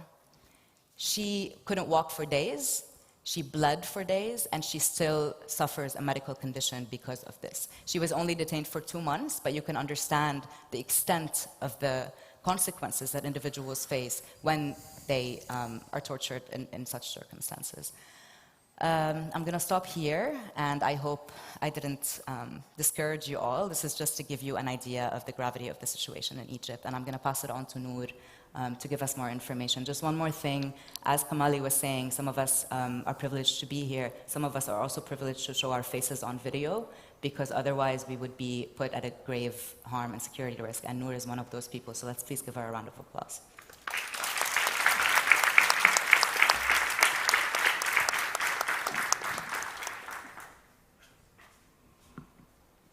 Thank you, Rashad. Good afternoon. It's a pleasure to be here with you today. Thank you, Human Rights Watch, for this invitation and giving me the opportunity to be in this panel. Bidaya has been working to promote the rights for LGBT in Egypt since 2010.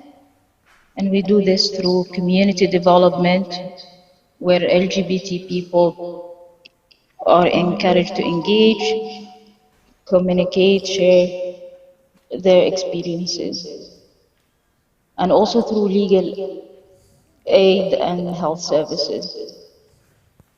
We do also capacity building of activists, and Bidaya has an advocacy program which focusing on campaigning and lobbying against discriminative laws in Egypt.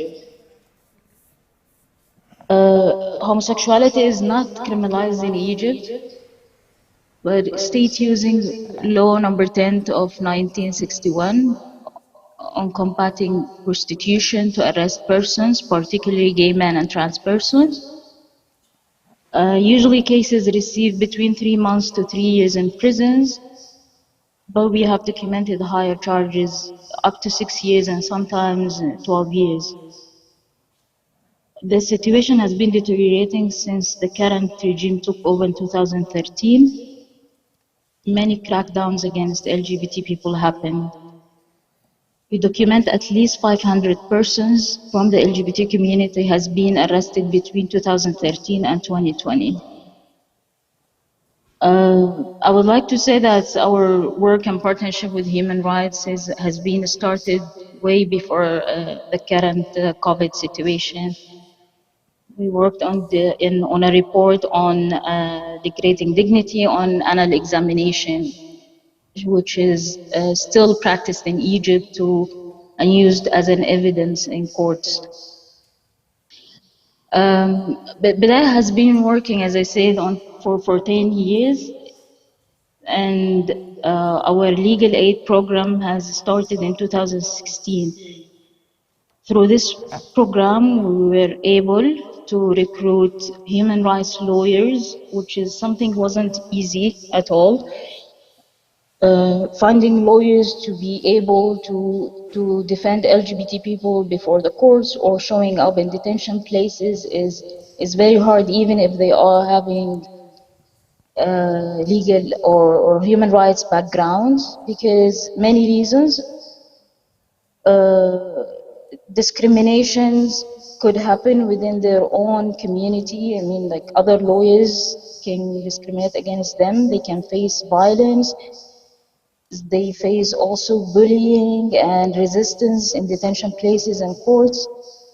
So this is make their job much difficult to show up when needed in courts. Through our works in courts and detention places, we were able to have a lot of data and document many cases. Some of them, Rasha already mentioned them, but there is a lot of stories where have been never told regarding the violation that happened in detention places and also inside courts. One of the things that's also made it difficult to convince people to speak out after going through these all violation and challenges in detention places and isolation from the society. So it's become very challenging to convince them to speak out about their stories and the violence that has been exposed to. I think it's also difficult because some of those people, when they released, they just disappear, and they just deny their sexual orientation afterward. We have some cases they just like forced to get married or leave the country if they are, of course, if they are privileged, but the majority, they stay in the country, but they isolate themselves. They go back to the closet because they think that they are not willing to take more violation from the society or experience this story again. So it's becoming more difficult to see them and to talk to them. I think also through our experience in working on court and detention places, we noticed that there is a proper amount of people they got acquitted at the end, but the problem is the experience of going through from the detention places to the court to the prison. All this experience is full of violations. So the person, even if they got acquitted, they have all the traumas and the feeling of the stigma, and this is, I mean, this is make the person even also exposed to the society, even if they are not out to their families, to their neighborhoods, in the work. So they lose everything, even if they got acquitted. The situation of COVID made the things more complicated, since many experience social violence and domestic violence, and make it also very difficult to reach out to people and document with them, since they are in confinement, sometimes with their families, with partners, whatever the people they living with is make it very difficult also to do these documentations. But I think at the end we made it through, and we managed to make the voices of those people visible through the report that has been published last year by the Human Rights Watch. Thank you.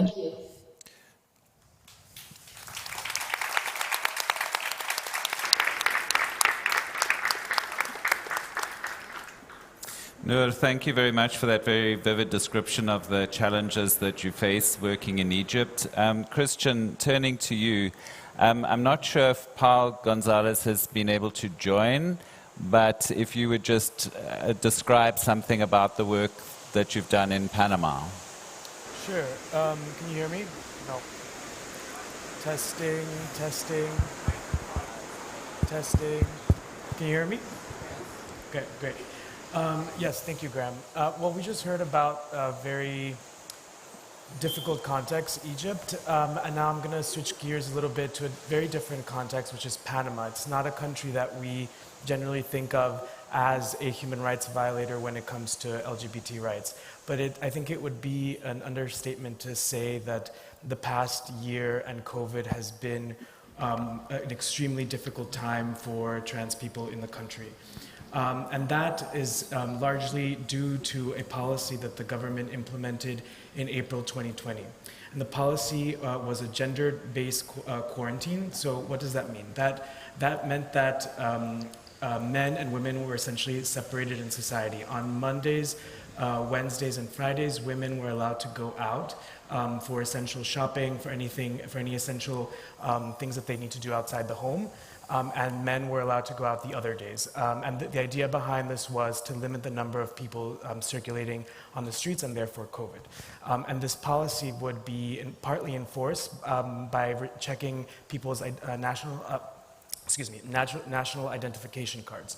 And so when we heard about this policy, we immediately knew that this would have a very drastic impact on trans people in the country. Why? Because unfortunately, Panama does not have legal gender recognition. That means a policy by which trans people can change their legal gender on their documents to reflect their gender identity.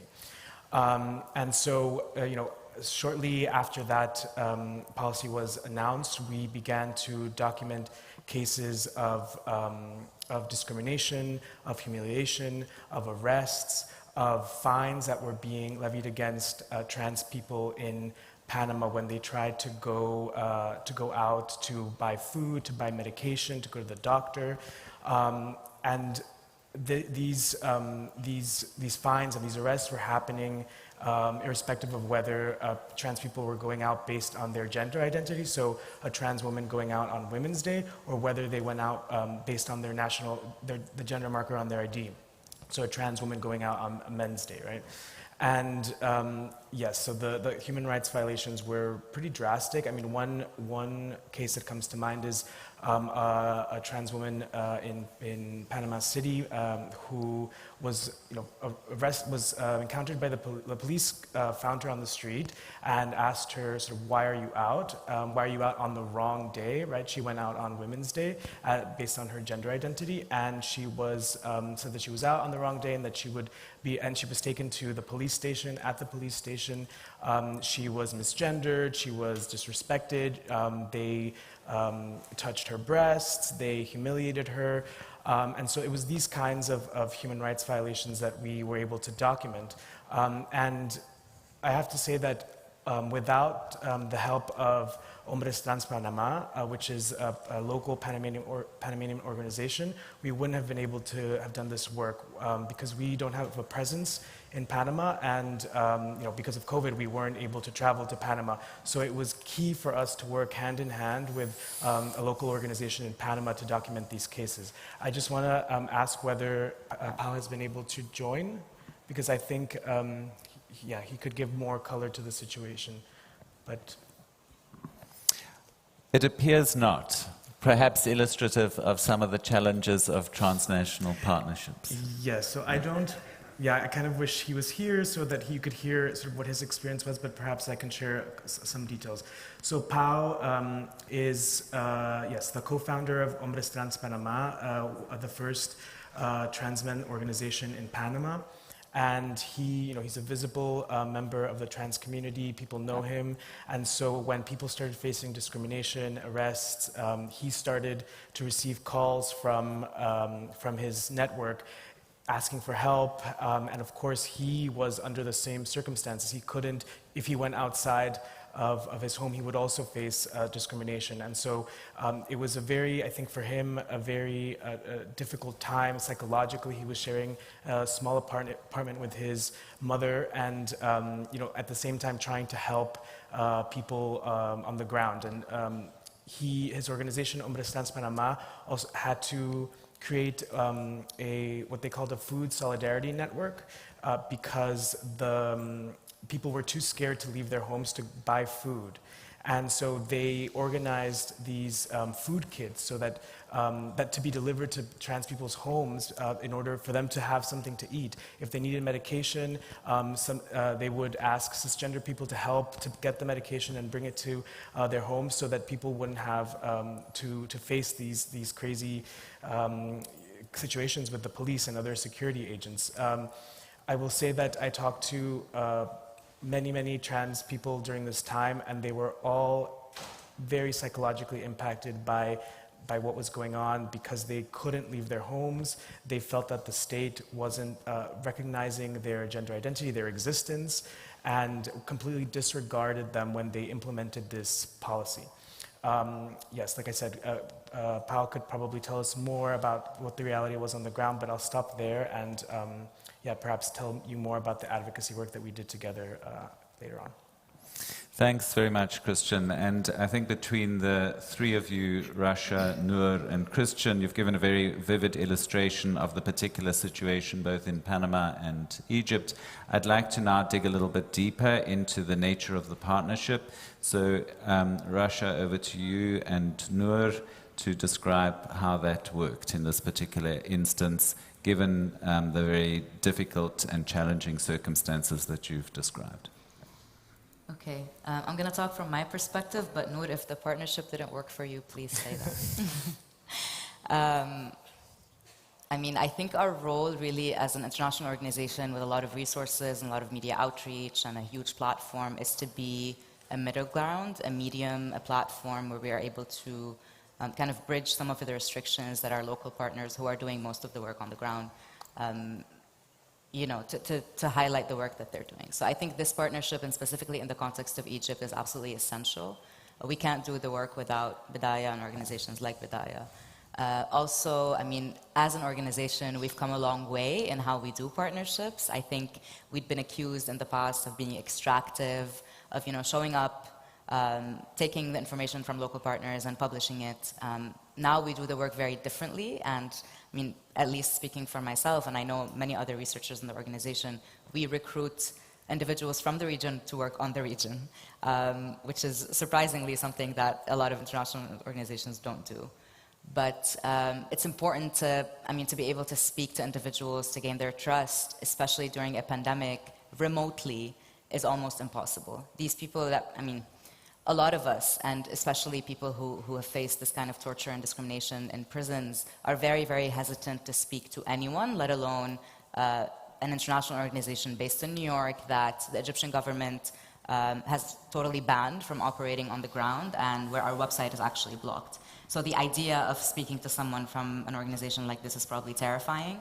And no matter how many WhatsApp messages I send and how many calls and hearts I send to individuals, they're not going to trust me online. So Bidaya has been doing this work for such a long time, community building, reaching out to individuals, providing life-saving services in an incredibly restrictive environment. I'm sure a lot of you know that Egypt introduced a draconian NGO law in 2017 that prohibits organizations from operating on the ground under the guise of being terrorist organizations because they receive funding from the West. It's just one part of the incredible crackdown on human rights that Egypt has pioneered in the last decade.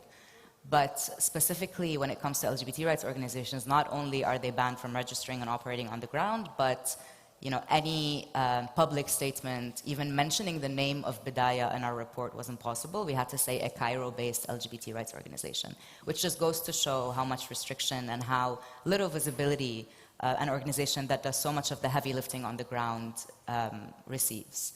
So in that sense, speaking about partnerships, specifically in fraught contexts such as MENA, it's really our privilege a lot of the time to be able to gain the trust of individuals and be able to speak to them. Most of the interviews that we've done were facilitated by Bidaya, or judicial records that were provided by Bidaya for us to be able to do the work that we do. I'm going to stop there. Noor, you can speak more on this, and then I can give more of kind of an overview of how we do partnerships in other contexts as well.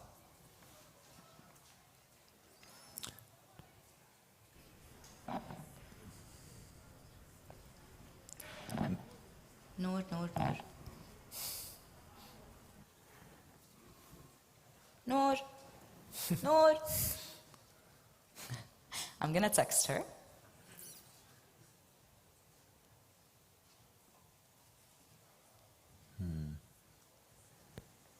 She's not with us. Okay, I'm going to talk for a couple more minutes because I'm good at that.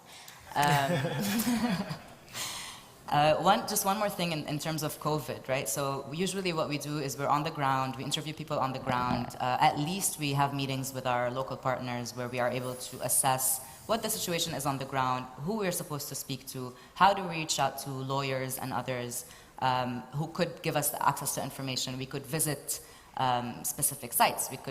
We could really understand what's happening on the ground. But I'm Lebanese, I'm not Egyptian. We do have Egyptian queer people and trans people working with our division, but generally I don't know the context. So it's really up to our local partners to tell me and educate me on what is happening on the ground.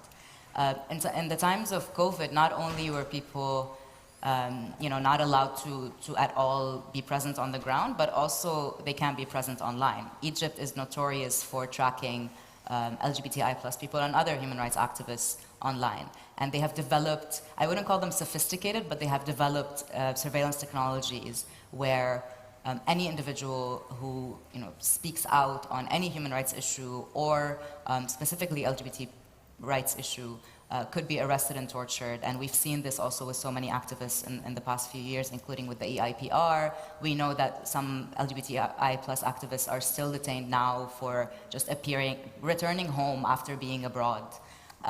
So in that sense, COVID prohibited completely the networking that was possible on the ground in terms of community centers, but also organizations like Bidaya do not have the funding, do not have the resources or any kind of encrypted online methods to be able to communicate with each other without risk, which is something that I blame on the international community. So do fund and give resources to these organizations. Just one thing about some of the challenges that we documented during COVID, along with Bidaya as well, individuals living with HIV, including gay men and trans women, would go to hospitals. There are 3 hospitals in Egypt that provide the life-saving medication that they need to retrieve their medication. Egypt decided brilliantly to assign the 3 hospitals where this medication is available as the fever hospitals, or the hospitals where individuals would go do COVID testing and would be hospitalized if they do catch COVID.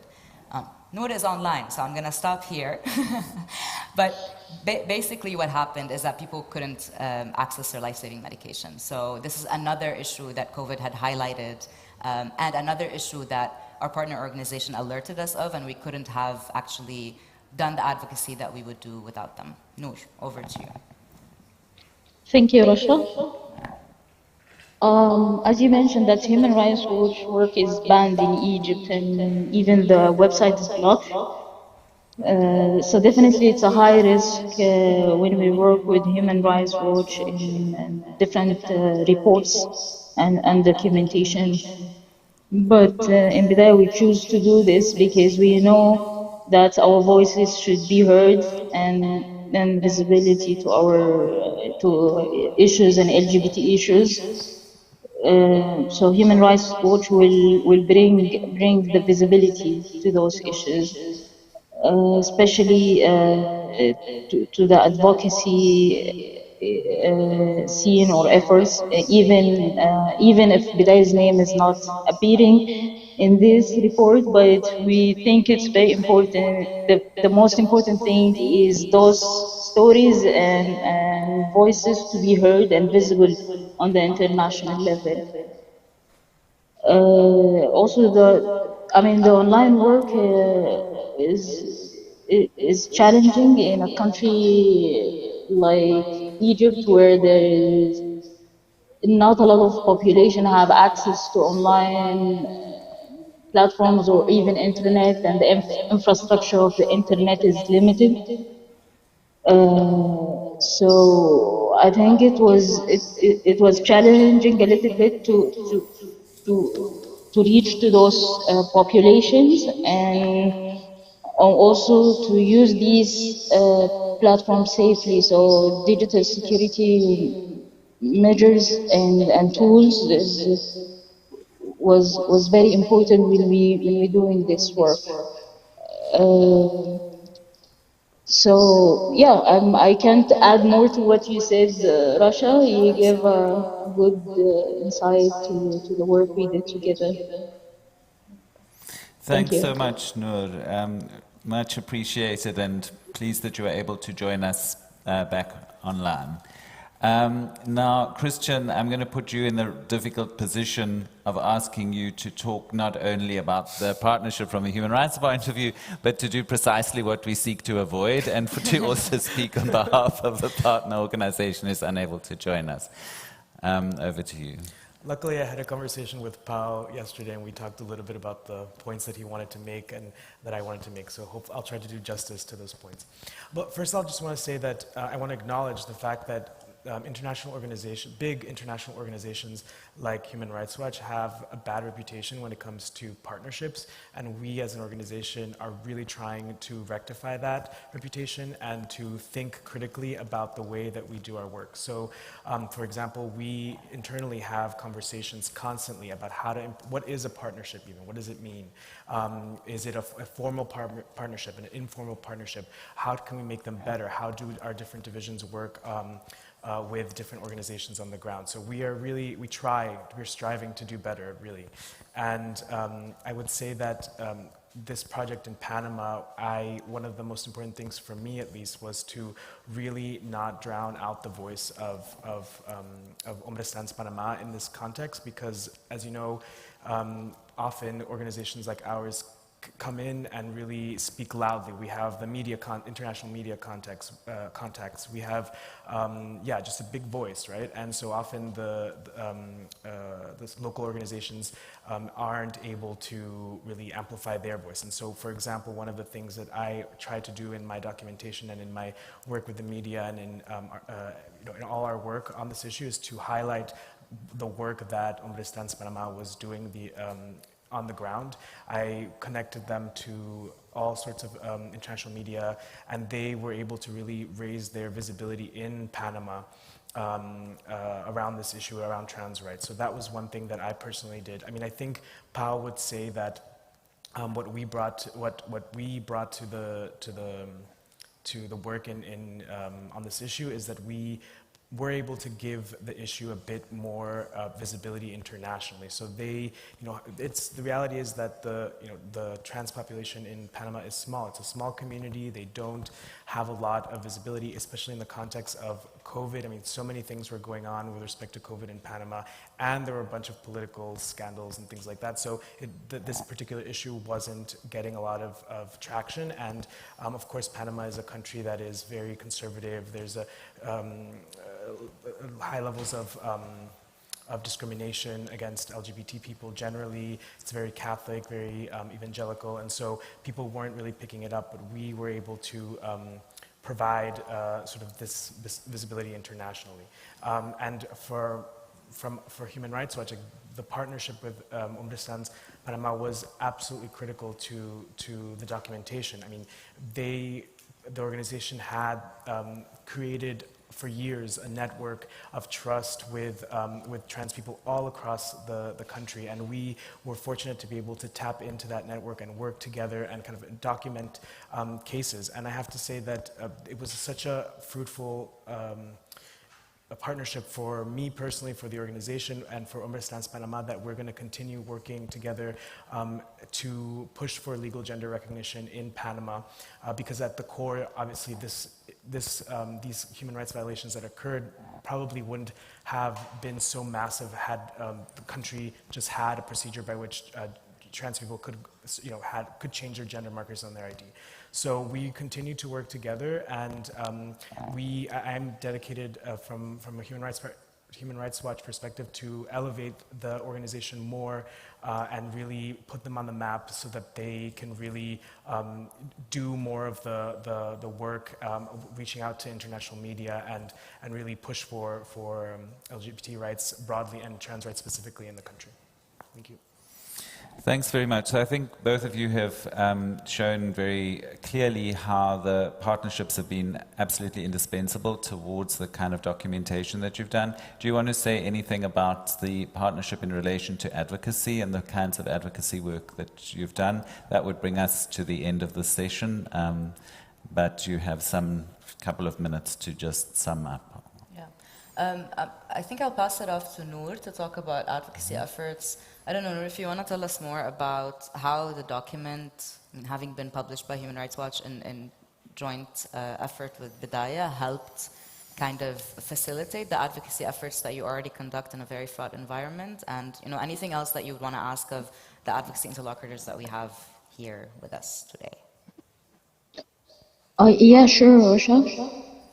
I think those report that has been published by Human Rights Watch, we have used in all the advocacy meetings and lobbying, while we're using international UN mechanisms.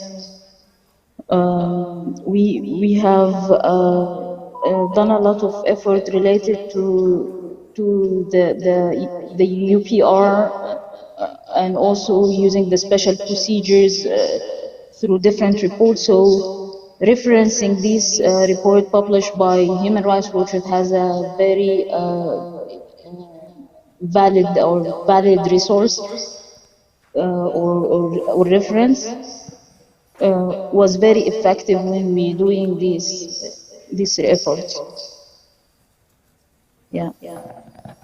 Thanks, Noah. Christian, too? Or? Yeah, I mean, I painted a very positive picture about the partnership, and it really was in a lot of respects. But I would say that, at the beginning, we did not necessarily have the same advocacy goal. So we, as an organization, were saying to the Panamanian government, you need to stop this discrimination from happening. We weren't saying, repeal this decree. That implemented this gender-based quarantine. Whereas Ombudsstans Panama from the beginning was saying you must repeal this decree, and that in many respects can lead to a lot of tension between organizations. But in this case, we from the beginning were very clear with Ombudsstans Panama, and they were very clear to us about why they were asking for this and why we were asking for something a bit different, and we. It was all about communication, really working together and not trying to sabotage each other's advocacy goals. Ultimately, when we saw that when Human Rights Watch saw that the government was not budging on this issue and the cases of discrimination were continuing, we also ended up calling for the decree to be repealed. I think ultimately we came together, but. It was a process by which we had to talk through why we had different goals and what our role is as an international organization versus what their role is as a local organization who have to be living this every day on the ground. And so that was one of the challenges that we had. Semi-challenge that we had in the project, but I think again it was all about communication to make sure that we were ultimately respecting each other's ultimate goals. I'm going to add something just on the advocacy level. I think this is a limitation in our organization, but specifically in my work on LGBT issues in MENA, it's very frustrating in the sense that we primarily advocate for legal change, which is absolutely essential and very important at every level. But in contexts like Egypt, where you already know, first of all, there isn't a law that is criminalizing explicitly same-sex conduct, but there are other laws, such as morality laws, debauchery laws, etc., that implicate LGBTI plus people and criminalize activity, even if same-sex activity actually does not occur. We need to find different ways to do advocacy, and this is where providing the platform and the contact and the connection for our local partners is essential, because what we can say, we can make recommendations, We can invite, advocacy interlocutors to meet with us, and COVID helped with that because we didn't have to travel to Brussels and Geneva. We just had a Zoom call. We definitely further our own recommendations, which are very essential, but it's important, and that's what we try to do also with this report, for the local organization and the people who live these realities every day to present their recommendations. A lot of the time we have limitations of, there are specific issues that we can't necessarily call for, but at the same time, we need to find a way to facilitate the space for local organizations to be able to ask for what they need. One example is that a lot of the individuals that are detained and tortured are banned from traveling after being released, and are also audited and monitored by the Egyptian government, sometimes for life. So this causes a restriction on free mobility in a way that detriments their ability to do anything, including find employment, etc. And one of the calls for action is to provide some sort of avenue for these individuals either to leave the country or have access to a safe environment within the country. And this is where Bedaya was very essential in coming in and saying, this is what we need, these are the demands that we have, and you should listen to us. So at the end of the day, we are, as I said, a medium, but we don't have the final say, and we don't really, our word is not the last word. It's very much a medium through which the people who are living these realities can voice their demands. Thanks very much, Rasha. This brings us to the end of the session. I hope that through both the content that you have some sense of, from the Human Rights Watch perspective, some of the challenges and opportunities arising from these very vital and necessary transnational partnerships, as well as an illustration of who can be present, who's not present, who can be visible, who can't be visible, and also some of the practical difficulties, of course, of and engaging in a transnational way. So thanks very much to my colleagues, and thank you all for joining us for this session.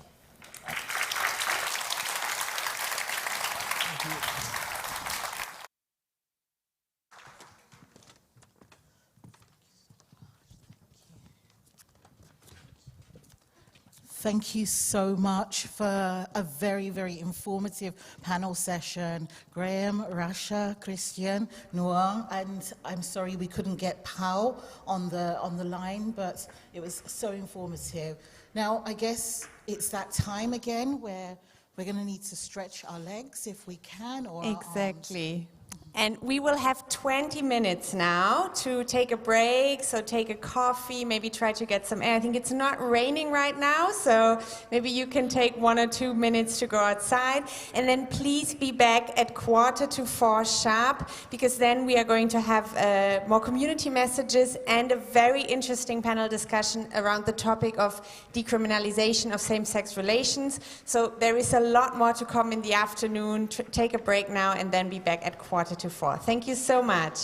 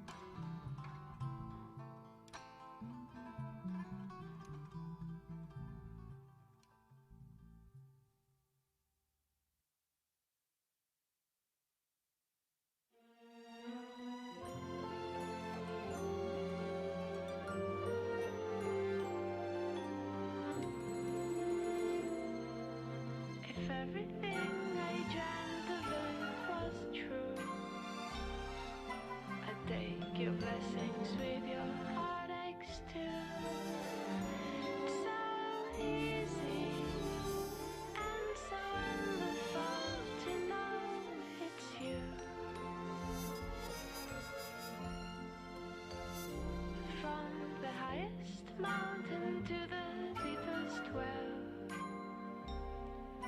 I never thought I'd be the one to tell. It's so easy and so wonderful beneath your spell.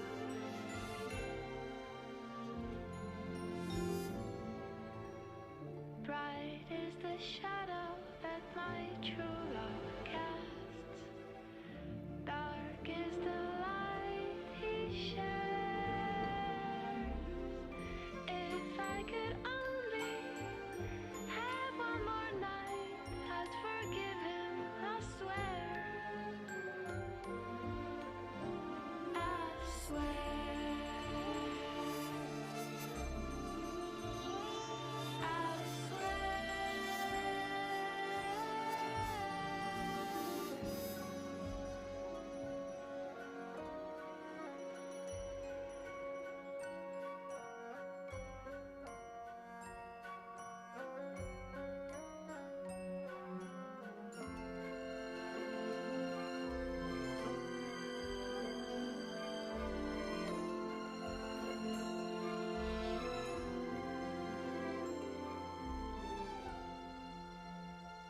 So come on, let's make this blue moon shine all day. Let's make this world do everything you say. It's so easy and so wonderful to feel this way, to feel this way.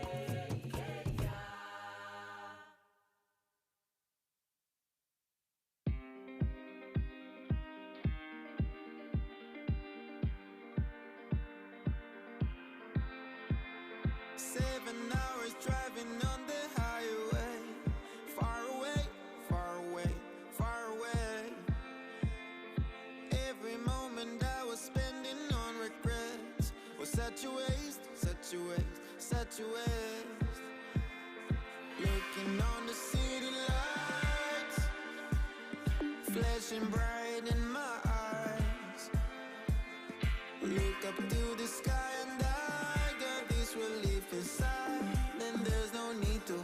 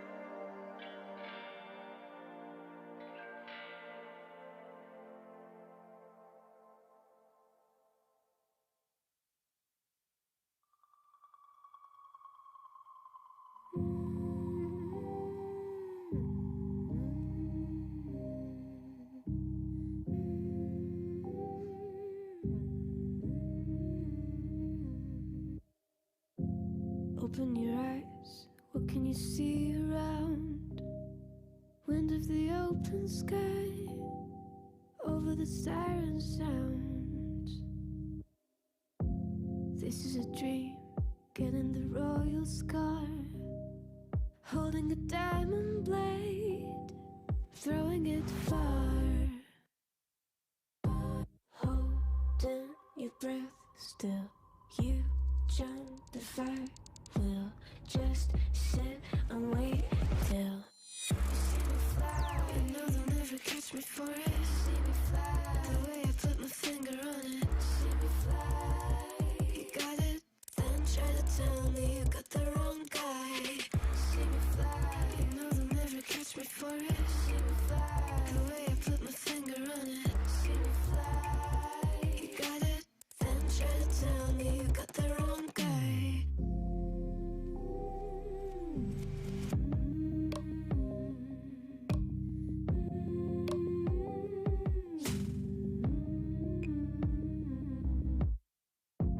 Look at them now, all of the noise they make, counting the cards to one.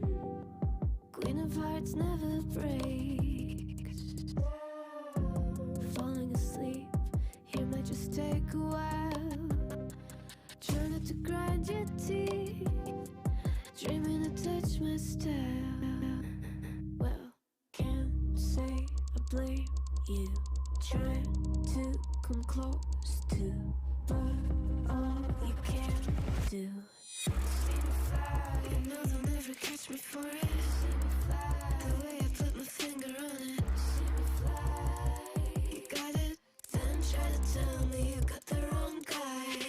See me fly, you know they'll never catch me for it. See me fly, the way I put my finger on it. See me fly, you got it, then try to tell me you got the wrong guy.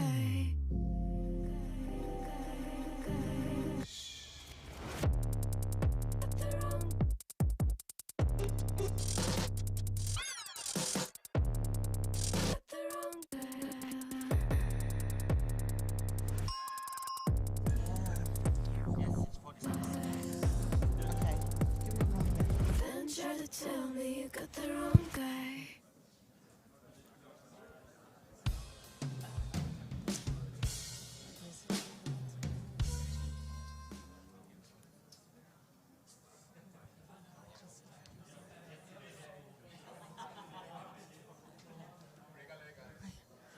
Good afternoon, everyone. We are back after the break. Yeah, and please feel free to come forward. So, you know, okay, those applying the social distancing, 1 meter, that's fine, but it'd still be nice to have you closer. There is still a lot of space here also, so if you want to, we don't bite, you know. Well, speak for yourself. It depends on the request, but, you know, this is PG. We're not going to go there, no? Okay, how are you all feeling? Oh, I can't hear. Ah, thank you. Okay, right, so we have a couple of videos. Yes, very exciting videos coming up for you. Yeah, and this first video here is the Amsterdam rainbow dress, Malmo. So I would like to show it now. And after the video... We are so...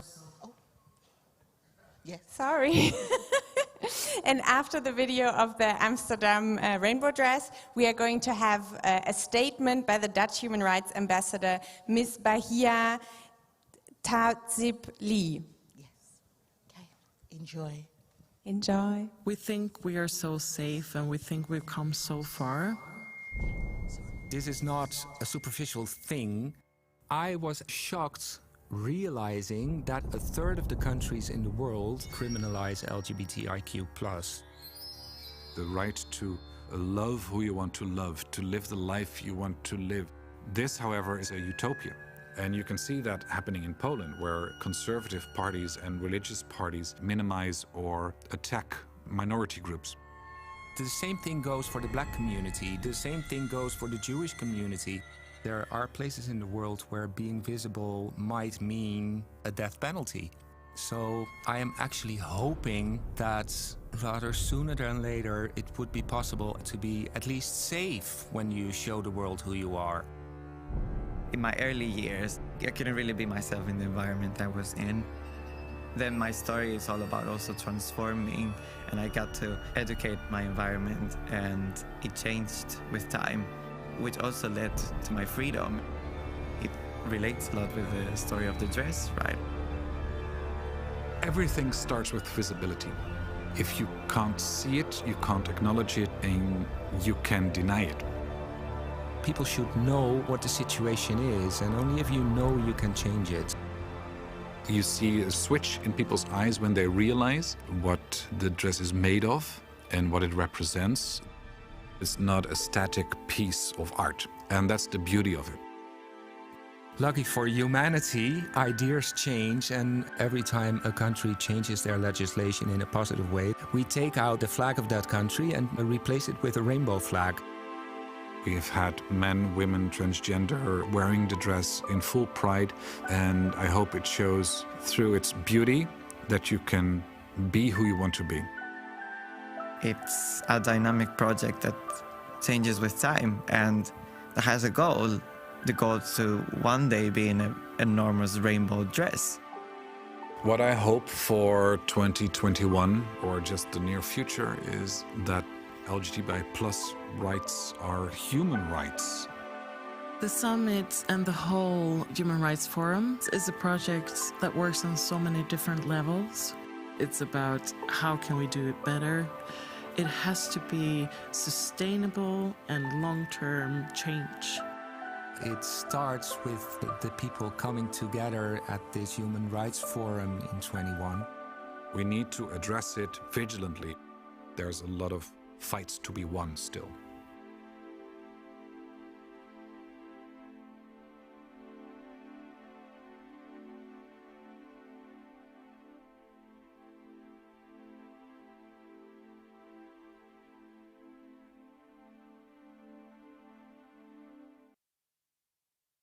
Today, I'm proud to be standing here at the Gay Monument in Amsterdam.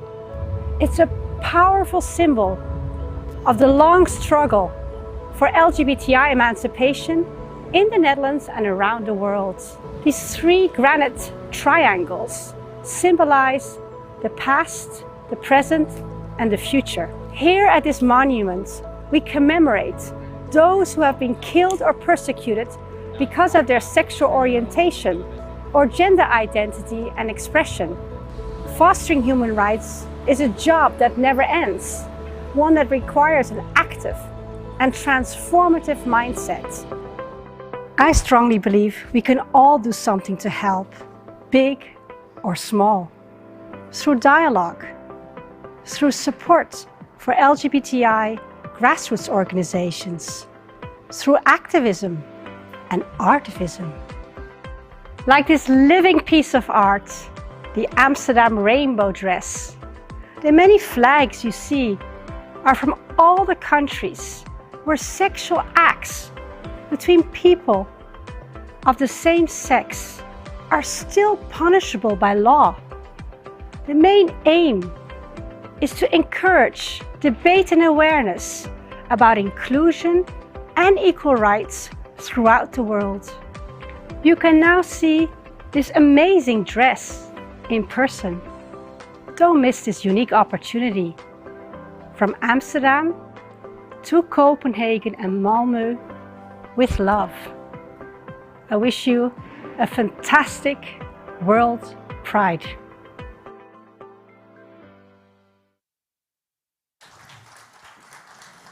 Thank you so much for these amazing videos. And before we start the next plenary, I have something for you to energize you a little bit. So how is everyone feeling right now?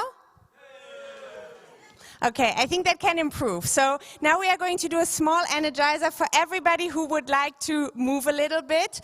It's the Tree Stone Sea Star Energizer. It's very, very quick. But if you want to take part, please stand up, everyone.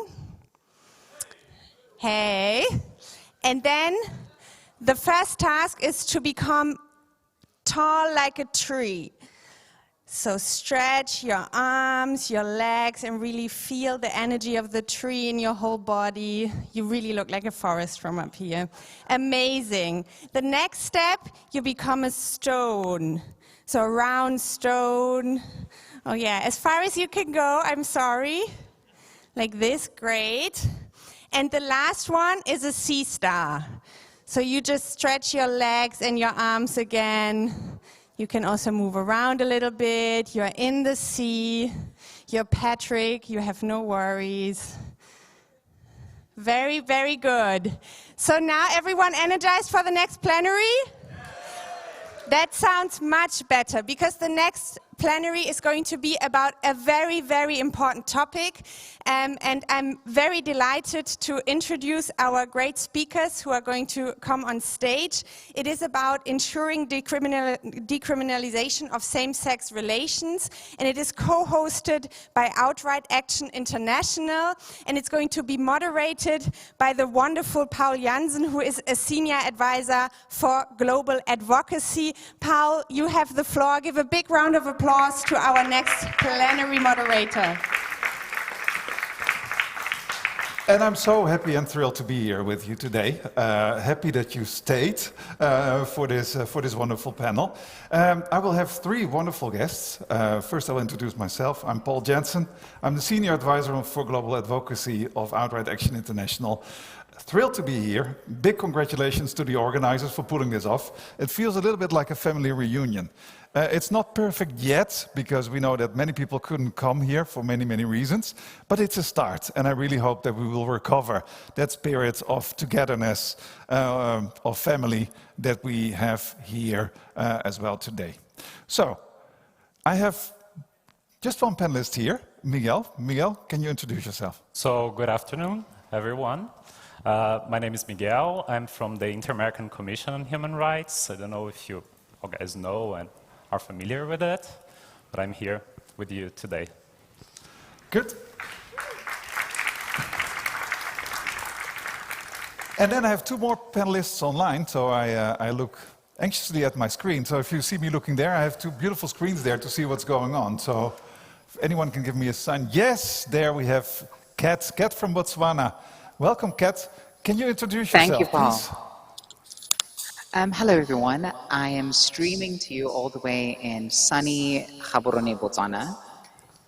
And my name is Katlahokai Golangenikisipile. I am a cultural architect, a development practitioner, and a 2019 Outright Action International United Nations Religion Fellow. So happy to have you with us, Kat, and I'm jealous when you say sunny Gaborone, because it has been pouring rains and dogs here, so enjoy it. And then we have another guest. I hope they are online as well. Kanita Placide from St. Lucia. There's Kanita. Hello, Kanita. Welcome. Can you kindly introduce yourself? Good to see you. I am Kanita Placide. I am the Executive Director of the Eastern Caribbean Alliance for Diversity and Equality in sunny St. Lucia today, and it's a pleasure to be here. Great. Well, with this panel, we're going to talk about decriminalization today. It's a big topic, and you all know that over the last 30 years there have been quite some gains on decriminalization of same-sex relations. Most recently, we had, of course, the victories in India. We had Bhutan criminalizing. We had, of course, the ruling in Botswana, and Kat will tell a little bit more about that. But we see also the other side. We see backlash in some countries. We see countries trying to criminalize or doing attempts, for instance, in Ghana, most recent in the news everywhere, Uganda, Indonesia, Equatorial Guinea. The list is long. It's worrying. So we're going to talk today. What are our strategies? What can we do? What happened? And what's next? It's a short panel, but I hope it gives you some inspiration. And of course, I will give the floor to you all as well, because you're here as well to contribute. So at the end, the last 15 minutes, I will open the floor for questions from all of you. My first question, I'm going back to Miguel, is about the role of the UN in international mechanisms. Like I know the UN has been sometimes vocal, sometimes a little bit absent. I know the Inter-American Commission has been very active. So please, can you tell a little bit what the Commission has been doing? Thank you. Well, it's been challenging always. In 2015, we released one report that was stating already that some countries in my region, in the Americas, was criminalizing same-sex relations between relations between same-sex persons. Also, other countries criminalizing cross-dressing, for example. I don't know if it's going. Yeah, we have started like showing this, putting this in the light of the world for the international community to be aware of what was happening, and some cases also started in the Inter-American Commission, in the system.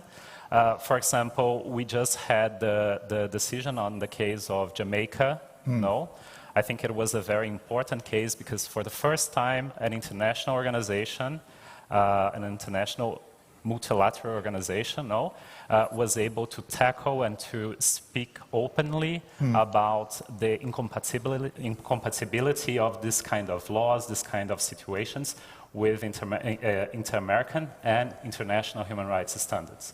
So this has been happening in this forum, and I think it's the strategy that we have been creating as well is the criminalization, and we have been learning a lot from these regions, and this is really important, right? We changed from a situation that we were in a top-bottom perspective to listen to people who live in these places, their difficulties, and what the criminalization impacts their lives, more not only in the situation of being arrested or being prosecuted, but the violence that they suffer, the situation of exclusion, economic, social exclusion. So that's what we have been doing and working on.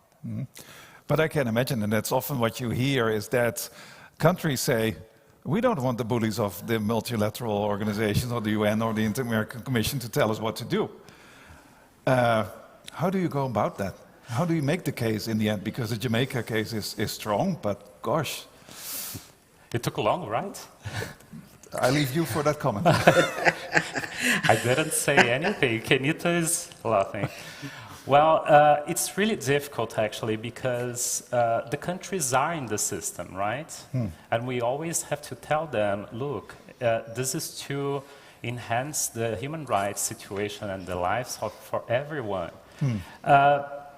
It's difficult, it's a lot of advocacy as well, so it's not only about the legal case or the strategies, but it's really important but it's also like convincing diplomacy, soft diplomacy, sometimes a bit more, and talking to partners. They are really important civil society organizations and strategic litigation. So this was how everything happened. It was really interesting, but takes long. Yeah, it's true. Well, and another case that took a lot, I'm going to Kat. Kat, just before we go into the details, like you were there when Botswana announced. Can you tell me a little bit what went on in that courtroom when the ruling was announced? I mean, it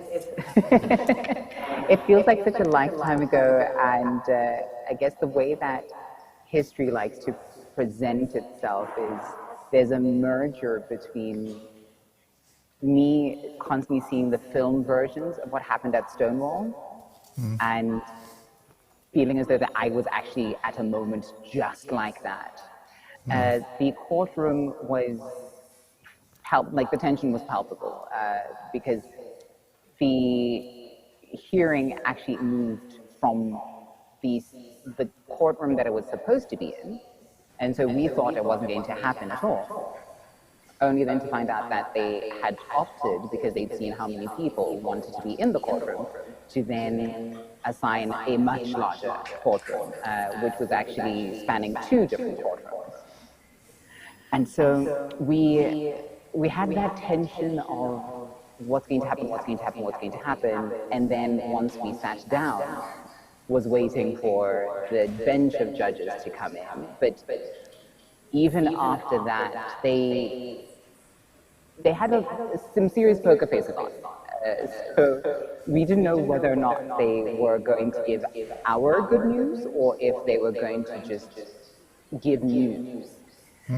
And the way that Justice Liburu, and I say this every single time I get the opportunity to, Justice Liburu wrote his judgment beautifully. It was a very, very poetic, very well-researched judgment.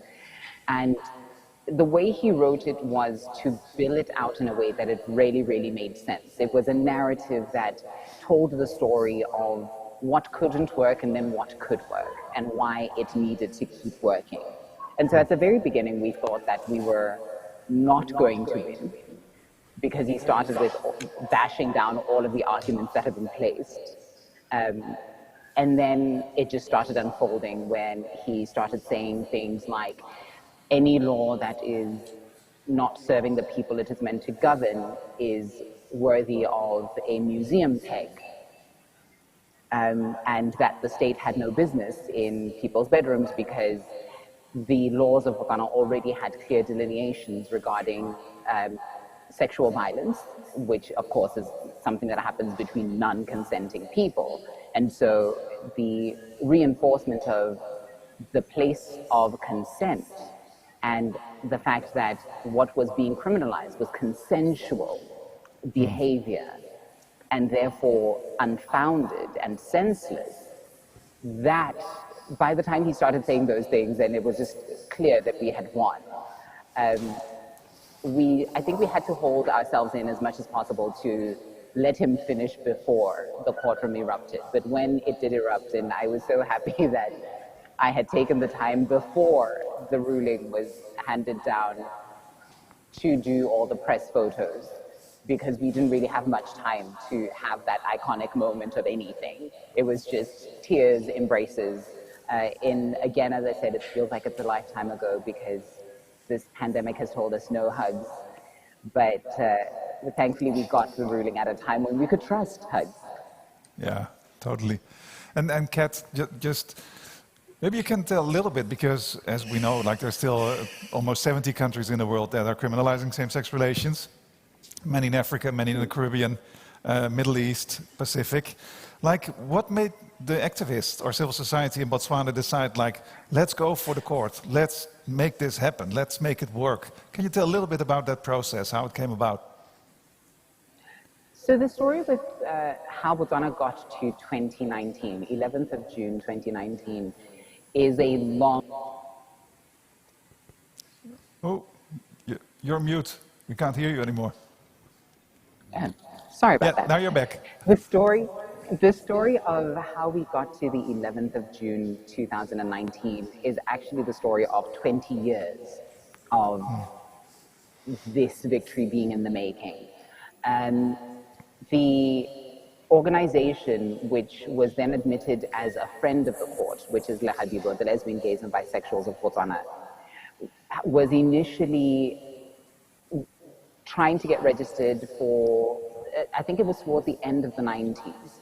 And similarly, at the same time, there was a case where a Motswana man and his non-Motswana lover were prosecuted or had been found engaging in what was at the time still considered a criminal act. And that was the Ganane case. And that case went before the courts, but then it was appealed, and the appeal took, I think, 13, if not 14 years. Wow. Before anything was done. Yet in this time, the organization, the Lesbian, Gays and Bisexual of Botswana, was doing work in the country but wasn't allowed to register. So as much as they were saying, we deserve to register because we are not necessarily promoting what you think is a criminal act, we are simply doing sexual health information, we're doing health information, we are here for advocacy for the right to health. So you cannot say that we shouldn't give people the kind of information that we're giving. We're not teaching homosexuality, we're teaching protection against a various degree of things that could face people regardless of their sexual orientation on paper.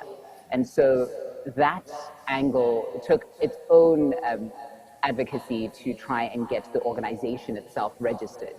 That registration happened in 2016.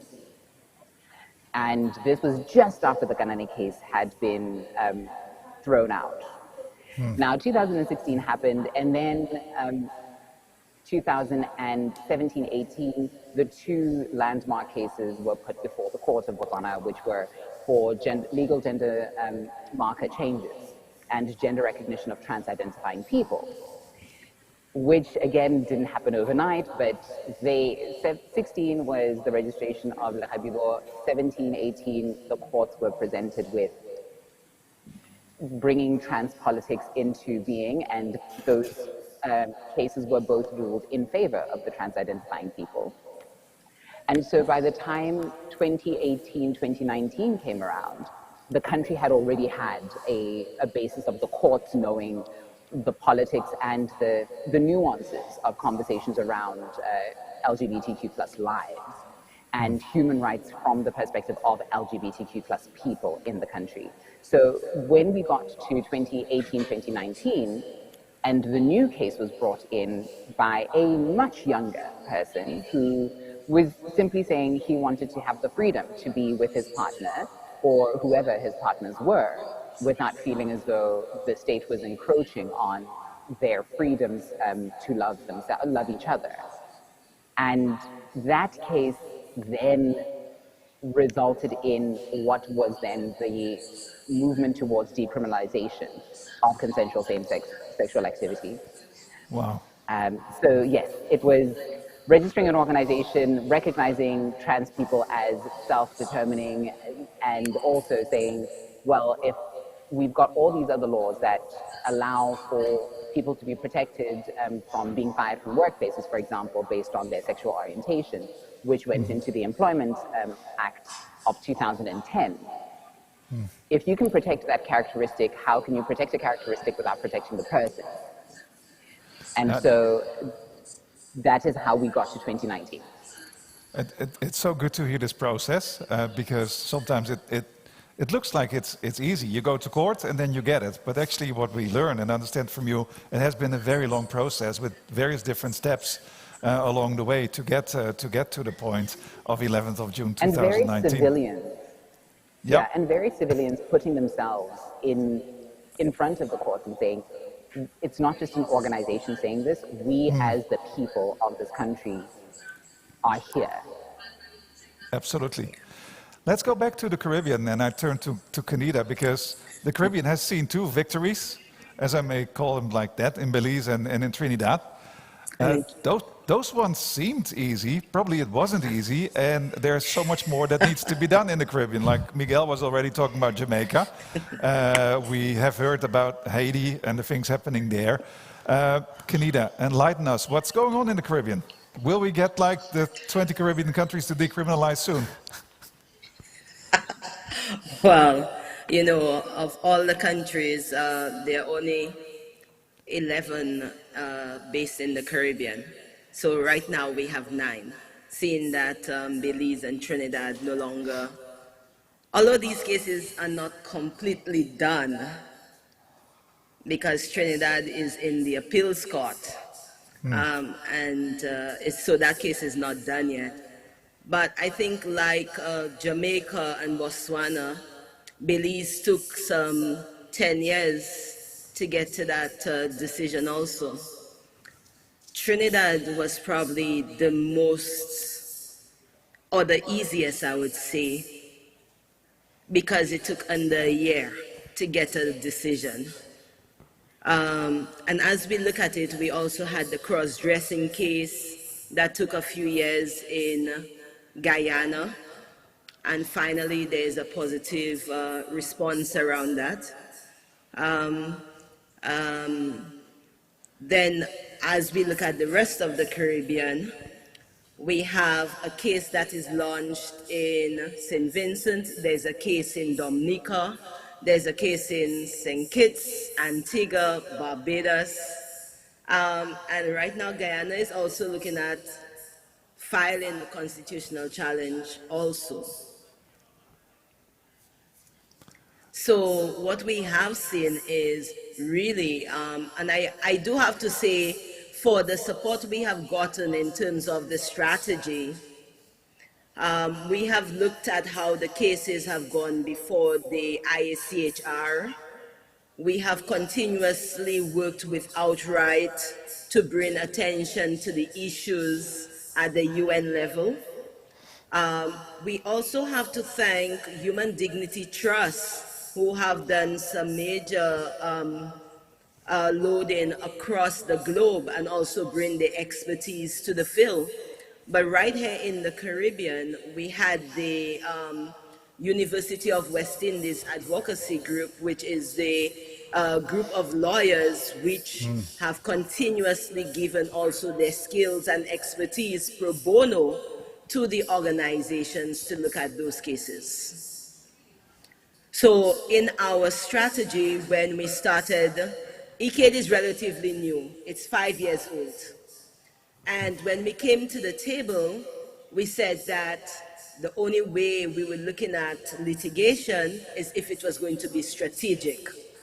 It was going to be inclusive of the people on the ground, not top up where it's lawyers telling, but rather the activists deciding, because some of the lessons we learned from Belize was, especially for Caleb, there was a lot of isolation and loneliness. And when we developed this strategy for the Eastern Caribbean, we looked at the litigation as one string. We then looked at security, communications, and part of that security also included the well-being of the persons who are about to put themselves forward. And although the cases are not at hearings yet, again, different situations. Dominica had elections, Trinidad had an eruption of a volcano, and you know, whether we are aware of it or not, something happening in one country or another indirectly or directly affects another. And so we have had delay upon delay. So I could say safely it has been 2 years since the first case, have been over 2 years since the first case was actually filed, which was Dominica filed first. St. Vincent was filed after.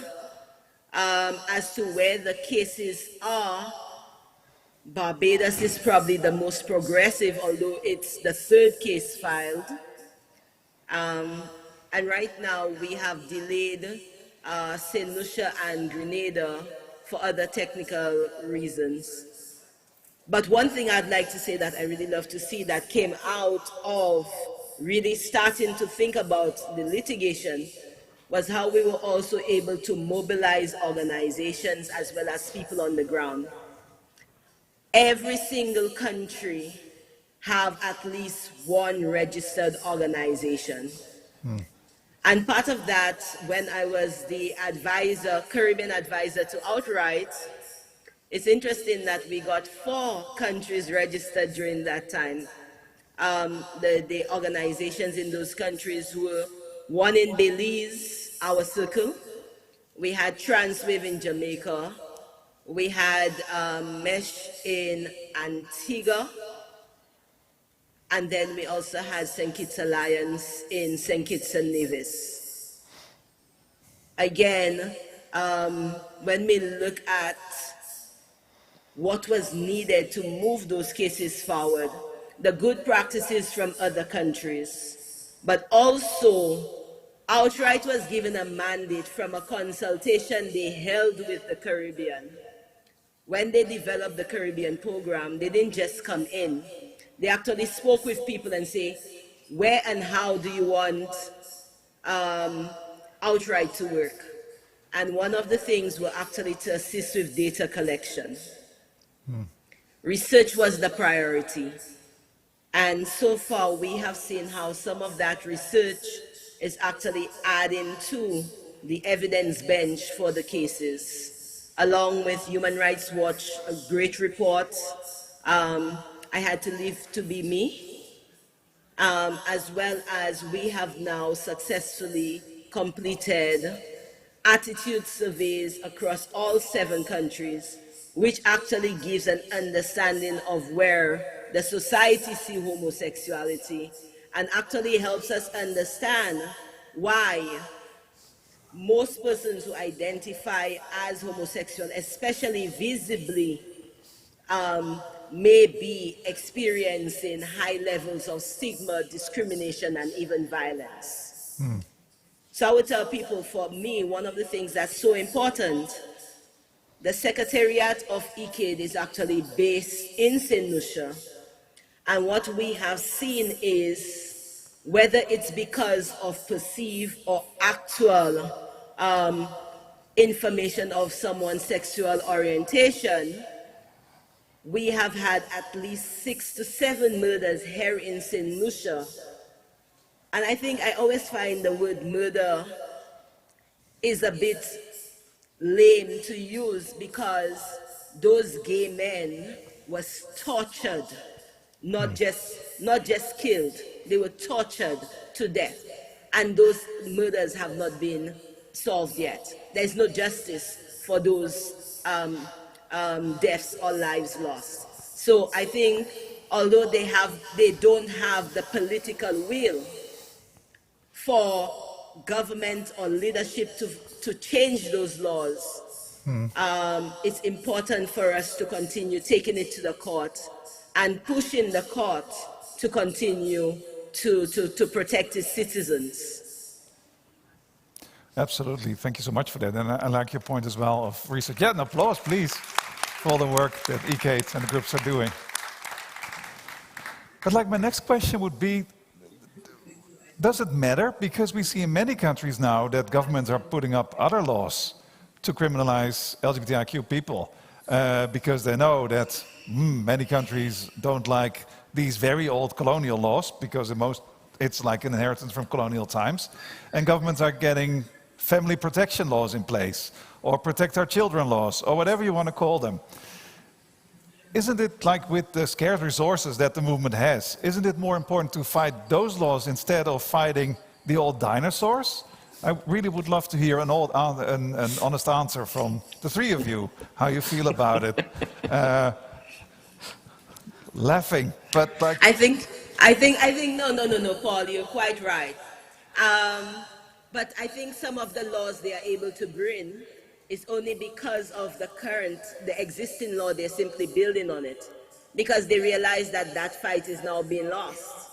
So how else can, and I mean, we have to wonder about the persons who are actually to infringe on the rights of other people in that kind of way.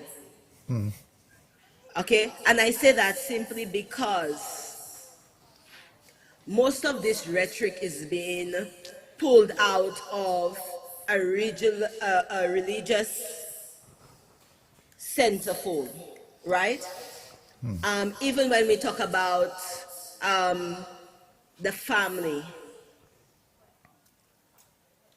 most of the religious persons push family as father, mother, and children. But if you do a survey across the world, what is the reality of families? So there's a major disconnect with what the reality is and what's being pushed, which means that it's not LGBT people alone that's being focused on, but again, when they bring the light to LGBT persons, other people are not even realizing that their own rights are being infringed as single parents. As extended parents, extended families. So those things are, I believe, a way, when we talk about if one person is not free, no one is free, because they are not looking at the bigger picture of which family was I born into? Am I born into a gay family? Are you saying that my mother was a gay woman, a lesbian woman? And that's a possibility, but it also pushes families to disown their own children if their sexual orientation or gender identity is not necessarily in conforming with what is perceived to be accepted. So when we see the pushback is to those who feel that they have lost grounds. We also saw how persons from North America, Canada, the UK, when they lost the grounds of equal marriage, they started the campaigns in the Caribbean and Africa to say that what happened there cannot happen over there. But again, I think this is where some of the religious folks in the Caribbean are using neo-colonialism is coming back, but they're not seeing it in relation to the religious rhetoric that's being imported. They simply look at it as an LGBT thing. You get a great round of applause, Kenita. Kat, I saw your hand waving already a little bit, please. And then with your permission, continue. For sure. Go ahead, I just Kat. want to chip in a little thing. So one of the things that it stood out for me within the new Ghanaian law that was put in front of the parliament was the fact that while some people might have celebrated that it was criminalizing LGBTQ plus persons, what wasn't being clear or given clearly to folks was that family members who support the dignity of their queer family members are then implicable as criminals themselves. And I think what needs to become much more explicit in how the advocacy is done is that we make it as clear as possible that similar to when you say, this is what the family looks like, or anybody who says sexual and reproductive health rights are for these people, and therefore let's decriminalize abortion. The work to decriminalize abortion is also the work to liberate LGBTQ plus persons. So there can not be any form of advocacy that says I, as a person who is a rights-bearing person, should then only exist in a certain small scope of what I can be imagined as based on who is in the administration at the moment. And to your question, are we losing or are we fighting old battles? We are fighting rhetoric that keeps, as Kenita has said, there's a rhetoric that keeps being perpetuated, and they go to what is the nearest signpost that will then be able to be blown out of proportion, as opposed to looking at the legacies of, you can say there can't be this kind of family, and it's like, well, what happens if you are a single parent household? How are you being protected? You don't want to have paternity leave allowance. You don't want to have all of these other things. But what happens when you think that that's for a household with two men as parents, when in actual fact that's going to affect you as a man who wants to have custody of your own child.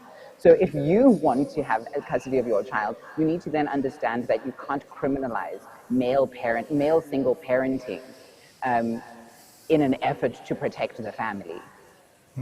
Totally.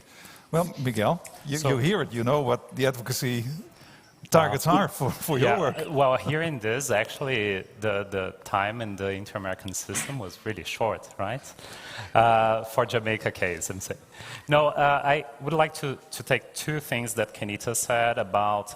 One of them is religious beliefs and how this is it's intertwining in the fight against the sodomy laws, this kind of legislation, which is a colonial past, and we have been seeing a kind of recolonization, as Kenita really well said, but also how this have been playing a role as well in the litigation in the field, because we know that, for example, in Trinidad and Tobago, people who are helping the appeal is connected to religious groups who come from other countries. So there is like a wave of anti-right movements, fueling this kind of culture of hate in these countries. And From a very international perspective, I think like we have been saying, and this connects with also what Kenita said, is that this kind of violence that people suffer in the ground is not connected to interpersonal discussion or violence. It's a social matter. And as a social matter, you only can tackle this with a change of culture and education. And if countries cannot invest on this, I think like we can have thousands of cases coming, strategic litigations coming, but there will always come new laws that will put this in risk. So we have been seeing this, for example, in Haiti. Haiti was the first Caribbean country to decriminalize same-sex relations. But now, groups are using this kind of motto of it is the earthquake that happens there, everything is a kind of God's will to punish the people that are in the ground. And this happens because the education of the population and culture that it's spread there makes people believe that this is true and puts everything in danger. So I think it's a warning for everyone that these groups are into this game as well.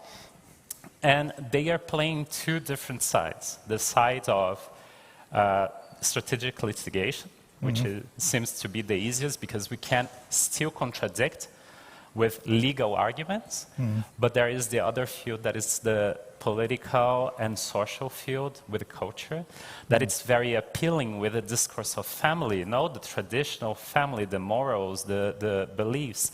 And this is really difficult. And one of the things, just to finish, that I think it was really interesting to hear during a conference in Barbados on decriminalization was the history of success in the case of India, and how also in this strategic litigation and this strategic idea of how to tackle this issue, you generate campaigns as well to clarify to the population, to enlighten them on what are the differences and what is be respectful, what is not to discriminate, and what is to be to live in a society of love.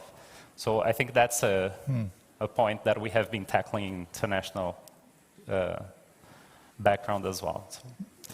I just got a signal, 10 minutes left. Like these panels are so short, really, so short. And I also want to give the floor to the people in the audience a chance to ask questions.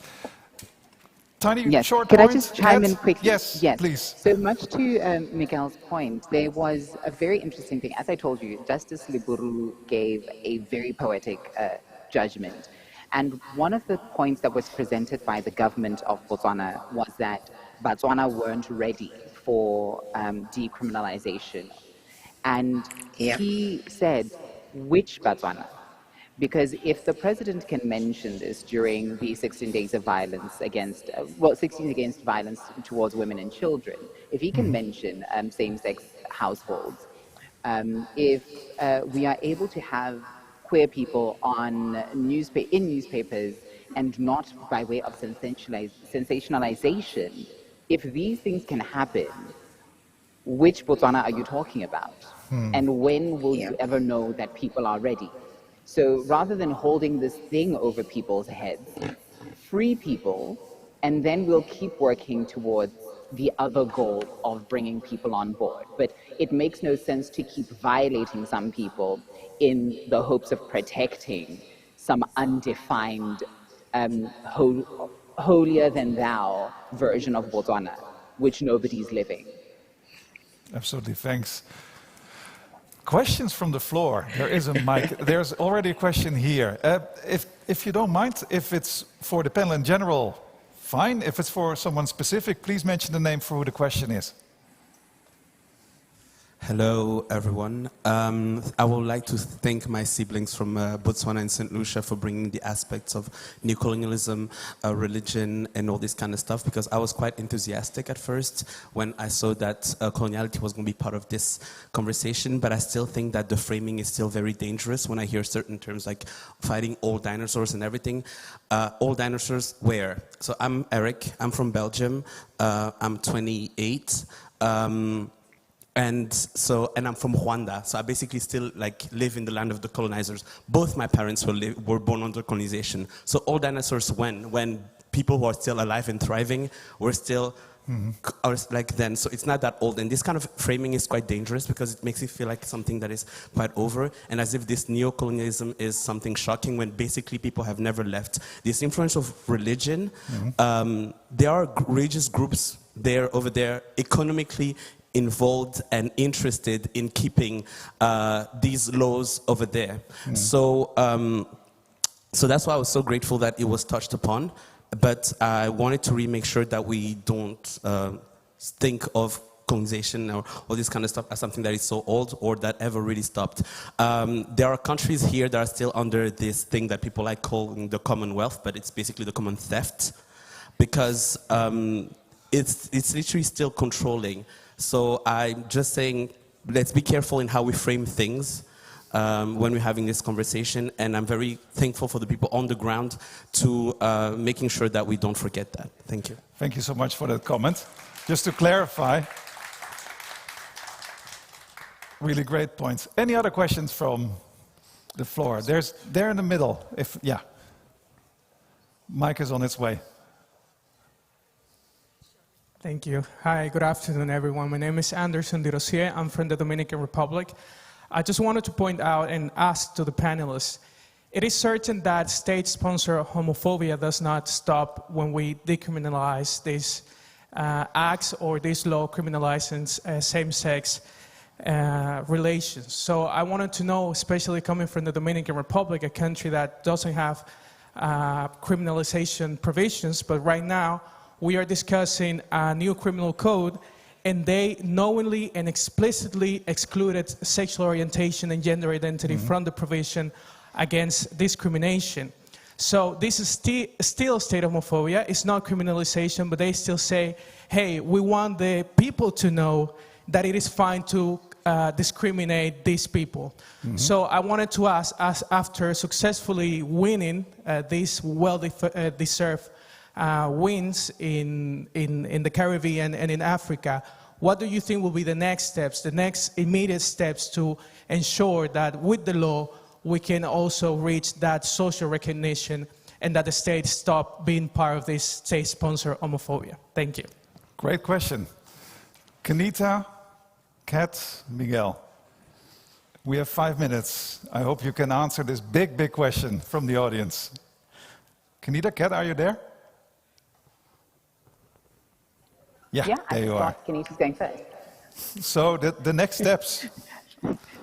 Okay, so I think when we look at decriminalization, we need to be very conscious of, as was stated, just because a law is taken off, it does not mean the belief that was allowing the law to be in existence has died. It also doesn't mean that people who grew up with these laws in existence forget the impact that it had on their lives.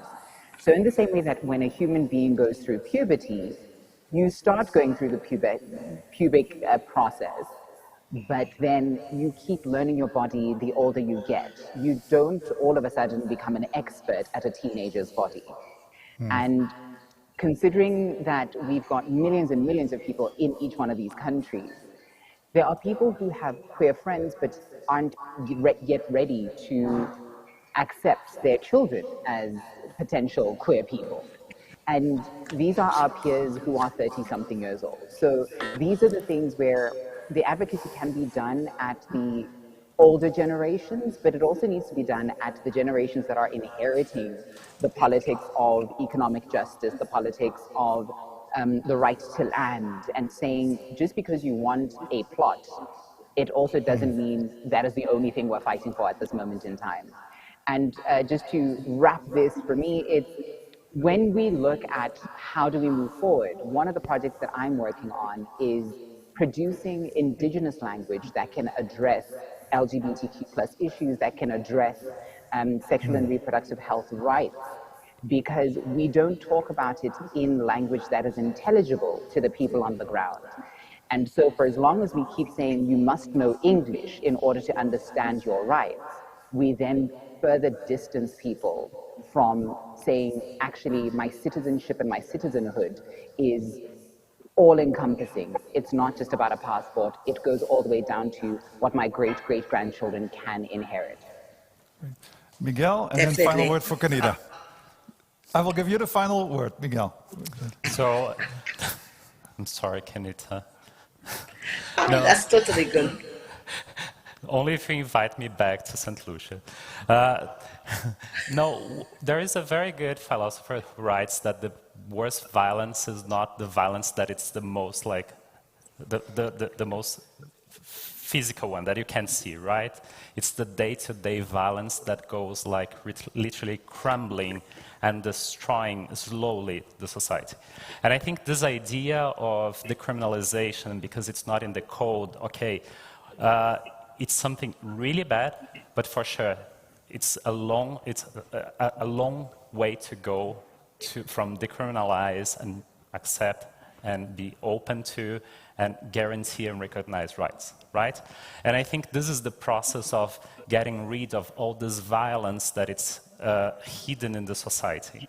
And once again, this kind of situation you only can tackle with education and culture. And it's not an education that it's a repeating education of process of oppression, of process of colonization, of new colonization, or what is the name? It's literally critical education that people can feel that they can go and go against the thing that oppressed them.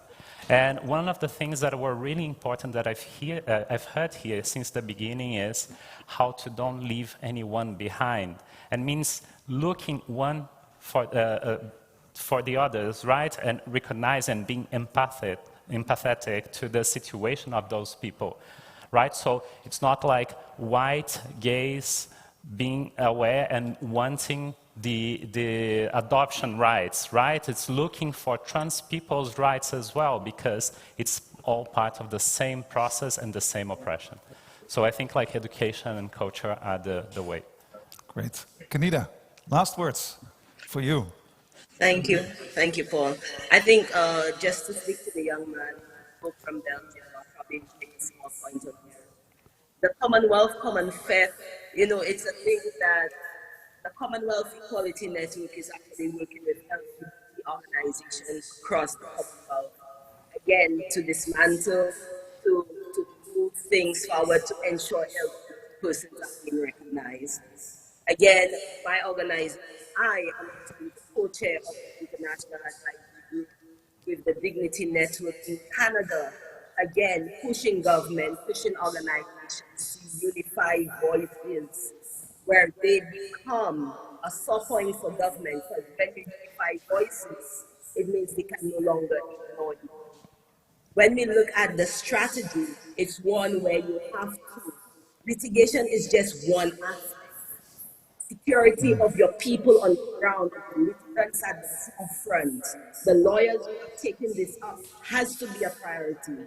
But whilst doing that, you sensitize your ally, you sensitize the society, because what we have seen is, regardless of how progressive the laws become or you can get them, they have changed.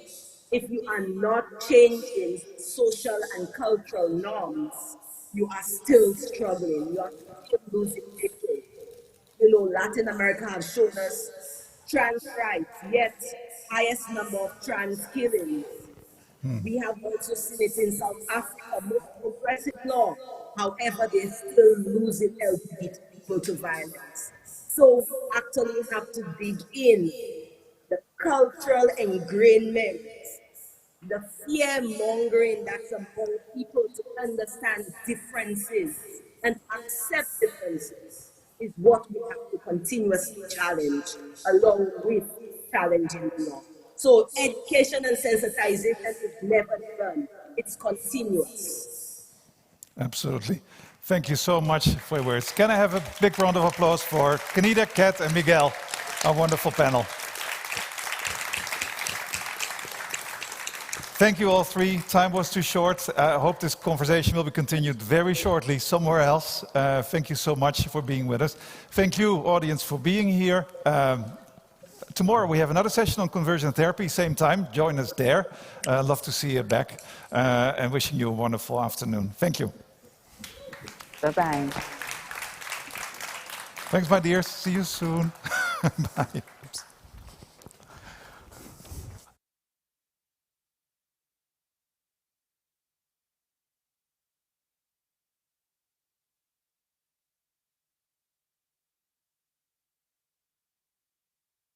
Mic on. Thank you so much, Outright, and all your speakers. Another very informative and ever so powerful conversation.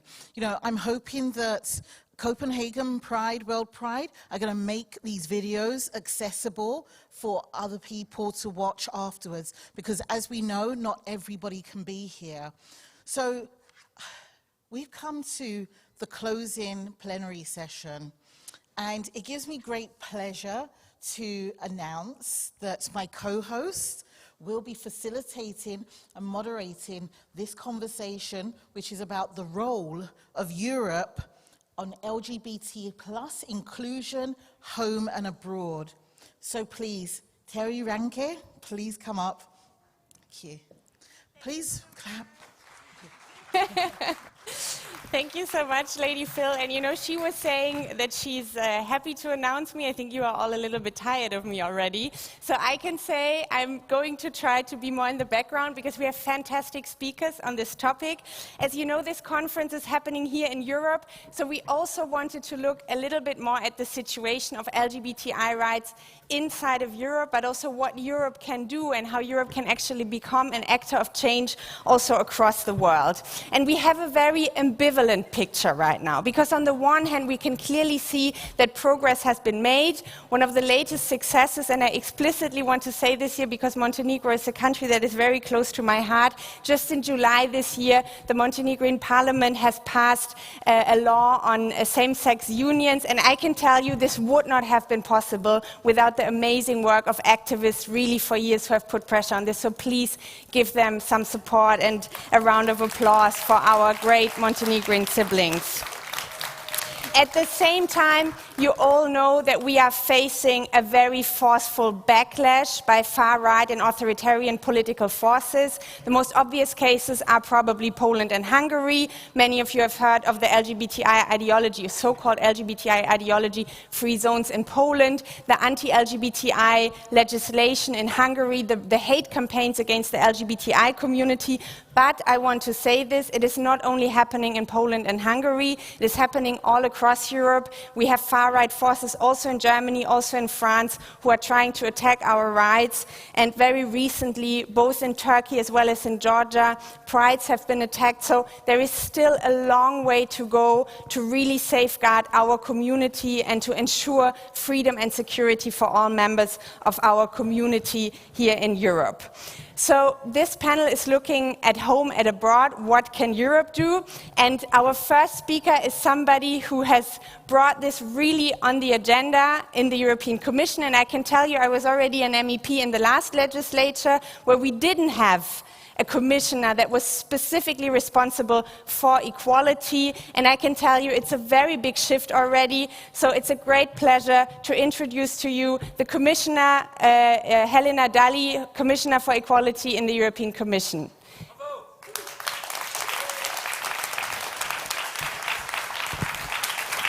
Madam Commissioner, the floor is yours. Thank you, Terry. Good afternoon. It's really a pleasure for me to be here with you. And equality and respect for dignity and human rights are core values of the European Union. We made progress over the years in fighting discrimination through legislative and policy measures and advancing equality for the LGBTIQ community. As European Commissioner for Equality, I have the duty to defend the rights of LGBTIQ people and help create the conditions for them to be themselves and to love whom they want to love without any fear of reprisal. This is a priority for my mandate. I do recognize that we are at a defining moment, as you rightly pointed out, Terry, on LGBTIQ rights. Anti-LGBTIQ forces amongst us are increasingly vocal and want to undo the progress that we are registering. The alarming levels of violence and discrimination against LGBTIQ people across Europe, amplified by the impact of the global pandemic, are definitely unacceptable. The scapegoating of LGBTIQ people in political discourse through the so-called LGBT ideology-free zone. I still do not understand what LGBT ideology is. As far as I know, LGBT is identity and not ideology. But this is a phrase which we have been hearing, and whenever they say it to me, I ask them, please tell me, what does it mean? And nobody has answered me yet. So these declarations about these LGBT-free zones and the banning of LGBTIQ content and the book disclaimer is discriminatory and anti-European. The EU will never allow its citizens to be stigmatized because of their sexual orientation, gender identity, gender expression, or sex characteristics. It is an issue of fairness and human rights. The declaration of our regions and cities' LGBTIQ freedom zones is a first step, and we must turn this vision into reality through concrete measures. In this regard, the Commission is closely monitoring the situation in all member states, and we are making sure that when implementing EU law and EU-funded projects, the principle of non-discrimination is fully respected. For breaches of applicable EU rules, the Commission will not hesitate to start legal action. This has been the case for Hungary and Poland for violations of fundamental rights of LGBTIQ people. Member states must be held accountable for LGBTIQ equality. That is the aim of the first ever LGBTIQ strategy for the years 2020 to 2025. The Commission is reaching out to member states, including the less accepting ones, and providing the tools to protect LGBTIQ rights at the national level. It sets out targeted actions focusing on tackling discrimination, ensuring safety, building inclusive societies, and leading the call for LGBTIQ equality around the world.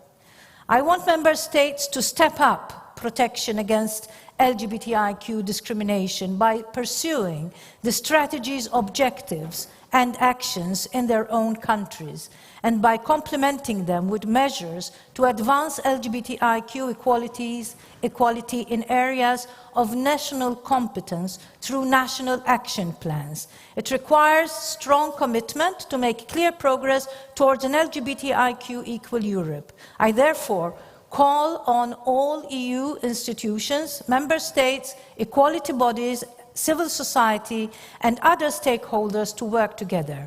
Our message to the rest of the world must be credible.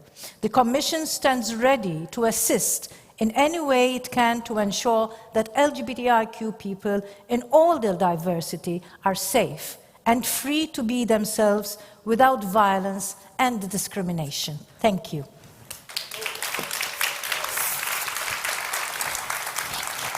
Okay. Thank you so much, Madam Commissioner, for this opening speech. And as far as I'm aware, our second speaker has unfortunately not arrived yet. So we are going to switch to the third one. Obviously also an inspiring and very forceful actor for human rights and democracy. I'm very happy to invite on the stage Mr. Björn Berge, who is the Deputy Secretary General of the Council of Europe. Mr. Berge, the floor is yours. Thank you so much for being here. Thank you very much. It's great to see you, and good afternoon to all of you. And it's great to be here in Copenhagen today. And it's really great to join this World Pride, the pride of prides, which does so much good in promoting visibility, awareness, and equality at the European and international level. Just a few short decades ago, it would have been unthinkable for LGBTI people to take to the streets of Europe, anywhere in Europe, and state their rightful pride in who they are. Yes, there are still places where this remains difficult or impossible even. Yes, there are many places where LGBTI people suffer discrimination. And yes, we should act to make things better. But the fact that many more people are much more free, that they are able to live more happy and fulfilled lives, and that so many of us are outraged when this is not the case, well, this is progress on which to build. At the Council of Europe, we ourselves take pride in the role that we play in bringing about positive change.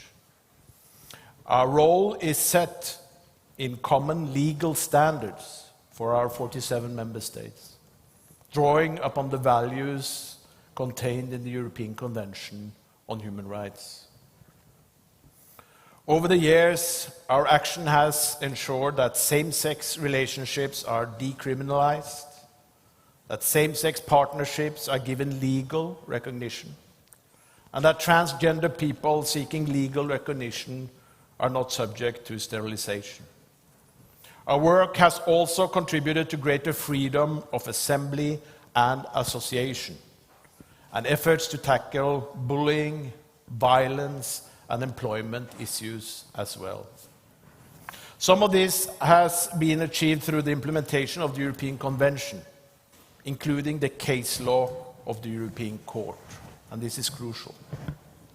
And some have been the results of specific initiatives, most notably the implementation of our Committee of Ministers' 2010 recommendations on combating discrimination based on sexual orientation or gender identity. The first international legal instrument to specifically address the human rights of LGBTI people. This groundbreaking instrument guides national authorities towards delivering equality, even today, 11 years later. A recent implementation report confirmed the progress that it has helped to make, but it also pointed to the problems that, regrettably, we all know persist. In parts of Europe today, LGBTI rights are being framed as a threat to the family, traditional values, and even state sovereignty. And some authorities are operating and pushing at the limits of the international legal obligations, such as referendums on equal marriage, restrictions on public events with blind eyes turned where hate crime occur, discrimination when it comes to public services and interaction with state authorities. All of these are worrying developments, and none should be ignored. So, we will take further specific steps towards ensuring equality, real, true equality. This is what it is all about, equal rights. At the same time, we are working to improve the review procedures for our 2010 recommendation that I already referred to, which will include greater involvement of civil society. We are looking to develop new standards to counter hate speech and hate crime more effectively and ensure equality for intersex people. A new general policy recommendation on LGBTI rights will draw from the country-specific work carried out by our monitoring body, ECRI, the European Commission Against Racism and Intolerance, and also take into account the changing issues and reality over the recent years. And of course, we will protect the progress that we have made by supporting the implementation of existing but also future standards, including the development of the case law of the Strasbourg Human Rights Court. At the practical level, we will be there with member states, assisting them and building their capacity, providing technical support and expertise, as well as raising awareness and sharing best practices, so that we can see real results.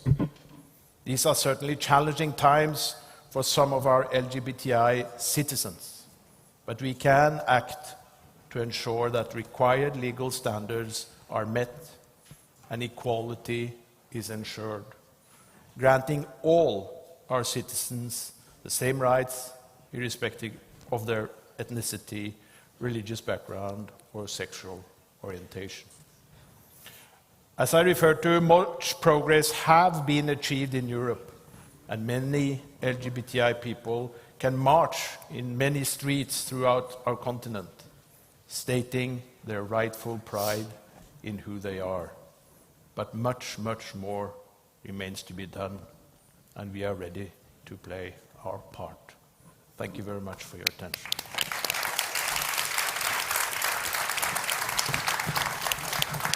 Thank you so much, Deputy Secretary. And I see that our last speaker, but certainly not least, has also arrived right now. It is the Minister of Equality from France, Elisabeth Moreno. Please give a big round of applause. Thank you. And I hope it's fine with the microphone. Just everything is perfect. Take a breath, maybe. Because I'm late, so I cannot complain. Very good. So the stage is yours. Thank you very much. Bonjour, muito boa tarde. Hola a todos. It's really an honor for me and a pleasure to attend this important, very important human rights conference and share the floor with such distinguished panelists who are sincerely involved and committed to improve the situation of lesbian, gay, bisexual, and transgender people across Europe. I am in charge of defending LGBT+ rights in France, but of course, we also deeply care about ensuring legal equality of LGBT+ people in Europe and beyond borders. As Ursula von der Leyen said, we are first of all a union of equal citizens. Let me first say a few words about the triennial French LGBT+ action plan we launched 10 months ago. Why did we do it? Simply because we realized that despite the advances and progress of LGBT+ rights in our country, people continue to face real discriminations in all areas of life, be it at school, at work, in the healthcare system, in sport, or parenting, for instance. The plan we built is made on 4 axes. 1, recognizing the rights of LGBT+ people very concretely. 2, strengthening their access to these rights or facilitating them. 3, combating anti-LGBT+ hatred and violence. And 4, improving their everyday lives.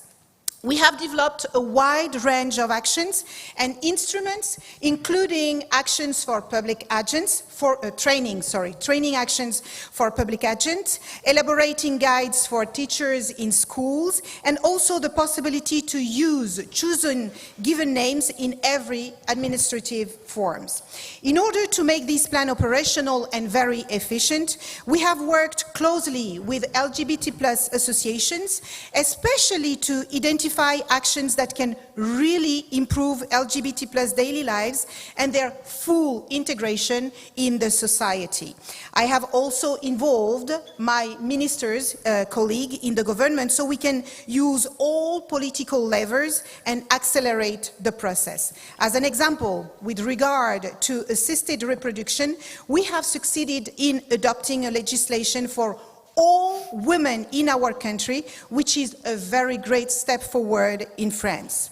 We launched our national plan at the same period than the European New Strategy, and I want to underline here the very strong alignment of both plans, and I would like to take this opportunity again to thank Commissioner Dalli for her true commitment to the LGBT+ cause in Europe. Yes, you can applaud her. So, thank you. Indeed, we are totally aligned to the values and actions we must carry out in France and those we want to promote at European level. The EU Equality Strategy Plan addresses priorities that we fully share to build a true inclusive society. And I'm thinking about tackling discrimination against LGBTIQ people, ensuring their safety, and leading the call for equality around the world. This plan was particularly expected and necessary at a time where discrimination and hate speech against LGBT+ people are dramatically increasing in Europe. And we must recognize it is a challenge in every country. The point is to pay attention to some decisions that are made that are affecting LGBT+ people's rights all around Europe. President Macron is carrying this message in the European Council, of course. We fully support the initiative of the European Commission to initiate infringement proceedings when necessary, and each time it will be necessary, because when the European values or projects are at stake, we cannot get along with it or show weakness. We believe that the European project has to bring Europeans together and pave the ground for reconciliation and not division. And we certainly cannot reject our citizens for simply being who they are. Of course, it is also a strong message that we will carry during our presidency in January 2022, because it's essential that we guarantee LGBT+ equality and their possibility to be free and their true selves and loving who they want to love throughout the EU and beyond. It is a fundamental human right we should all combat together, and to do so, we will need to fight inequalities wherever they sit and focus on human dignity, whatever topic we will be addressing. COVID-19 is forcing us to redesign a new normal. It is up to us to choose how it will look like.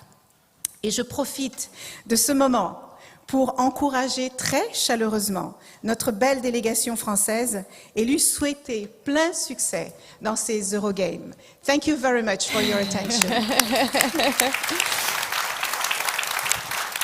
Merci beaucoup, Madame. I think... Oh, yes.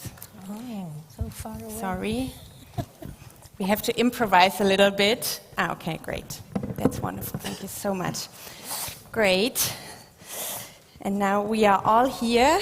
Thanks. Guys, can I tell you something? Will you believe me if I tell you that I have broken my heel when I arrived here? So if you see me doing this, no worries, everything is perfect. You know, it's all these cobblestone streets where I think it's very dangerous for high heels, definitely. But now, getting a little bit into a conversation with you as well, I would start with you, Madam Commissioner. You have already mentioned, and the Minister as well, the 3 infringement procedures against Hungary and Poland. Now, some people say that this is the great breakthrough in the fight against the backlash against LGBTI rights. Some people say it's coming very late. Maybe you can talk a little bit of the backrooms from the European Commission. Has the whole debate that we had around the Euro Cup, you know, around showing stadiums in rainbow colors, around the strong stances that also a lot of people from the civil society were showing during this time. Has this made a difference in your decision to finally open these infringement procedures? Or what was then the thing that, I think in English you say, that broke the straw that broke the camel's back in the end? Well, I wish I could say yes, but it's no. And there was no straw that broke the camel's back, because we actually started work straight away. But this work takes time. I mean, first there was the condemnation, and then, you know, you start setting the wheels in action by examining the reality of the situation vis-à-vis the legal aspect. I mean, you can't just go out there and say, this is happening, this, you are breaking or you are discriminating, unless, you know, you do the work, so that once you are presenting the case, then you know that you have good legal basis for what you are saying and for what you want to do. So really, once we heard about the so-called LGBTIQ freedom zones, and then when we heard about the Hungarian legislation, straight away we went to work, and what we are seeing now is the result of all this work and this presentation of the letters to the 2 member states. Of course, what we are doing together with UEFA, for instance, and all the other work which we are doing for equality is important, but it doesn't impinge on our decisions, because we are speaking about human beings here. And sincerely, I don't need any pressure from anyone to do something about what is happening. You know, we are all human beings. Nobody chooses how they are born. I didn't choose to be born a woman, white, on the island of Malta. I would probably have chosen to be born in Denmark, where it rains in August. I come from 40 degrees, and this is, you know, bliss for me. So we don't choose. We don't choose where we are born, how we are born. So how can it cross a legislator's mind, a policymaker's mind, that they discriminate with a person because of the way he or she was born? So really, to me, it's a no-brainer that we take action straight away when we see this kind of discrimination. And this is all work in progress. I wish it was, I used to love when I was a kid the fairy tale about the elves and the shoemaker, that I could go to sleep and in the morning I find all the work done. But it's not like that in reality. It takes time. And obviously, we don't publicize when we are working on something, but then we publicize when you say, okay, we have this letter now which we are sending to Poland and to Hungary because we have found this, and this. We want you now to answer to that letter, and then we take it from there. So first we try to speak, to have a debate with the member state, because I think that is how it should be, but then we will proceed with what we have to do. And I think we are all very thankful that it finally did happen, and that we are going to start action against these anti-LGBTI policies in both Hungary and Poland. Before I come to the other panelists, I have a very brief question about the LGBTIQ equality strategy that you have launched. And there is one landmark initiative that I think also a lot of people here in the audience really care about, the mutual recognition of documents like, for example, birth certificates, adoption certificates between EU member states. Can you already tell us a little bit about what the Commission is exactly planning there? Because obviously we know that all EU legislation will then also eventually have to go through the Council, so I think we are all waiting for the proposal that is still due this year. Yes, this is about mutual recognition, and we are insisting that a family in one member state should be recognized as a family in all member states. And we are working on legislation so that becomes law. You know, so we have seen problems of families moving from one country to another, and maybe moving to a country where same-sex families are not recognized, and therefore this will, you know, change all this. And a family is a family is a family, and will be recognized in all member states. Thank you so much. I think we are all looking forward to the proposal. Now, Minister Moreno, obviously in all of the discussion that we have had about the situation in Poland and Hungary, but also how we can move forward inside of the European Union, the member states play a crucial role. You have already mentioned the French presidency that is starting in the beginning of next year. How do you think the member states that might position themselves as more progressive can be a stronger alliance against countries where we have authoritarian governments that are really pushing for backlash? What are you planning to do to actually make that a reality? I think it's an important point because, you know, when you speak about human rights, I mean, it is very strange in 2021, let's say, let's start with 2021, to have this kind of discussion. To still have this kind of discussion where everybody admits that every human deserves to be treated with dignity. And it is not because we are seeing some conservatism in some countries that we should consider that we have lost the game, because on the other hand, we are seeing many countries who are progressing with a lot of motivation and determination to make sure that LGBTIQ plus people, I know we have more letters, but I'm going to make it short. It is important that we create solid coalitions. It is important, and I'm seeing many countries. I was in Spain last week where I'm seeing a lot of actions to foster LGBTQI plus people rights. I was discussing with the Ministry of Sweden this morning. They have the same volunteer. I have seen your princess who mentioned the dynamic that we are having in Denmark, and I know many other countries, not only in Europe but outside of Europe, who are showing strong volunteer actions to change the game. And these people do have to have painful conversations, because, you know, these things sometimes deserve courage. You know, there are some conversations that nobody wants to have because they are complicated, because they are difficult, because politically blah blah. But we are in a moment where we cannot afford not being courageous, and with the right pedagogy, with the right explanation, with the right education, it may take some time, but I'm sure we will get there. You know, France has always been a soil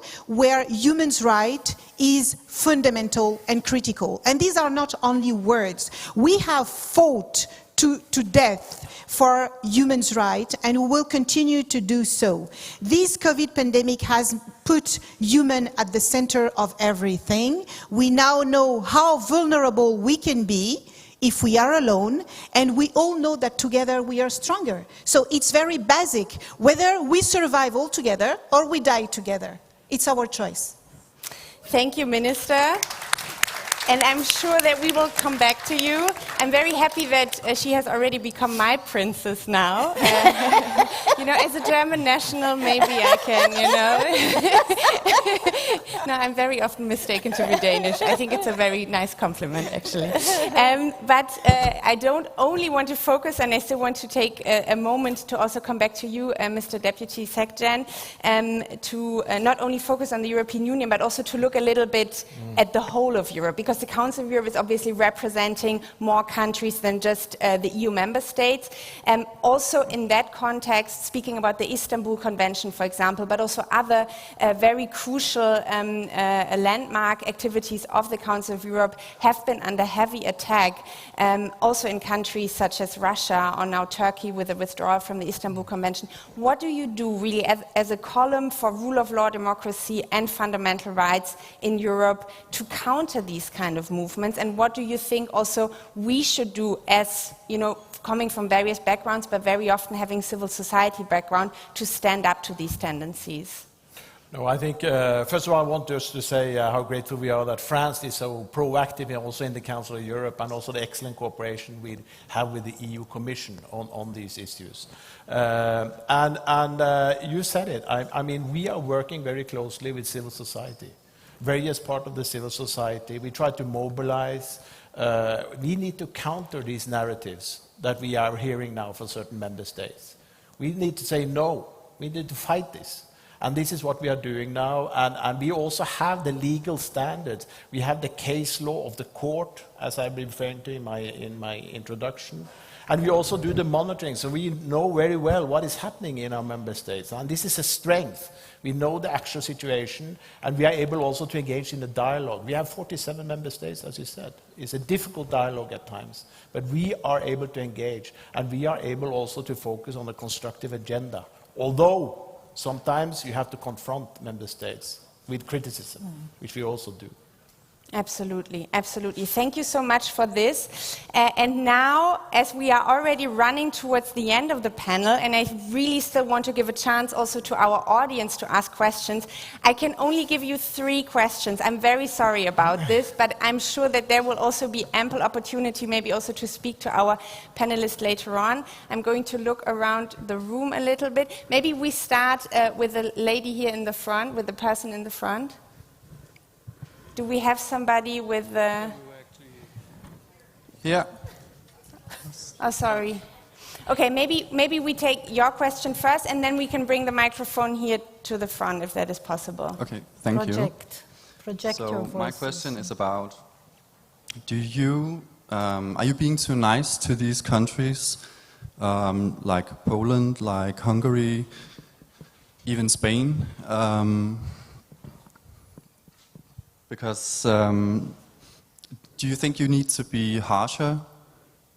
Because these movements are happening, and although you sit in Belgium, in Brussels, and you discuss what's going on,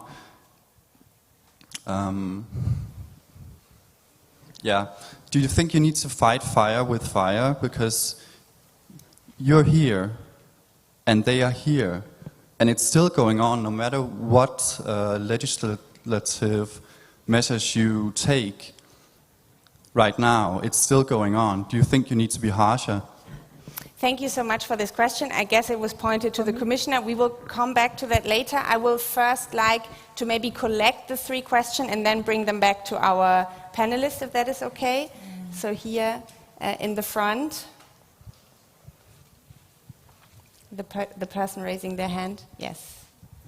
Yes, thank you. For me, my question is more directed to the Equality Minister of France. So I was really happy to hear that you were doing a lot of things, that France is also in support of LGBTQI rights here in Europe and abroad.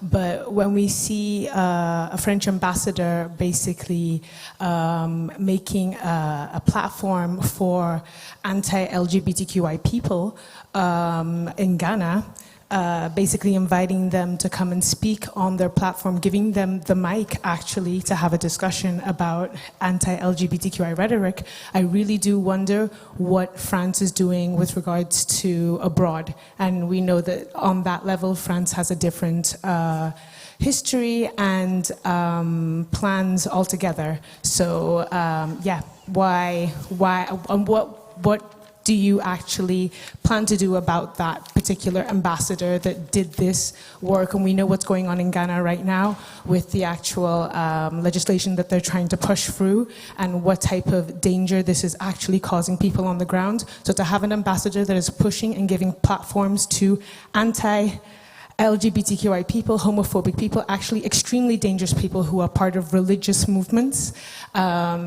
Please give us an explanation with regards to that. Thanks a lot for this question. I will bring it back to the minister in a moment. We have, I think we can maybe take 2 more questions. So we have somebody here sitting in the front. Yes? Thank you a lot. So I'm an activist from Poland, and I really appreciate all you're doing. But as someone said back there, you need to fight fire with fire. Like, our government doesn't care what the EU say, what letters you write. They just don't care. They have the sentences from the European Court of Justice and they still don't care. So you need to do more, because every day people are living in Poland with fear, because we are really in a tough situation and it doesn't seem like European Union. I mean, I feel here like I'm in a different world where people actually say there is no such thing like LGBTQ ideology. In my town, I'm from a smaller town, there were nationalists cleaning the streets after our Pride March. Like, they had these white scaphanders and they were pretending to clean the streets because we were walking there. So we need you to do more. It's not like you can start the procedure and hope that maybe this will be enough. It won't. We need you to act harshly, to act with the whole power, because that's why the EU should, that's how the EU should work. That's what we hoped for 5-6 years. We're still thinking, well, we're part of the EU finally will act. It's not gonna be that bad. Well, it's getting that bad. So please do more before it's too late. Thank you so much. Thank you so much for this very strong plea from Poland.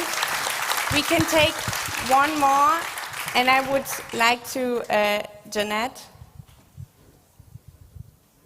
Thank you.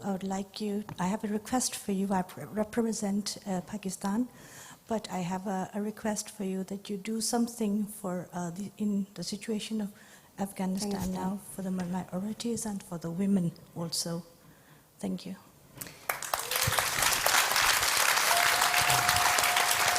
Thank you so much.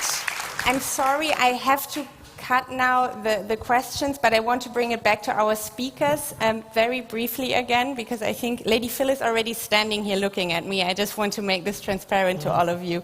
So, Madam Commissioner, the questions to you, the strong plea, but also from the back there. What else can the Commission do to very strongly react to these authoritarian governments? Well, it was mentioned that we should fight fire with fire, and the fire that we have is the fire of our determination to change things in these member states where we are seeing this discrimination taking place.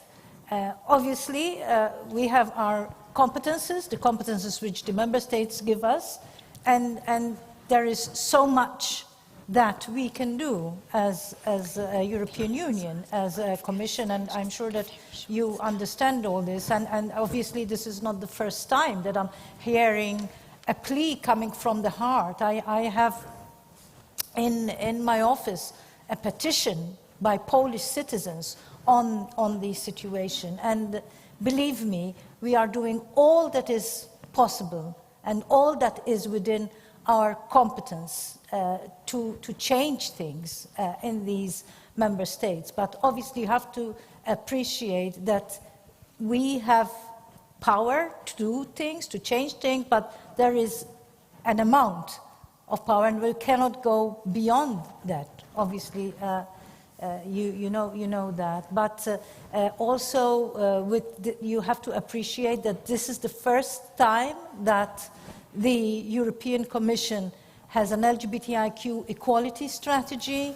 We are working with member states, and it is not just, as Elizabeth in fact said, that it's not all gloom and doom. There are member states which are making progress in this area of policy, and we continue to encourage that. But we work mostly with member states where we are seeing a regression in LGBTIQ rights, namely with Poland and with Hungary. So civil society is close to us, works close with us, and we are seeing how we can implement this gender equality strategy and help member states implement this. So this is working as a counterbalance to what is happening via the respective governments of these member states. You can rest assured that the fire is here, and I will do all that is within my competence in order to change these situations and in order to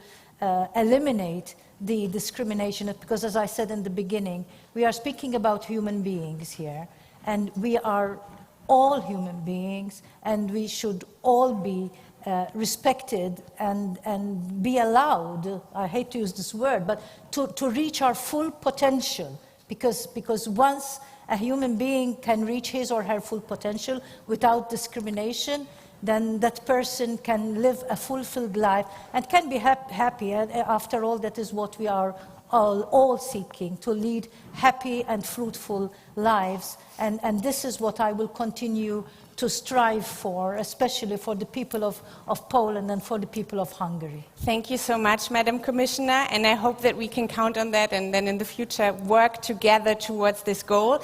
We're really running out of time, so try to be short. There was a question directed at you, but I would also love, and then also Mr. Berger, just very shortly on the situation in Afghanistan, because I think it's something that a lot of people are concerned about. So these questions are very, very important, and being short on it is a bit frustrating. First, I want to encourage all the activists and associations who are risking their lives. They are risking their lives to save the lives of others.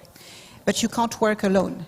And I'm sorry you say they don't care letters. And you know, when you have 13 countries signing a letter asking for sanctions for the countries who are not respecting the values of one of their state members, it means something. Let me tell you that it means something, even if you don't see the result as quickly as you wish, but it has an impact. And I'm glad, you know, Clément Beaune, who is our Secretary of State in charge of Europe, when he goes to Poland and he wants to go to a free zone LGBT, it means something. The problem with these topics is people who are doing bad are speaking louder than the ones who are doing good. It's true. But do not neglect the power of good. I'm sorry to say that. It may seem stupid or ridiculous, but I believe that we do not fight fire with fire, because we have many more ways to make things happen than using the fire of others.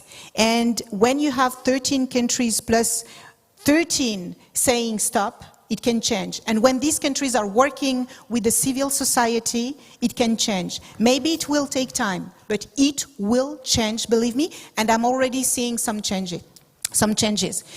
To your point regarding Ghana, I don't want us to take the example of one person to minimize the action of one country. The Ministry of Foreign Affairs, who is in charge of all our embassies across the world, has taken very seriously what happened in Ghana. But I can tell you that the values we are carrying in France, we carry it also outside of France. And I have heard, like you, what has happened in Ghana, but I was not there. But I can tell you that Jean-Yves Le Drian has taken this point very seriously, and he's inquiring what happened, and I'm sure he will make the right decision based on what he will understand from this situation. But I don't want us to take the example of one person doing one thing to blame the entire fight of a country for human rights, really. And I'm not minimizing what you said and what has been done. I'm just telling you that it is unfair to take one example, not to consider all the rest that has been done. Thank you, Minister. Sorry, I get it that maybe the Minister will still be here. I'm happy to have a conversation with you on one-on-one just after the. Yeah. And then, can I just bring the Afghanistan question to Mr. Berge then? I'm sorry because we are already now over time. So thank you so much, Minister. Mr. Berge. Yes. Of course, we are very concerned about the developments in Afghanistan and also what we can do to help. I mean, this is a central issue now. We will have discussions, I think, in our coming weeks about this. Of course, the Council of Europe has a certain focus on Europe, so it's hard for us maybe to be that directly involved. And finally, just one word, I think, in terms of the tools. We have the tools today. Now, I'm talking not about Afghanistan, but on how we can combat discrimination and hate speech and issues like this. We have tools today. Maybe we can make them even more effective. This is the issue, I think, for us in the Council of Europe, maybe also from other international organizations. And the results are there to see. If you look at the progress over the years, of course there are setbacks. We are in a difficult period now when it comes to certain developments in specific countries. But we have the tools, let's use them more effectively. And when it comes to rhetoric and how to be tough in how we confront these member states, look at the statement of the Human Rights Commissioner of the Council of Europe yesterday. Look at it. She was here this morning, I think, Dunja Mijatovic. Mm-hmm. This is strong wording. So it's not a lack of strong words, it's also how we can change things and developments, and how we can also mobilize support among other member states in confronting that development. And today we have 36 focal points, national governments working together with us on LGBTI issues. We are building a coalition, we are mobilizing, we are working with civil society. It's not only grim and dark, we have positive developments and we need to focus also on that, I think. Thank you so much, and thank you for ending on a positive note. Please give a warm round of applause for all our speakers. I can certainly say this conversation is not over. I really felt that we had far too little time. If you want to continue this conversation with politicians, we are going to organize an event on Thursday night at 7:30 with members of the LGBTI intergroup from the European Parliament. So there you can also vent your anger towards us as members of the European Parliament. It is going to happen here, and there we can also discuss what further to do with Poland, what the situation in Afghanistan is like, what we can do as parliamentarians, but also other issues that you might want to come up with, and how we can work closely together as civil society and parliamentarians. So on Thursday evening, 7:30, sorry for using this moment for a little bit of advertisement. Anyway, thank you so much to all of you for coming. I think it has been a very, very interesting debate, and still have a wonderful conference. Happy Pride to all of you. Mange tak.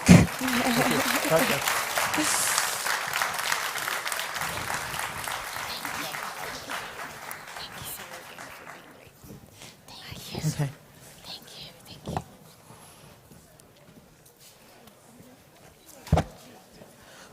Thank you so much. Please do not run away just yet. Please do not run away just yet. If I can have a few moments of your time. Oh, I like that sort of influence that I have. Okay. Everyone's running off to speak to the minister. No, it's okay. I'm here. I'm here. Okay. Thank you, Terry, for a wonderful session. You know, there's been so much rich information, conversations, dialogues, and I guess this is not the end of it. We cannot just have these conversations and it feel very performative and nothing happens afterwards. But we've come to the end of today. Yes, not the whole thing, the end of today. Yeah, can I have your attention? Yeah. You know, I'm a bit of a diva. You did hear that the Queen's here, right? Okay. Okay. All this black magic standing here and you're not paying attention? Okay.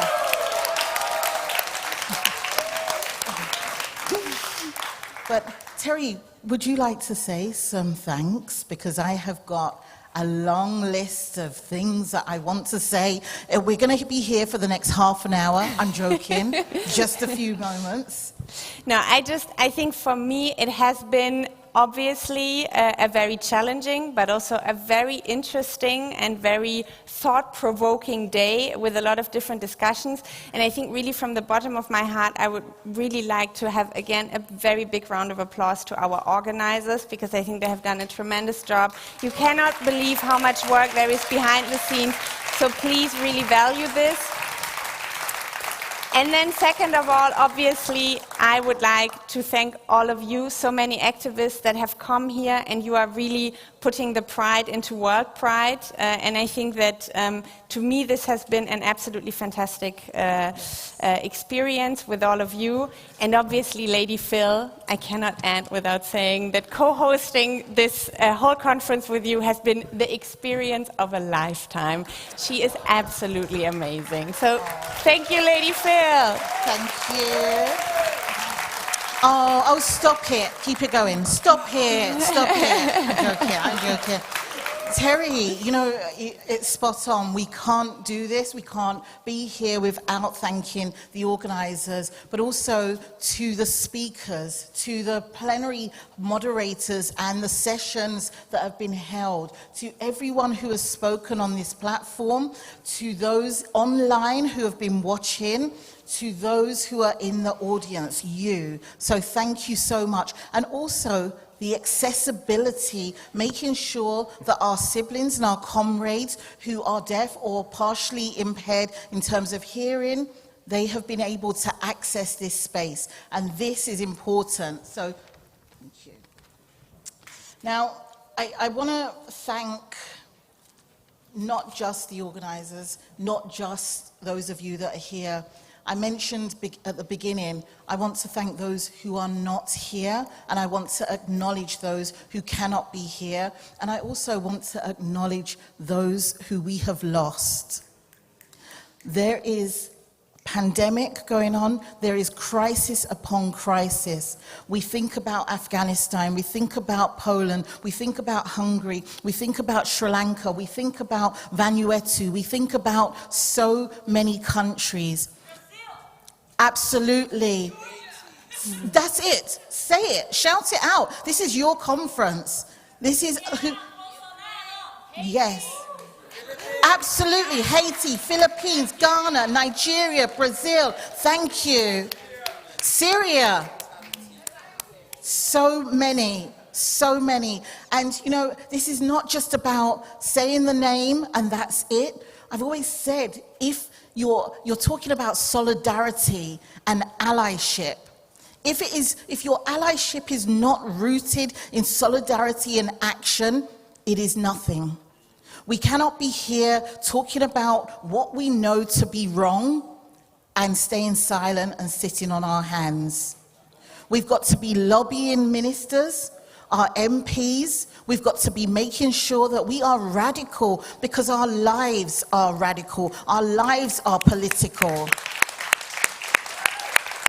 And it goes without saying that, you know, as a black lesbian woman who, although born in the UK, but is from Ghana, I cannot not mention my Ghanaian siblings who are facing a horrendous time with this proposed legislation, which will not just harm LGBTI plus people, but will harm everyone. We have got to make sure we are in solidarity, and where we can use our voices, where we can use our influence, where we can make sure we speak truth to power, we do that. So I'm going to end on a quote, which is from Kwame Nkrumah. The forces that unite us are greater than the superimposed influences that keep us apart. I'm saying to you, happy Pride. Yes, Pride matters. Black Lives Matter. We matter in this room. but we cannot do this by ourselves. Let's think about also the next generation. There is a quote that's translated into English. My mother says, "You do not borrow this land from your parents. You inherit it from the next generation." So we have a duty of care, a responsibility to make sure that we are not just plowing this land for ourselves, but we're doing it for the next generation that comes after us. So thank you so much for allowing me and my beautiful co-host Terry Ranke to host. And thank you to all of you. Now enjoy the rest of Pride and give yourself a massive round of applause. And to those online, thank you. Thank you. Woo! And Lady Phil and me really hope that you are going to endorse our application to be the host for the next Eurovision Song Contest. So.